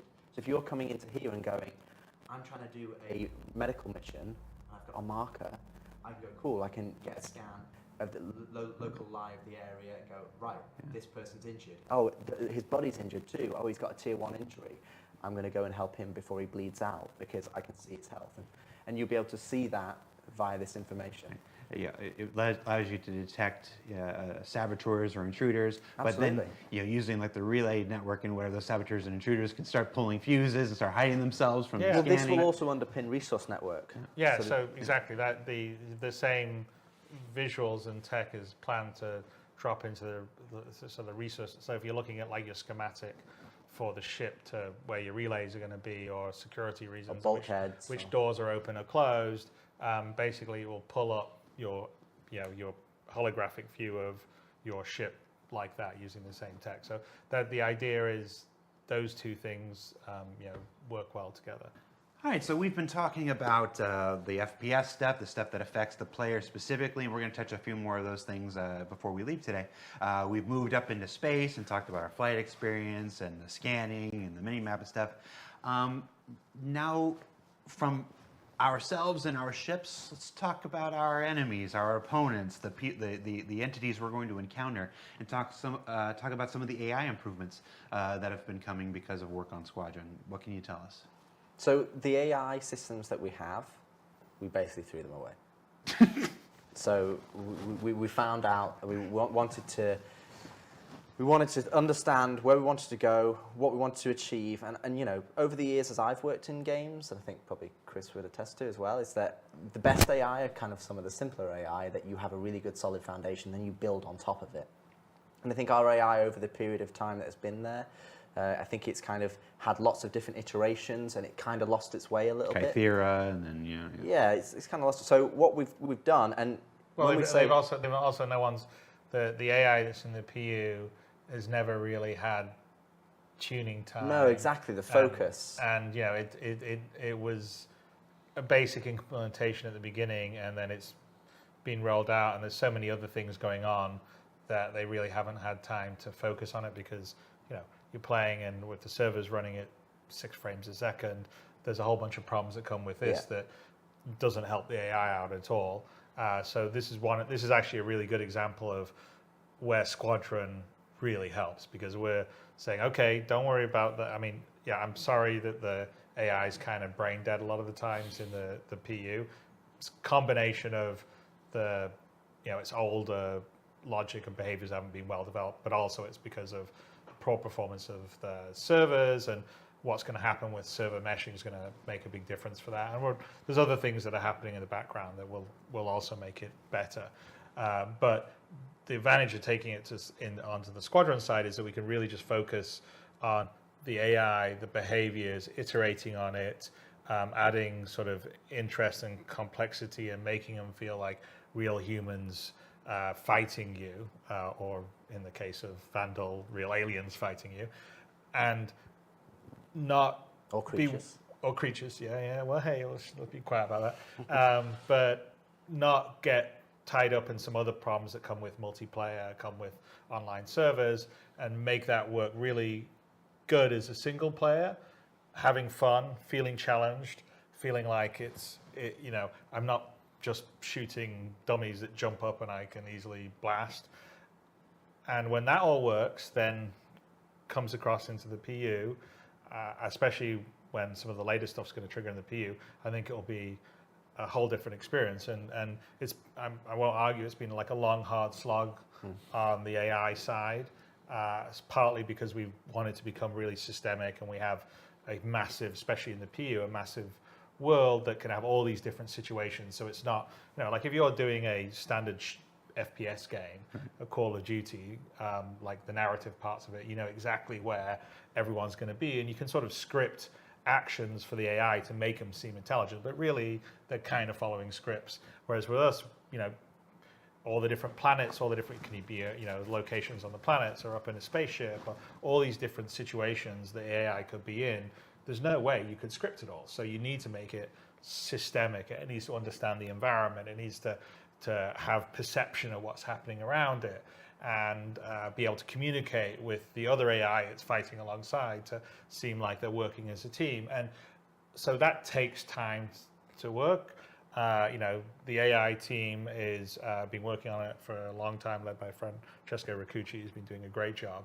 And we absolutely have turned a corner this 100%. Year, because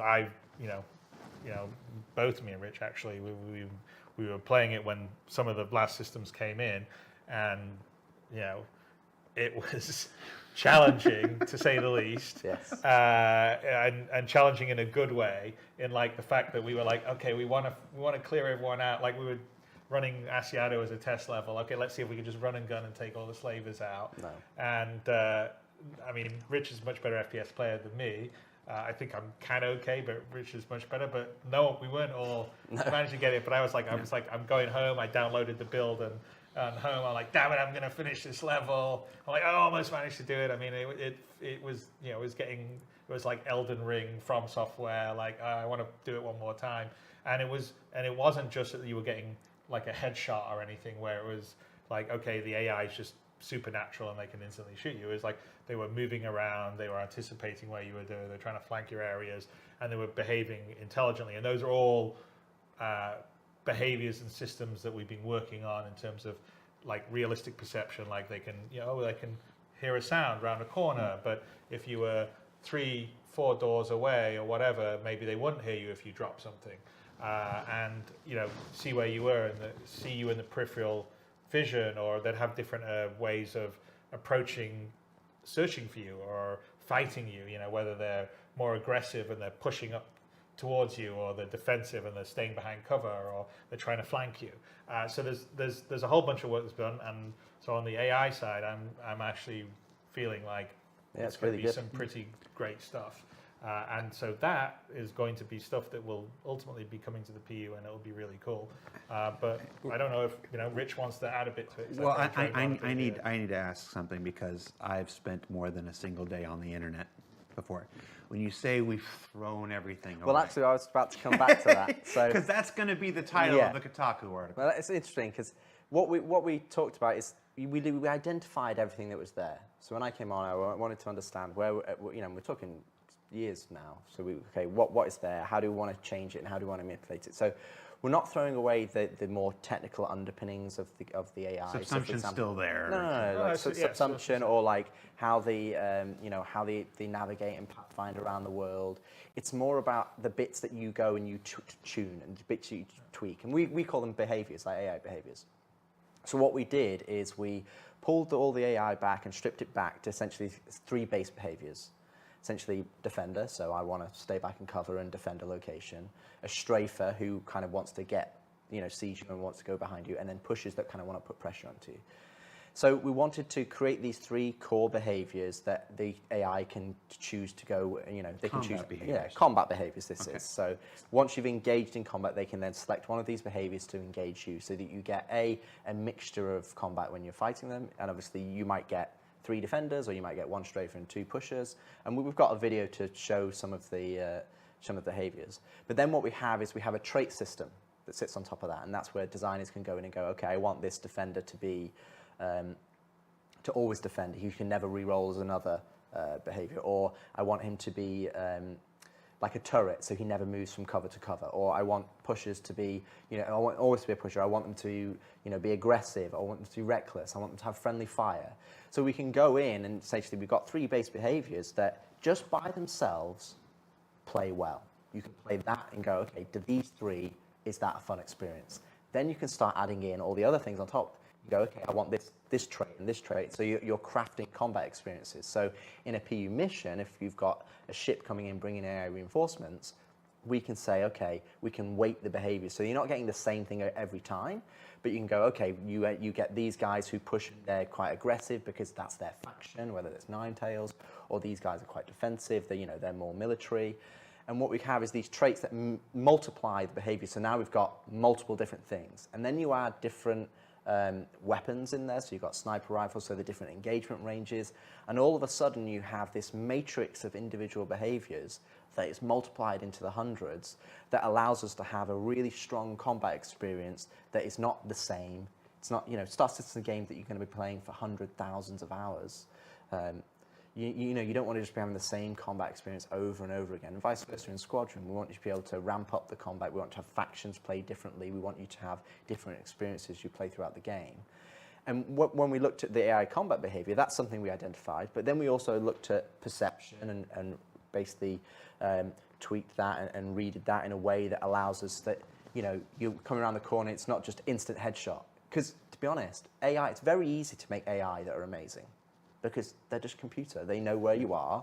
They know exactly what they don't have to mouse aim. It's just instant headshot. It's very easy to make them too hard. It's not human. No, right? Exactly. What we want to do is we want to make it challenging but fair.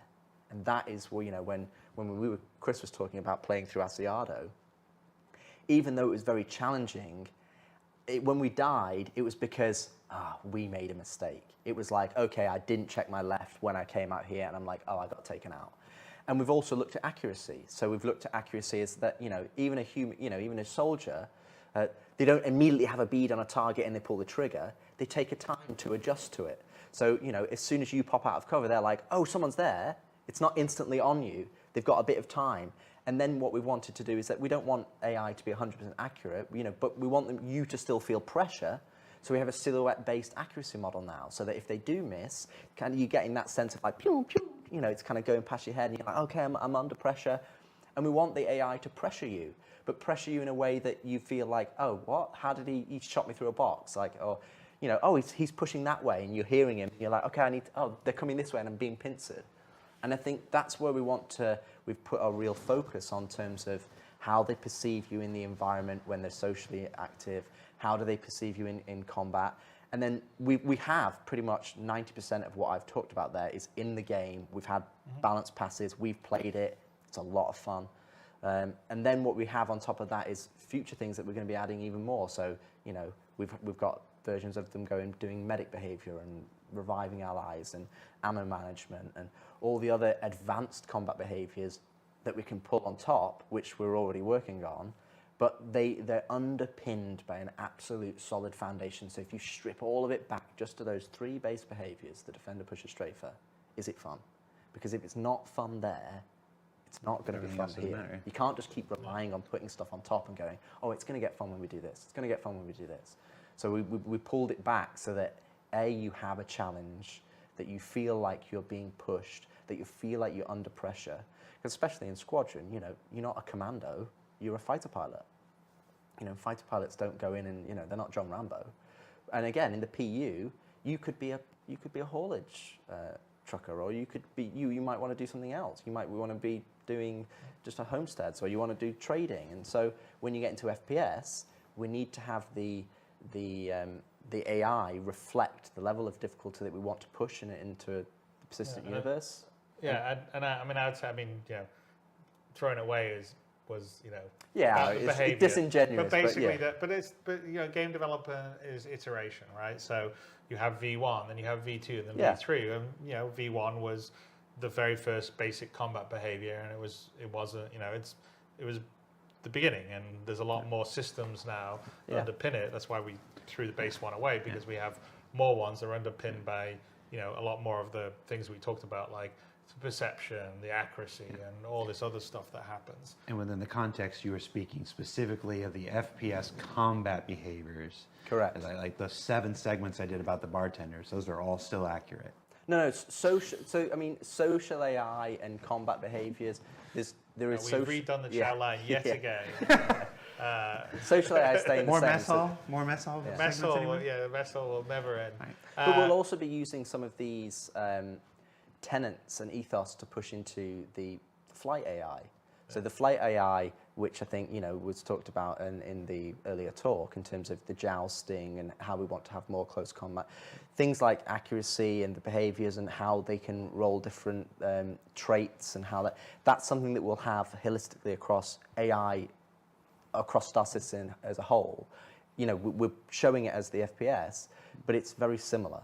So it's something that, we can show the clip of we've got what those we have. poor Atmo esports guys waiting to do their race. So let's look at some videos. Yeah. So what I'd suggest, I think we'd probably show the investigation first before we go into the combat. Because the other things outside of, you just talked about combat, Yeah. there's a whole bunch of other behavior in terms of, because, like I said, stealth game plays a lot. Yes. So, Squadron is the test bed for that. So investigation, so like someone hears a noise, what's that? Let's go check it out. They radio their, back to base or their buddy, hey, I heard something here. Or they get in a gunfight, they could actually call back, hey, I need reinforcements, and they'll come in. That's all behaviors that's working right now in Squadron. And then on top of that, you're making the joke about the bartender and all the rest of stuff. But really, the main cooking bed for what we call social AI, i.e. non-combat AI, is Squadron. There's a lot more stuff happening in Squadron that will come into the PU. So it's not just the bartender or even people eating at the chow line. It's engineers going about their daily business, or a janitor, cleaning up messes that people leave systemically, or, for instance, flight attendants or hangar personnel. Yeah, the hangar basically operating on the hangar, and then when they're not fixing something, they're having a conversation on the side. For instance, there's a whole dynamic conversation system that Francesco's been working on that allows our AI, say, aboard the Stanton, which is the Idris that you're based in.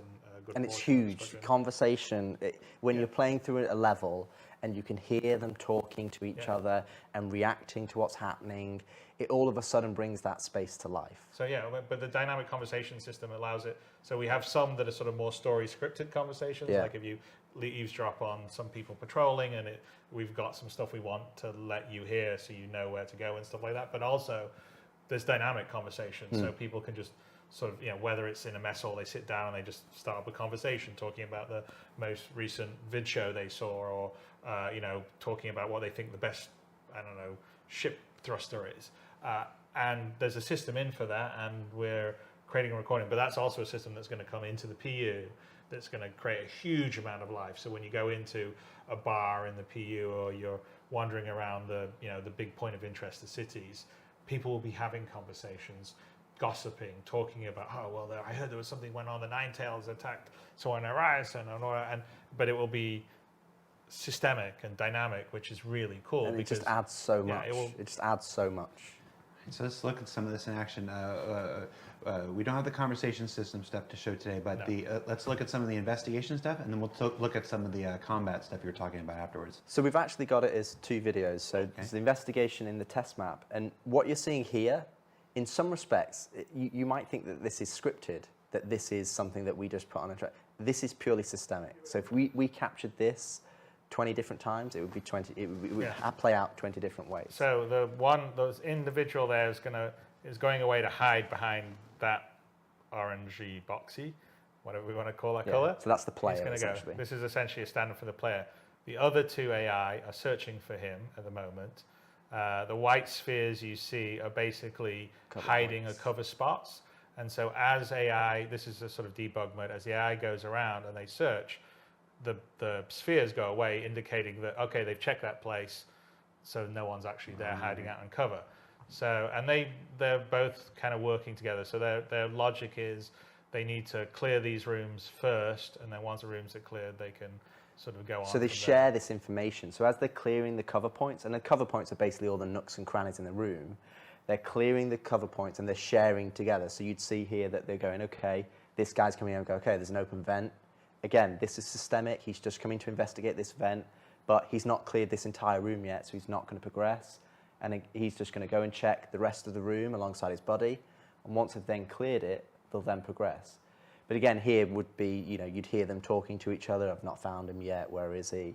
And again, we've got vents in here. Yeah, he's checking another vent there. Yeah, so we also have other usables. So it might be, there's something you can hide in, or they're going through systemically, checking the usables, checking the cover points. And you can see there's only a few balls left now. The ones at the bottom right, and then the ones at the back that he's clearing.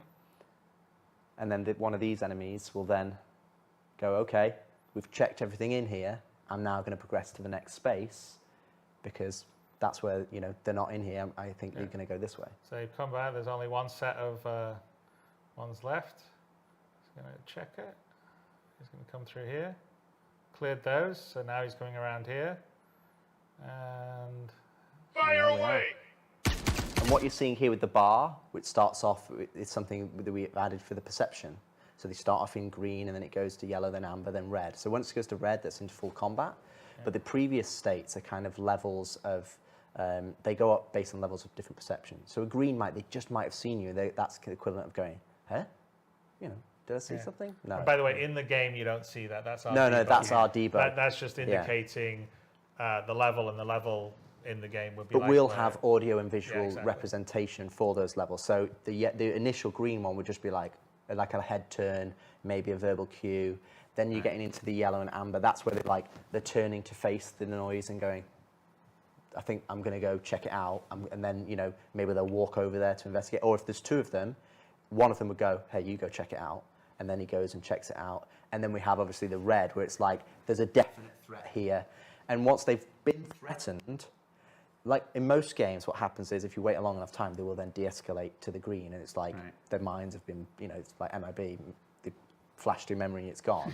In our game, what they do is they go to a threatened state, and in that threatened state, they'll still do their social activities and their functions, but they're more perceptive. So as soon as they see, for like, he's there again, they'll get into it. So it makes a difference that if you've gone loud at the start and then tried to hide, you can't just go, oh no, they'll forget about me. It has memory, and that will be the case in the PU as it is in Squadron. So, and so that was on a test map. Yes. But we do have an example of it working. Yep. So I in would real life. roll the clip. Let's take a look at the real deal. So here's in Asiado in the decommissioned area. You can see the two AI in the distance catch you. And then this is kind of just a representation of it doing the same thing in a real environment. But obviously we wanted to show you the kind of the thing behind the curtain. What are they actually doing? They're checking cover points. They're checking the usables that are there. And then, you know, in a lot of the cases when we actually captured this video, if we actually failed because they pincered the player and they actually found you before we were able to show you, you know, what was happening. So it's really good to see how this transition from social into combat so that you can actually play through the game. Better check that out. So here he's checking a usable, which we've set up where he's just kind of like looking and checking, okay, is there anything there? Nothing there. And again, he's sharing that information with his buddy. So if you've got 2, 3, 4 AI that are searching, then obviously they're sharing and talking to each other and letting them know that nobody's found you.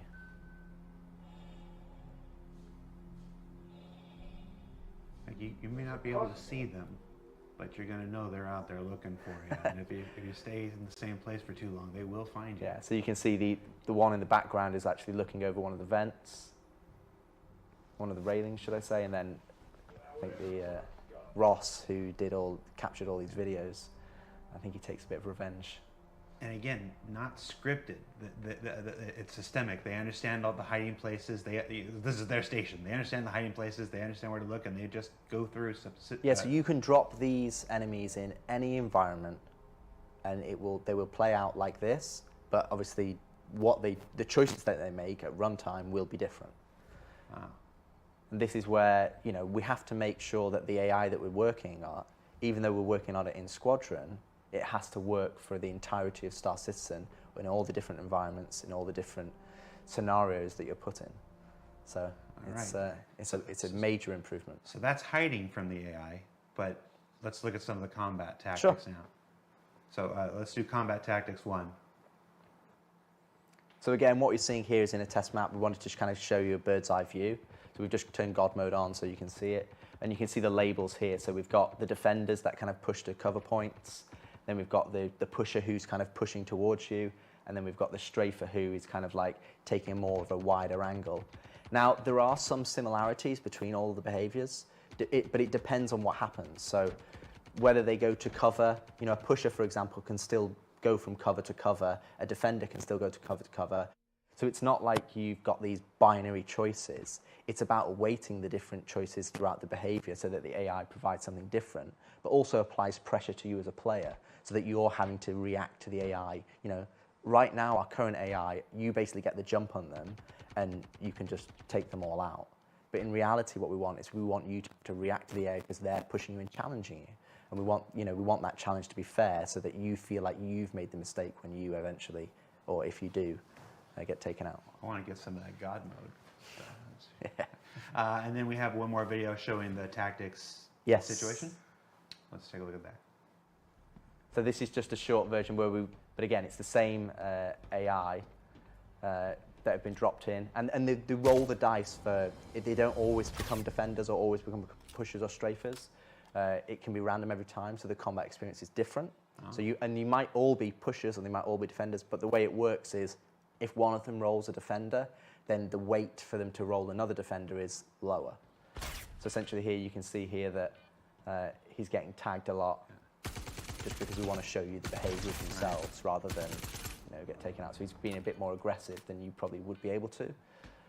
That's going to make the eventual eventual speed runs a lot harder because they're not just Goombas that do the same thing every time. You can't No. memorize the patterns. And the other thing you might have noticed as well is that we're starting to have traversal opportunities for the AI. So they're not always just on the base nav. They can mantle over, in fact, I'm not sure we Crouch, mantle, climb ladders. They can jump over railings and push you, or they can climb up onto things and shoot down on you.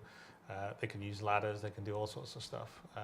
So we're putting a fair amount of work into AI traversal, so they sort of understand the environment and how to traverse over it other than just flat ground. And of course, on some of that, I think you saw some of it, he didn't get hit right away. Some of the early shots missed and then they hit him. That's kind of what Rich was talking about earlier.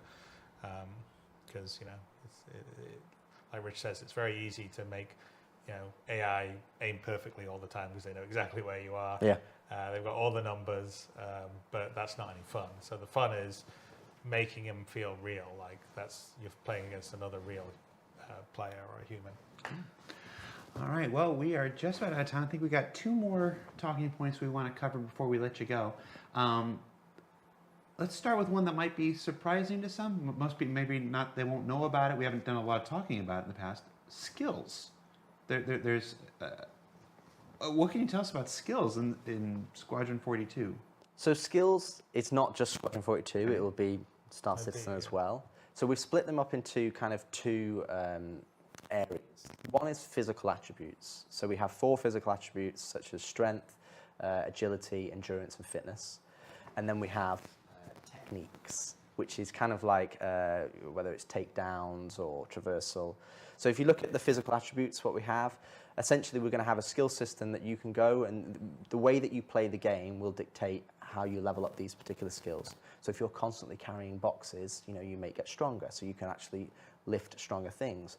But getting stronger doesn't just allow you to lift heavier boxes, but it also means that your equip load that you can carry in your inventory is higher.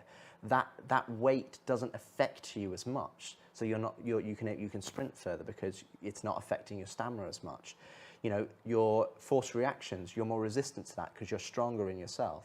Agility in terms of like weapon swapping or going to ADS. We have endurance, so that's, for example, like how resistant you are to the environment. If you look at, say, Navy SEAL training or SES training in Britain, essentially, they have cold weather training. They have, you can survive in harsher climates. You can go longer without sustenance. And then that's what essentially endurance gives you. And also, for example, like G-force and readout, so that pilots train for that so they can actually modulate their breathing so they're actually able to sustain higher Gs than a normal person would be. And then you have fitness. So fitness, for example, you can have a higher stamina. So when we have swimming, you can swim longer, you can hold your breath longer, you can sprint longer. So we have these physical attributes and we have multiple different ways for how you improve them. And those physical attributes will denote how effective you are at certain things in the game. So, and that will come to obviously for flying as well as in FPS. But we're not going to be removing any of the skill elements. So there's nothing that we're going in there going, oh, you've got 10% more damage. Or, we're going to make you fly the plane better. It's like, no, that's always relying on your skill. This is the things that you can't necessarily improve. So, like I said, how fast you can sprint or how far you can sprint. All of those different things that are tied into your physical attributes. Well, it's like real life, right? Absolutely. I mean, you've got to spend some time if you want to increase your strength. Yes, you could naturally be born strong, but if you go to the gym and you start lifting weights, okay, I can do whatever. I can bench press 100 pounds. Now I can do 120. Now I can do 140. Now I can do 160. Now I can do 180, right? Well, you couldn't do 180 right from the beginning. You had to work the same if you're running, you work your way up to a marathon. And so that's kind of the idea, is there are things that you do during the gameplay that your gameplay can add to it. But if you want to take some time and go to the gym and do some squats, you can get some strength up. And again, that's part of making that the living world. So if you want to invest in your character that way, in a sort of more realistic way, the way the world works, because like Rich says, we still want all the skill in terms of being able to aim and shoot and do all the rest of the stuff. then you can do that if that's something that makes sense for what your character's going to be. I mean, in Squadron's one thing, but in the PU, I'm a cargo hauler. I probably don't really need to be all buff and everything because I'm sitting there in the cab of my Caterpillar hauling a bunch of cargo. But if I want to be a bounty hunter, maybe I want to invest some time. So if I'm in a foot race trying to take someone down, I can outrun them, Yeah, because if you're wearing the same if you're wearing heavy armor and they're wearing heavy armor, and you've put effort into, skilling up your character because you're saying, that's the dedicated area of focus that you want, you can run further than them. You can carry things, that are heavier than they can. You can equip things onto you and it doesn't affect you as much. So all of those different physical attributes, it allows you to progress your character in those ways. And then we have the technique side of things. So we're going to have multiple different techniques for lots of different skills across the star system. But a good one to how to explain it is it's almost like the 10,000 hours. If you do 10,000 hours kind of thing, you're better at something. So takedowns is a good example. So the first time you do a takedown, that's going to be quite sloppy. It's going to take quite a long time. You might struggle and, eventually you take them down and it's like, oh, okay, the guy over there heard me. It's not very good. And after a certain amount of time that you practice at them. Yeah, more takedowns you do, the better you'll get better. So then they'll change different animations. So now you'll unlock a different animation where it's smoother. Steve Bender is very looking forward to doing all the versions of takedown from sloppy to super killer pro. Yeah, and at the end ones, it'd be like, straight in, straight out. Sloppy. You lower him down onto the floor. It takes, it's much faster. But you've put in the effort to level that skill to a level that you want to achieve.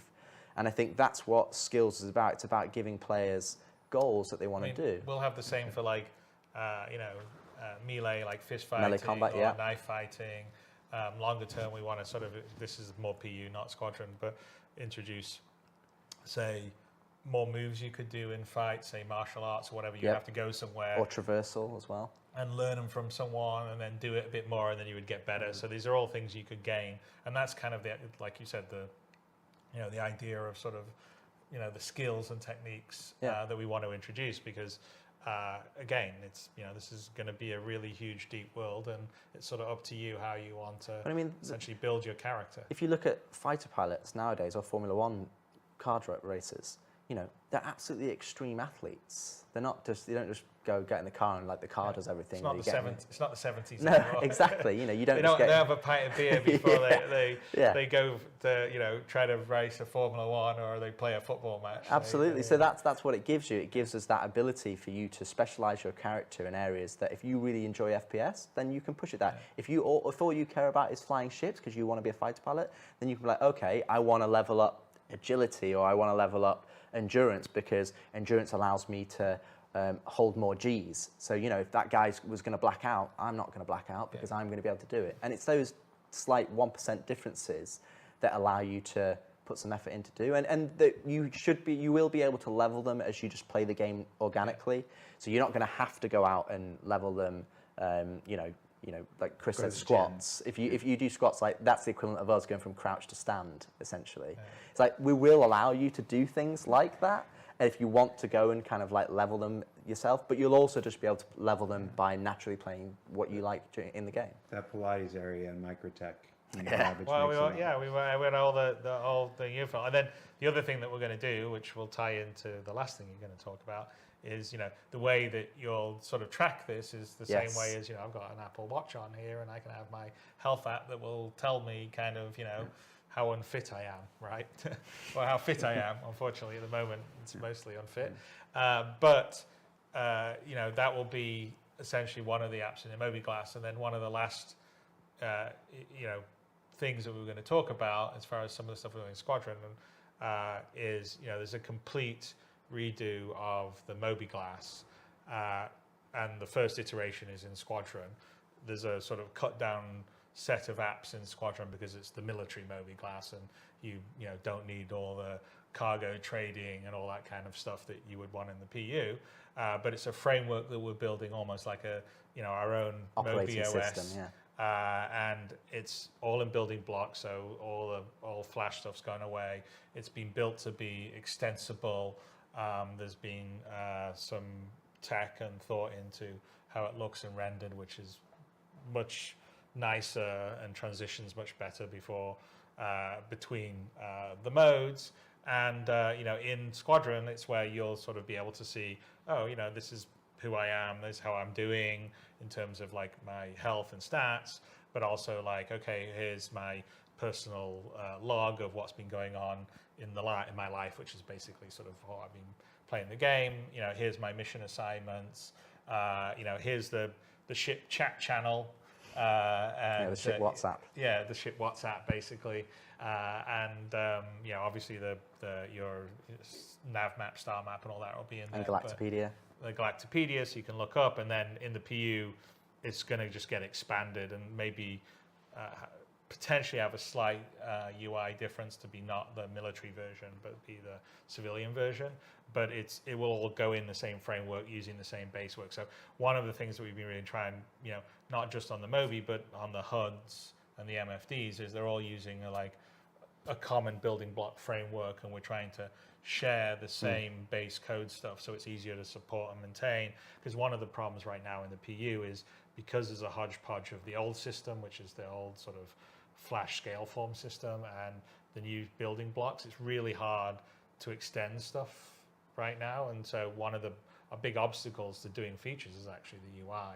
And so Squadron's one of the ways that we're really going to sort of just, clean the house and make it easier. So then in the PU, extending things will be easier and simpler. I don't know if you want to say anything more on the Moby Glass. Well, I'd roll the clip that we have, and we can. Let's roll the Moby Glass. Let's take a look.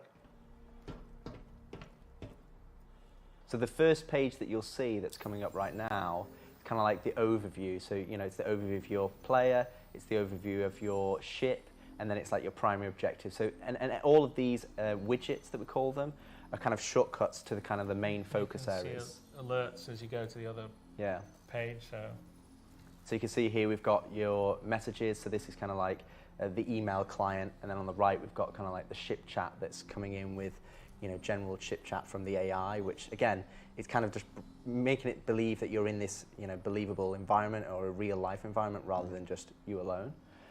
So responsive compared to the old one. Yeah, and it's just it's a lot cleaner, and the information, it's something that we've tried to be consistent across the HUD and the Moby, is that we want to make sure that we're giving you clean information. And you can see like the alerts. So the alerts are now cleared from the messaging app because we've read the messages, so it's gone. But there was an alert down on our mission side here, but now we've gone and looked at it, it's cleared. So that's the system, it's a framework. So like inside the, you'll get notifications or alerts. Oh, look, I got a new message over here, I'll click over to it. Now we're back. And the biggest thing as well is it's like in everyday life, everybody's pretty much interfacing with computers. They're interfacing with emails and, Google Chrome or, search engines, and everybody does it every day. So when we come to things like the Moby Glass, we have to have a level of familiarity that people understand. It's like, okay, this is intuitive to use. And it comes back to really the original message that we started this talk with. We want to make sure that the game that you're playing, we're removing the barrier to the entry, we're removing the complexity so that you can enjoy the stuff that you want to enjoy, that you want to go and do. You want to go and do missions, you want to go and get equipment or find rare loot or join up with your friends. And I think a lot of the things when we look at this, where you go from player interaction experience to improve traversal, to improve HUD, star map, Moby is a combination of that, where we want to provide all this different information, but we want to provide it in a way that you're familiar with, that you can go, we don't need to reinvent how you read emails, or we don't need to reinvent how you understand a mission, or, and you want to have the information on your Moby, like, okay, tell me is my environment outside? Is it breathable? Yeah. Do I need a helmet? Is it hot? Is it cold? You look at an Apple Watch, or my wife has an Apple Watch, so she's got a Fitbit, and it's like, okay, this is your heart rate, and this is your oxygen. You need to have that information at your fingertips so you can go, okay, I can now plan for what I'm about to do. And coming back to what Chris said earlier in terms of, you're not just going to be all wearing heavy armor going into the ships, and you might not have an EVA pack, and you've got to decide what you need to take out with you on specific missions. It comes back to bringing all these things together as a unified experience playing the game, and then you start to understand like why we've got an eating and drinking system, or actor status, or injuries, or readouts, and inventory, and hover trolleys, and the physicalized nature of the world. And when you start putting it all together, which is kind of, we're seeing that glimpse in Squadron 42, because we're able to focus on that experience, not just individual features. We're starting to not just see it, we're playing it. And I think that's what's really exciting to look at, to show you the progress that we're showing here today, is that nothing we've talked about is like, oh, we're going to start this in 6 months, or we're going to do this in 2 years, or we're going to do this. A lot of it we've already done, and we're in the position where we can go in there and play it and understand it and go, okay, let's tweak this, and let's start building on top of it of systems that we're really, confident in, technically and from a design point of view, so that we can build on top. And we've got a very clear idea how they can scale in Star Citizen, because we've got the mini environment of Squadron, like the test bed of proving it out. And I think it's going to be a real benefit to the PU for when we push these features over, because also for the developers who are just specifically PU content, they've got an example of how to use these systems, and they understand how other developers have already gone through the mix of putting it into the game, and now they go, cool, there's documentation, I know how to go to it. Yeah, I think that's a big thing, because as building the feature with the content means that, okay, you're doing the some of the traversal stuff we talked about. Well, here's where you're using it in Squadron, and here's how we use these different physical elements to make an interesting game experience.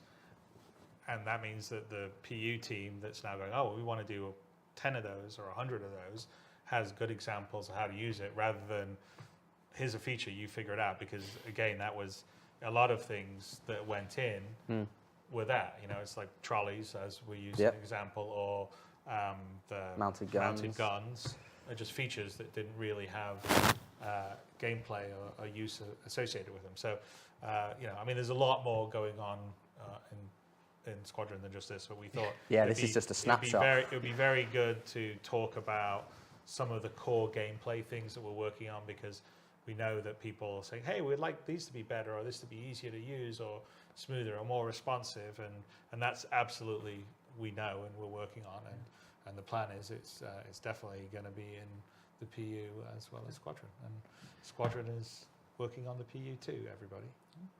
All right, so that was our version of a short conversation about Squadron 42 and the benefits to the persistent universe. Before we let you go and get on to wrapping up our full day of activities, Chris, any final words you want to share with the Star Citizen community about Squadron 42? It's the co-development of 2 projects, how it'll affect Star Citizen. What do you got?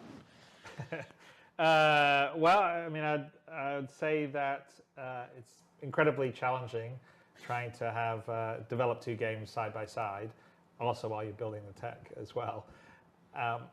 And it's also incredibly rewarding. I have to say that the feedback, especially on the PU side that we see all the time, really helps inform as developers what we're doing all the time. And it informs what we do on the Squadron 42 side too, in terms of some of the base mechanics, some of the areas that we go, okay, well, we want to work on this thing and improve it. It's all the stuff we've really talked about this time. But, for me, it's an incredible privilege to be building something of the level of ambition that we're doing on both Squadron, but also Star Citizen. Because, ultimately, I think that Star Citizen itself, in terms of an experience, in terms of how you can seamlessly go from sitting inside your ship, looking at your interior here, look at this constellation Phoenix, and walking outside onto a planet and looking at the foliage and the trees and seeing them out in the distance and walking over and being able to actually go there rather than it just be a background that you can never reach. The scope and scale, the sense of being able to go anywhere, do anything, that is something that most game engines and games generally just can't do and don't do. They're limited to more limited spaces, and we're utilizing in Squadron to give you a sort of single player experience that sort of feels like you're in a huge play environment and system that you traverse around. I mean, we talked about the various types of quantum travel you're using and all the different down to the detail mechanics of picking up something off a desk and moving it over, and being able to build a system that can do that for the detail and fidelity that we're telling a really rich story in Squadron, but also a huge universe that you can exist in as a sandbox for everyone to play it is a complete, I mean, from a developer's standpoint, it's a dream. I mean, it's a dream I've had my whole life.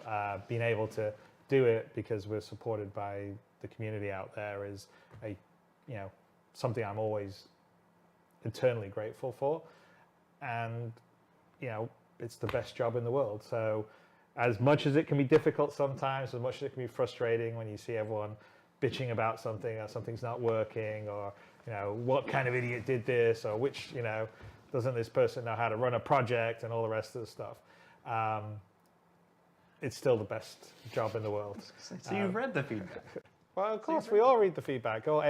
Every developer reads everything, but you need a thick skin. I mean, at the end of the day, you have a vision in your mind, and we're lucky enough to be able to really fulfill that. I mean, it's a bit of a Pandora's box that got opened when we realized we had the level of support to really go all the way, because it's a completely different scope of game now than 10 years ago when I got on stage and I was pitching a much more limited, sort of privateer, freelancer online, and a next generation wing commander.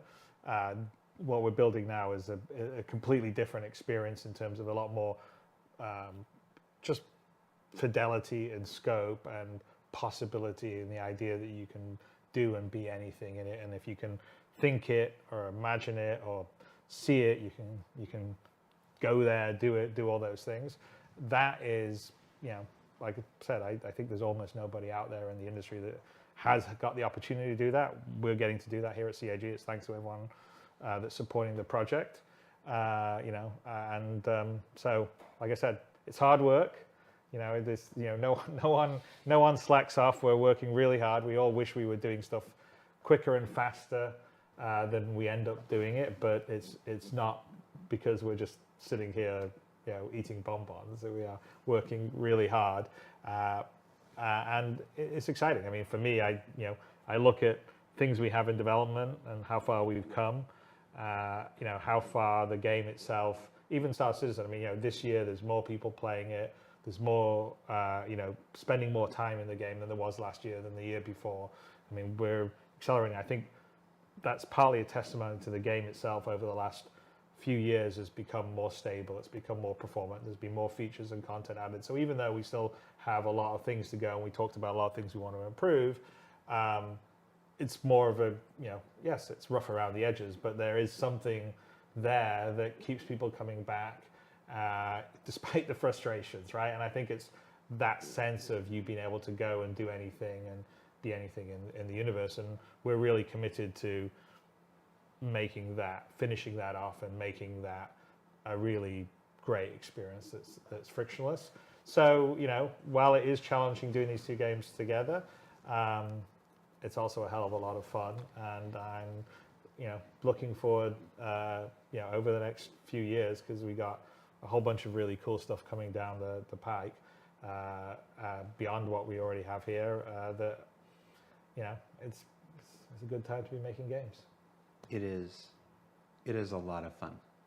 It's I think video games, strangely, video games get this reputation of because it's hard work, because it's so difficult. It's like it's a job and it's a pain and whatever. But no, video games are fun. They're creative. They're expansive. They're collaborative. They're definitely iterative. And there's nothing else like it. No other industry in the world would have a weekly behind the scenes documentary series that I now get to do from a spaceship landed on one of Pyro's planets. Rich, you want to try to follow that? So the only one thing I would say is that even though we are focused on Squadron 42, we still read all of the feedback in Spectrum, online, the comments or Reddit. So a lot of that feedback that's come to the game over the years, you know, we've taken that on board, and we're starting to execute on that feedback with some of the systems that are not as forefront in people's minds, such as like the interaction system and how you interface with the game and controls and the action queuing and traversal. And I think the biggest takeaway for me when we start to look at all these features is that don't think of it as feature. We're making the game. The biggest thing is that we're starting to put that game together, and we can sit down and play it. And while Star Citizen, you know, there already is a game there, this is about, you know, making what's there even better, and making sure that all the things that new players and existing players have had frustrations with, that we're smoothing them over and removing the friction. And then about injecting that new features on top that's going to just enhance it even further. So I think it's, you know, in the next few years, it's going to be really exciting times. As Chris said, there's lots of things in the pipe. And I think some of the things that come online will be real game changers to not necessarily what you do, because that's going to be delivered by the content and the features and ships, but how you do it and how you interface with the game. And I think that's going to be a huge improvement. And I think that will, you know, I think if you're a developer, it's something that's really important, because you've got to make sure that your game is, if they're not talking about that aspect of the game, then you've done it right. And I think that's where we're getting close on at least on Squadron 42, so that we can then map that over to the PU. And then, of course, the only thing I want to add is that everything you've seen here today is work in progress. We've removed some of the locations and aspects where you've seen them to protect for spoilers and story elements of the game. But all this stuff is coming to the persistent universe at one point. The stuff we've been able to show you, the stuff we haven't been able to show you today. And if you were surprised by the skills part in particular, like we just kind of snuck that in there before the Mobiglass, rest assured we will be following up on the skills conversation with visuals and a more in-depth discussion of how that'll work and how you'll interact with that and stuff as we get closer to being able to do so. So if you've already gone to Spectrum or Reddit or your YouTube thumbnail and added little red laser eyes to Richard Tyrer, that last part's okay, but everything else, we just ask that you hang tight and give us the benefit of the doubt. It'll be fine. So yeah, so thank you, Chris. Thank you, Rich, for taking the time to talk a little bit of Squadron 42 with us and how it'll affect the PU. We are just about to wrap up our entire CitizenCon day here. But before we do, I want to throw it back to a video that we opened today's show with. It was a bunch of our developers and staff at our 5 studios around the world talking about their favorite things of the Star Citizen community. So we'd like to play that for you one more time. And when we come back, we'll put this whole baby to bed. So take a look. Tell you what my favorite thing about the community is? What am I gonna say? It's gonna sound cliche, but they believe as much as we do. I love them because they continue to support us. It's the only thing that's kept me going. I've seen a lot of games and I've seen a lot of invested players, but They're right there with us throughout the whole process. It's unlike anything I've ever worked on.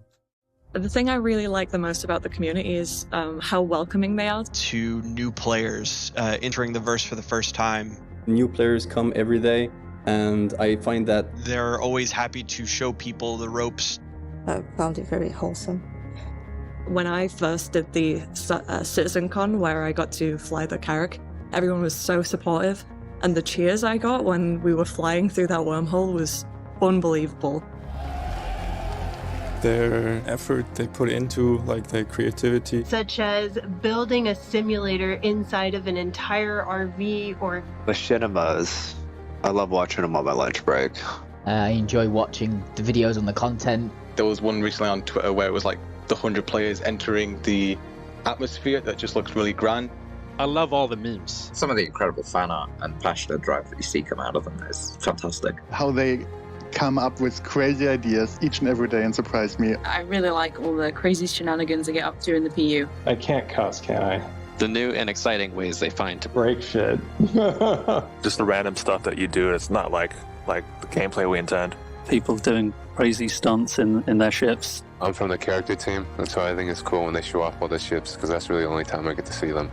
They create the community by themselves, and that's really, really cool. My favorite thing about the community around events. Going to Bar Citizen. It's always fun to meet some of the backers. They've all been lovely to me in person. Even if they're like really frustrated, you can tell it's just, they have so much love for it. I really like it when the community is very detail-oriented about our work. To see how excited they are about our progress. How much inspiration we get from them, from their ideas. I love the genuine enthusiasm. The quick turnaround on feedback. I love that. And how they're always interested in what's coming up.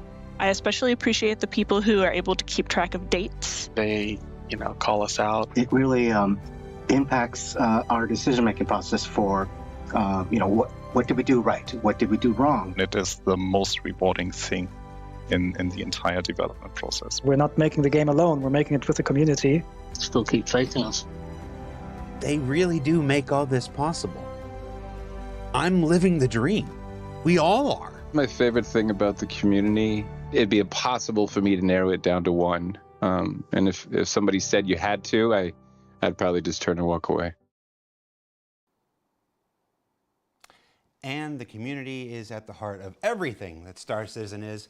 So we've got one final addition before we wrap this up. The Community Hub was first introduced way back when, in 2015, 2016. I thought I had it, but I'm realizing I don't remember. It's needed some love, some TLC, some extra handling for some time. And finally, we're about to roll out Community Hub 2.0. So I'll throw it to Tyler and our friends at Turbulent to tell you more.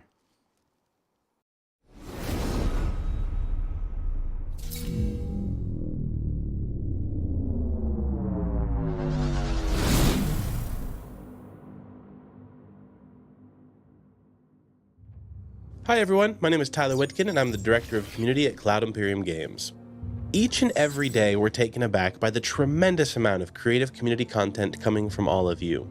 From a small 3D printed MSR that fits in the palm of your hand, to a full-size replica sandcastle of a 300i. No joke, someone actually did that. In fact, maybe they can pop it up right here. Wow. On the community side, we've always felt that if our developers were going to push the boundaries of what's possible with technology, that we needed to match that level of ambition with the engagement and tools that we provide to help the community thrive. With the incredible amount of creative content flowing from our community, it was a no-brainer that we needed to find a better way to support that. So, we've teamed up with our good friends at Turbulent to completely rebuild the Community Hub, and we're very excited to show it to you today. The team has been hard at work and focused on building out a completely new platform that will make both sharing and browsing content easier than ever before. To build this community hub, we really try to keep the Star Citizen identity, see what was good for the community and what they would like. This is where most people will go when they want to search for new content or discover new people who play Star Citizen and make posts in the community hub. So it's a very good place to engage with others. We want the community of Star Citizen to have this space that they deserve outside of the game, to keep talking and creating about the game, share and comment with each others. Now, I know I'm a little biased, but for these reasons and for many others, I believe that the Star Citizen community is the best and the most creative community in all of gaming. In fact, if you agree, go ahead and drop an 07 in chat. Go ahead. By the way, this bit is pre-recorded, so I'm going to assume that you are spamming chat like crazy right now. Thank you. Don't let me down. When creating a new post, you'll be able to choose between 3 post options. So that would be an audio, a video, and an image type of post. Inside of them, you'll be able to obviously put a title and description in there, but also to pick and choose from a variety of different categories your post relates to. And that comes and play into the Discover page. On the Discover page, you can browse over all the content. You can also filter content with your preferences. For example, if I want to see only videos that are about cosplay, I can now filter that and find only videos about cosplay. And I can also sort them by popularity or by date. When you first arrive on the Community Hub, you arrive on the homepage, which features top trending content as well as posts from people you follow. Because yes, you can now follow people on the new Community Hub. You have a live stream section, which you can see the top players who play Star Citizen right now. You have a tutorial section also on the front page, and there's also the sidebar. And it's not just all about screenshots, videos, and crafts. It's also about the human connection we make with like-minded spacefarers that we've met along the way. It's about friendship. Personally, for me, I've made countless meaningful connections with so many people that I otherwise never would have met outside of this community. And many of those connections I know I will cherish and carry with me for the rest of my life. And I'm confident that many of you have similar stories, which is exactly why it was vital to us to find better ways to keep you all connected with one another. The Community Hub is a place of creativity and exchange between all the Star Citizen players. The team has put a lot of work in it. We're working on it since quite a long time. We really put a lot of love and care in this, and we really hope the community will enjoy as much as us. So you can head over to our website, dive in, check out all the new features, break the new features. It's okay, it's part of the process. And as always, we want to hear your thoughts, so make sure to head over to our dedicated feedback thread on Spectrum and let us know what you think. And this is just the beginning. We've got so many cool things planned for the months ahead, such as site-wide notifications, a massive shared content calendar where you can sort between official CIG events and community-created and organized events, and so much more. And the best part about the new Community Hub? It's live right now.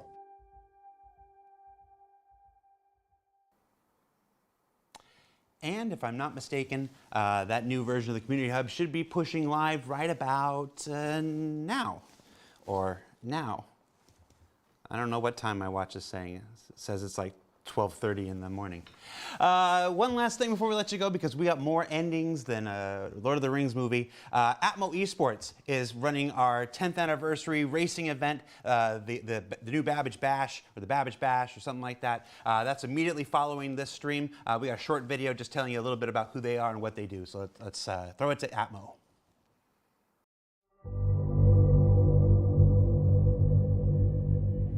Atmo Esports operates a little differently. Born from emergent community events like the Daymar Rally, the natural progression was to create esports events within an emergent environment and provide tournaments for esports teams in a unique way. All right, here we go. Every step you can count on me. Every step you can follow.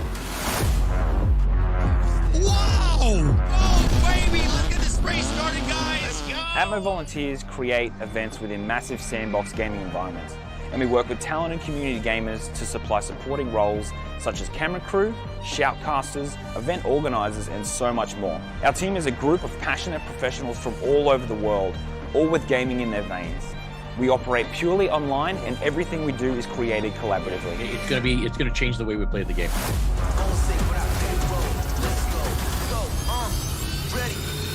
5, 4, 3, 2, 1, go!